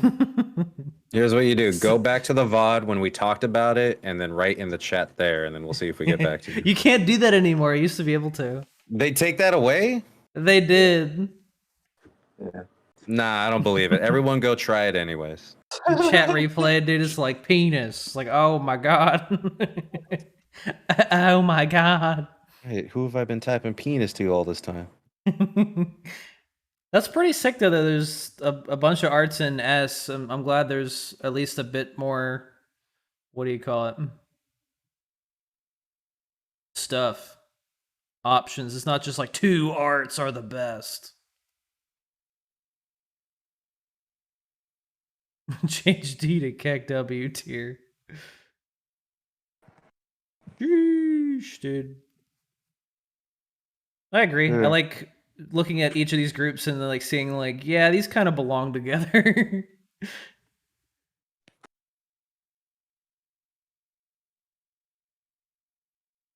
You look at the rest of C, Breaker, BW, dude, B-dubs, Buffalo Wild Wings, dude. Legs are far more played and powerful. It's tough when you only have 5 tiers. I don't care about what's more played. X is more played than a lot of these. X is really Yeah. popular for some reason.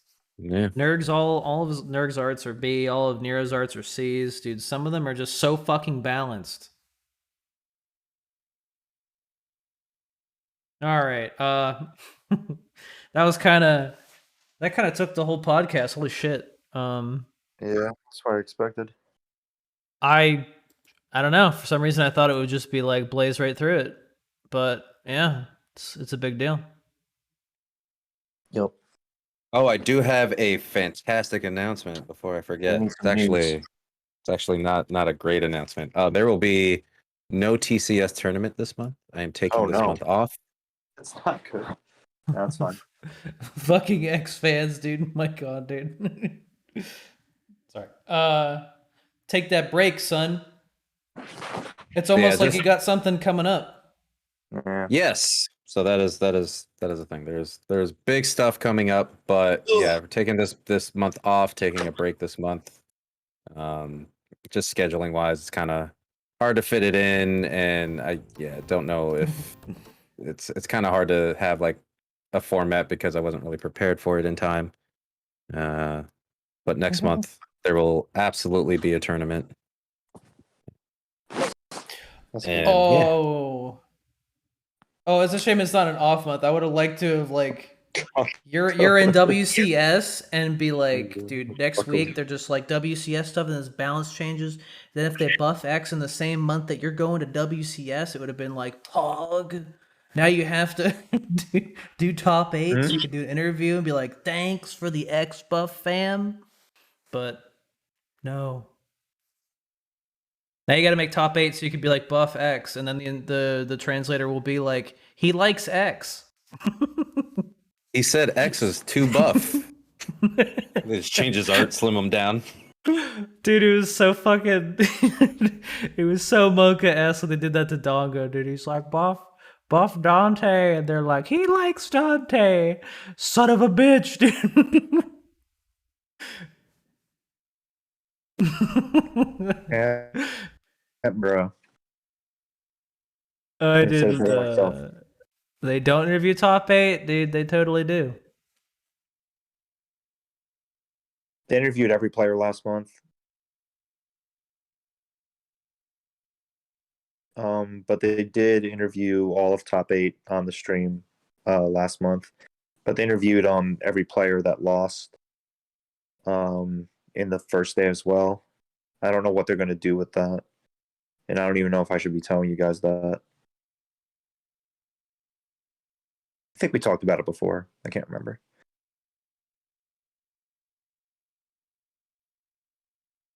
Steven, you sound like that kid that wants to leave class immediately, like before the class is even over. Oh yeah, he was definitely doing that. Kid. Streamer, I used to watch this other guy called Melon Moogle or something. I think he was a furry. Are you a furry too? What's furry anyway, dude? We're all Well, furries, dude. Yomli rubber. What is a furry? Yeah, Mallet. Oh, how come- wait. or- yeah, Yali. Why does it still say what's Mallet's opinion? Oh. God damn it. Wait. Speaking of furry, dude, Chris.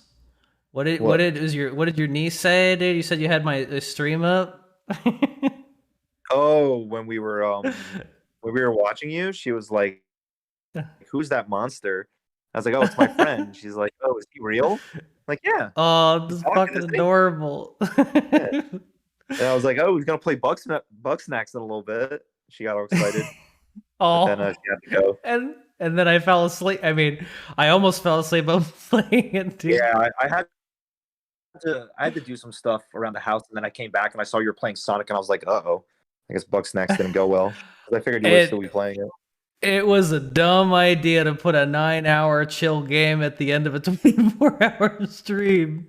Yeah, when It was I woke up that dumb. morning and I saw him, I was like, I recognize this all too well. He picked the wrong fucking game to end on. You don't do that. It was really crazy too, because I changed my name and I was like, adrenaline was pumping. I'm like, cool. And then some people refreshed to see the name change, and it was like, who the fuck is Mallet Moogle?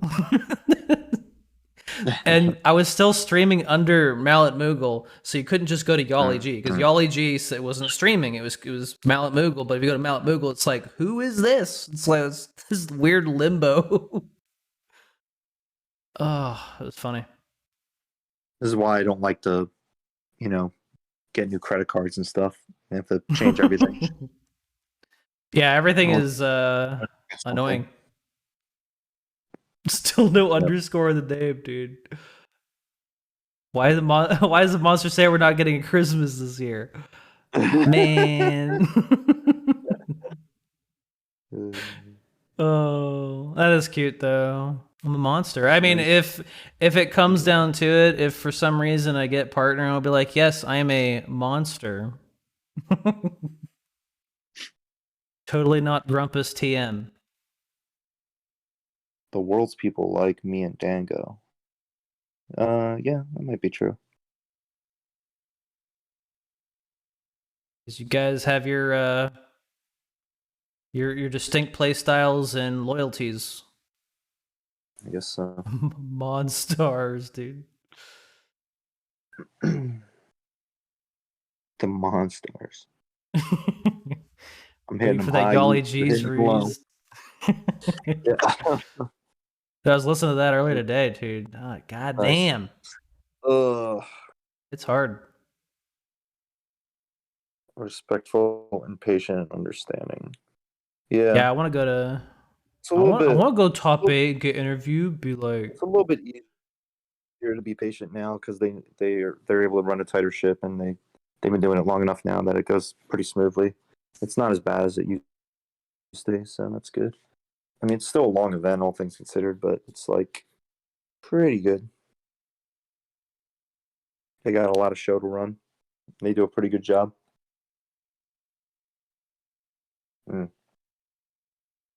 Oh my goodness. Well, next week we're gonna have some news. That's gonna feel good. Is that next week? It should be, although I don't know. It's kind of weird. What do you guys think? Because the GP we got is also different. Oh yeah, is the regular GP out right now, or Take a peek. Starts on I the just remembered 18th. that. That's tomorrow. Yeah, it's tomorrow. Okay. I think. Yeah. So that's actually true. Like usually the final round of the GP gives you new pack tickets, right? Yeah, so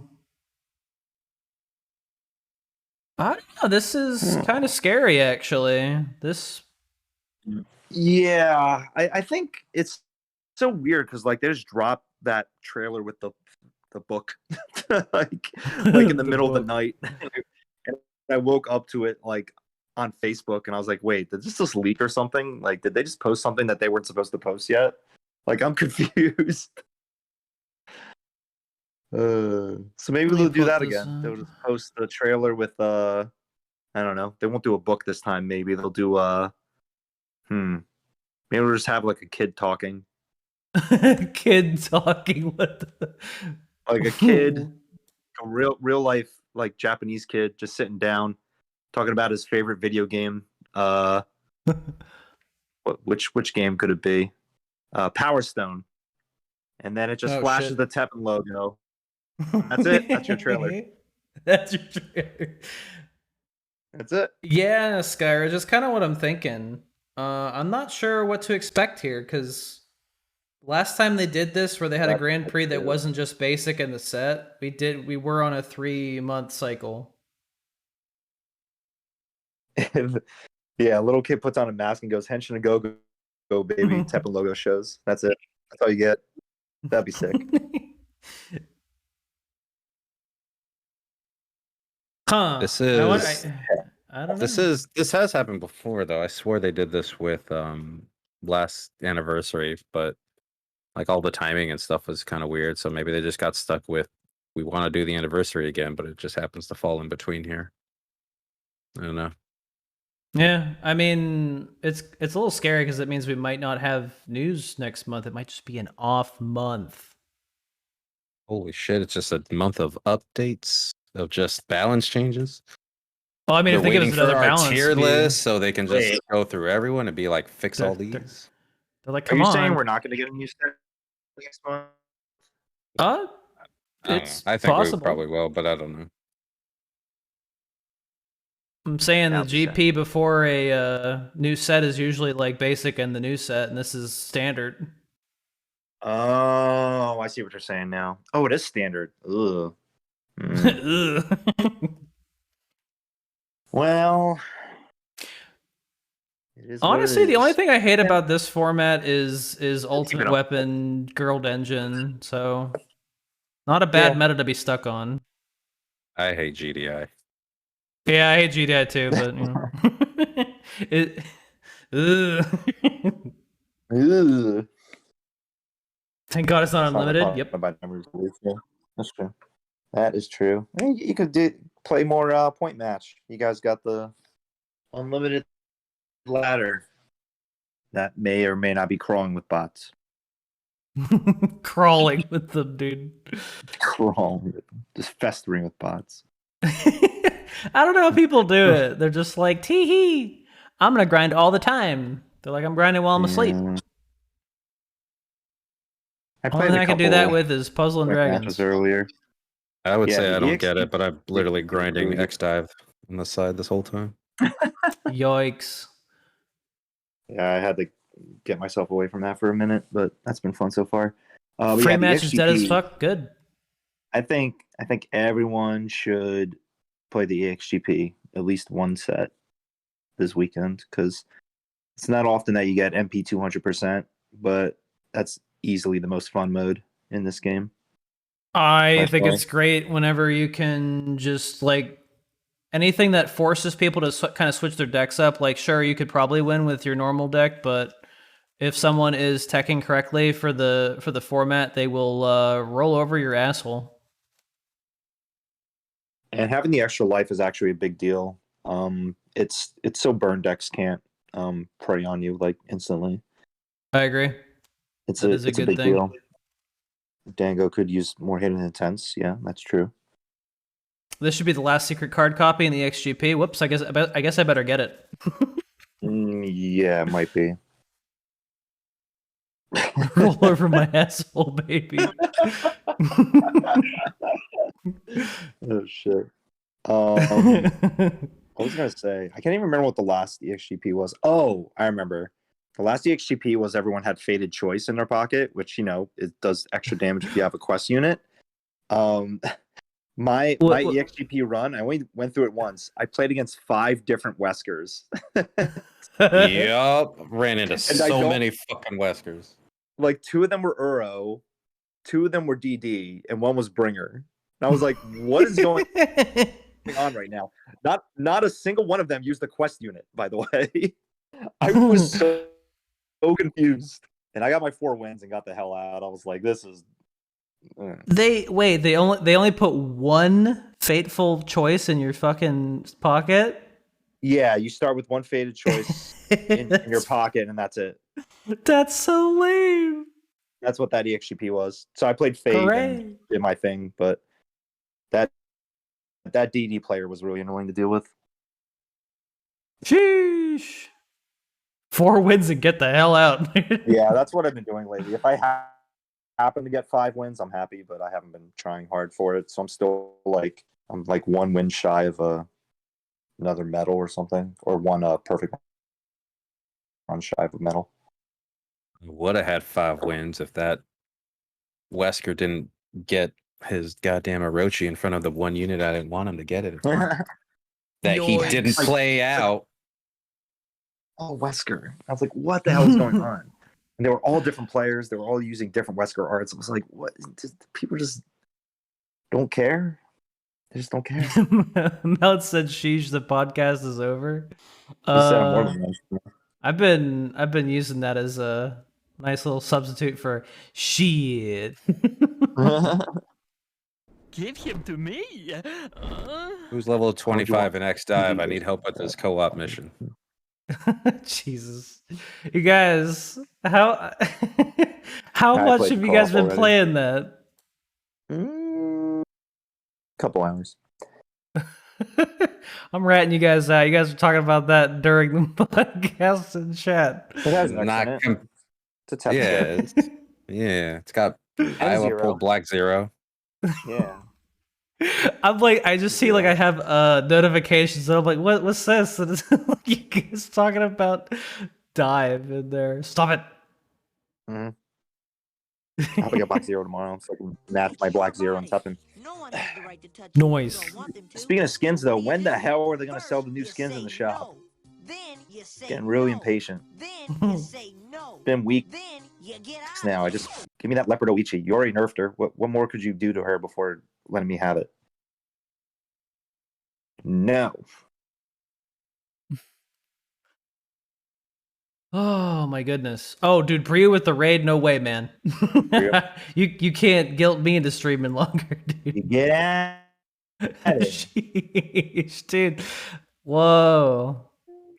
Cosplay with the emotes, dude. I want the customizable amounts of ease in there, dude. Nice.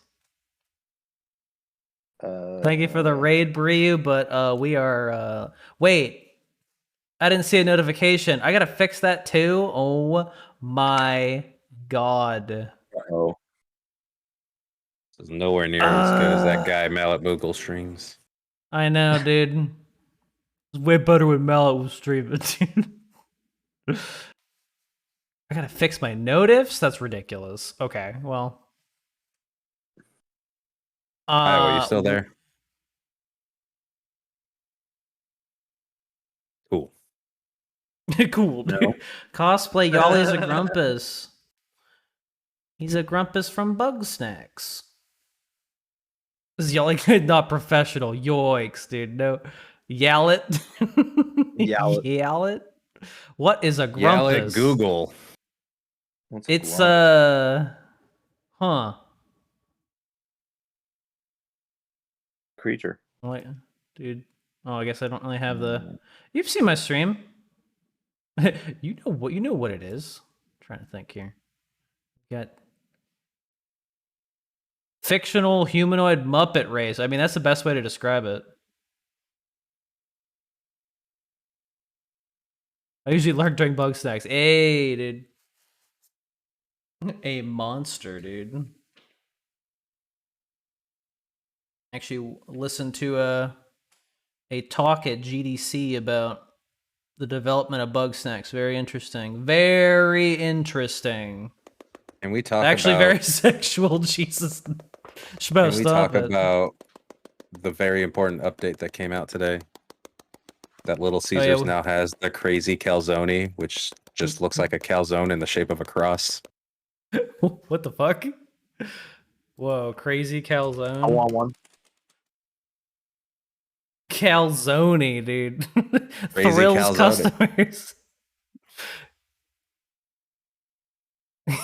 Okay, I gotta show this off, dude. Here it is, dude. Food beast, dude. You just slap that down, have 4 people go at it from each side, and just get a little smooch at the end.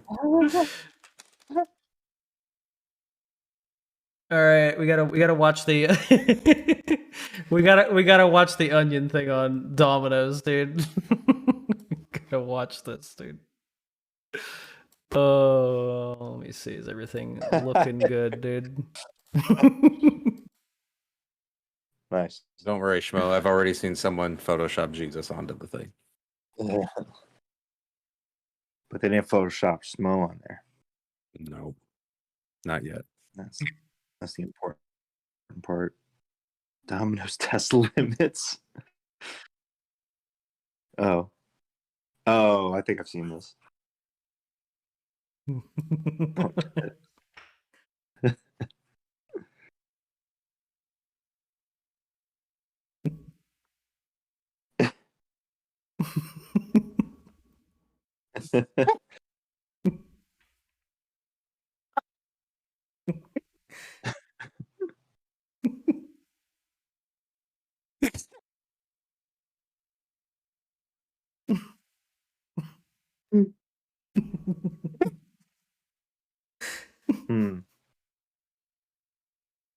Looks good. Never seen this.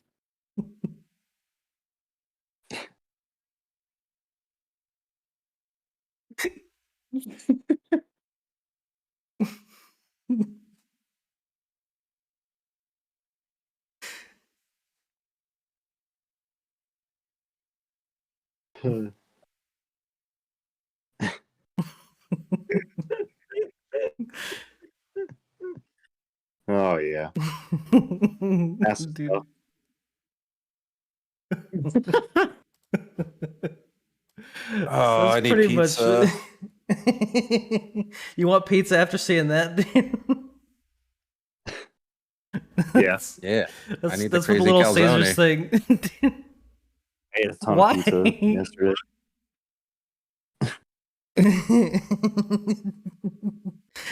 Cheese and sauce consuming beast, dude. Oh Yup. man. All These are right. so funny.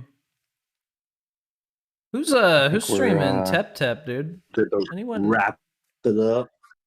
Wrap it up, dude. Oh, the Krauser theme, by the way, new, fresh on the Soul Shop. Buy all the music and get yourself an FD Ryu. I actually don't know if you can get that yet. Wasn't there something like that? If you buy all the new songs, you get something. I didn't know that. Oh yeah, you have I'm to buy 5 of them. Just buying all the songs. How many have there been? Because I've been buying them all. 3. Oh shit. There was We're up to Street 3 Fighter now? 5 Ryu, Colonel in General, and now Krauser. Oh no, there's 4. Devil Joe's. There was the Monster theme. Hunter one, right? Devil. Yeah, 4. So there's one more. What was the last song? I thought there was only 4. It's based on the top 5 cards used. Bison? No, Bison was a while back. It was only 4. Yeah. Oh, you get Golden Ryu. Interesting. Any I guess that's- any Tep streams coming up? Anyone I'll streaming? be streaming at some point, just not tonight. I'll be on later this week because my birthday's coming up. Yay. Hey. Birthday. Yeah. So there will be a birthday stream. Pretty sure. I will be streaming probably tomorrow. Want to be streaming more often, but I'm also kind of working with Timo and getting ready for the move and all that. Mhm. Which is Oh, yeah. surprising amount of work, moving 2,000 miles. Yeah, you got to take all your stuff. So it's kind of All my fucking stuff. a task. We'll see. Can't forget anything. We'll see. 2,000 miles. Yeah, I'm going from, Western PA to SoCal. East Coast to West Coast. Leaving Canada. If you can. Canada. It's pretty good. It's a good drive. It's a good drive. It's a shame Oh, I no, never we're got not to driving. visit you guys there You got before you moved. you got 3 weeks. Yeah, that's not enough time. Yeah, it's a shame he never visited you. It's really not Oh. enough time. It's tough. It was hard enough trying to find a good time to meet up with Schmo, and he's not even that far away. Yeah, I figured you guys would at least meet up, but It's like that. It's like COVID happened or something. yeah. We got to Yeah, do the man. IRL EX podcast at some point, though. Yeah, we're gonna do the big TEPPEN community gathering at Iowa's place. Don't worry, guys. Oh That's yeah, still gonna happen. dude, Schmo, I totally understand. I met a furry that was also going to the same college, and just out of nowhere, like I put it on one of my social media things. She's like, "Yo, dude, you want to meet up?" It was like the weirdest moment of my life. Just like super stressed out. I was like, I don't even know what this person looks like, but ended up being my roommate for a while. Cool dude. Wow. He got his PhD in computer science. People, dude. And that man grew up to be The That one president, guy. dude. that's right, Luke Brown. Luke Brown, dude. That's a seal pog, dude. But in the meantime, I'm gonna have to end stream. I have to end this Krauser theme and making the stream sound so tense. You gotta go get our calzones. God, get this off my Christ on the calzone. Christ on a calzone, dude. It really is called a calzone. I thought you were like making fun of the spelling, extra Nope. pronunciation for the E. Nah, dude, calzone. Luke is the president. Yeah, it's true. Hot and Brown ready. the president. Hot and ready, dude. Dude. Oh, okay. Product is available to order online starting August 16th. I thought it said pre-order. I was like, yo, pre-order the pizza. Yo, dude. I'm a pre-order my calzone. Wow. Crazy. Get the day one calzone. edition. How are you gonna get those fucking updates? Thanks for watching, everyone. Yeah, guys. Thanks for tuning in and Through. Staying through our hot takes apparently. Go play some D tier hero arts. Get them buffed. Pre-order my Galza before scalpers prove get us it. wrong. Oh, wait, who are we rating? Shit.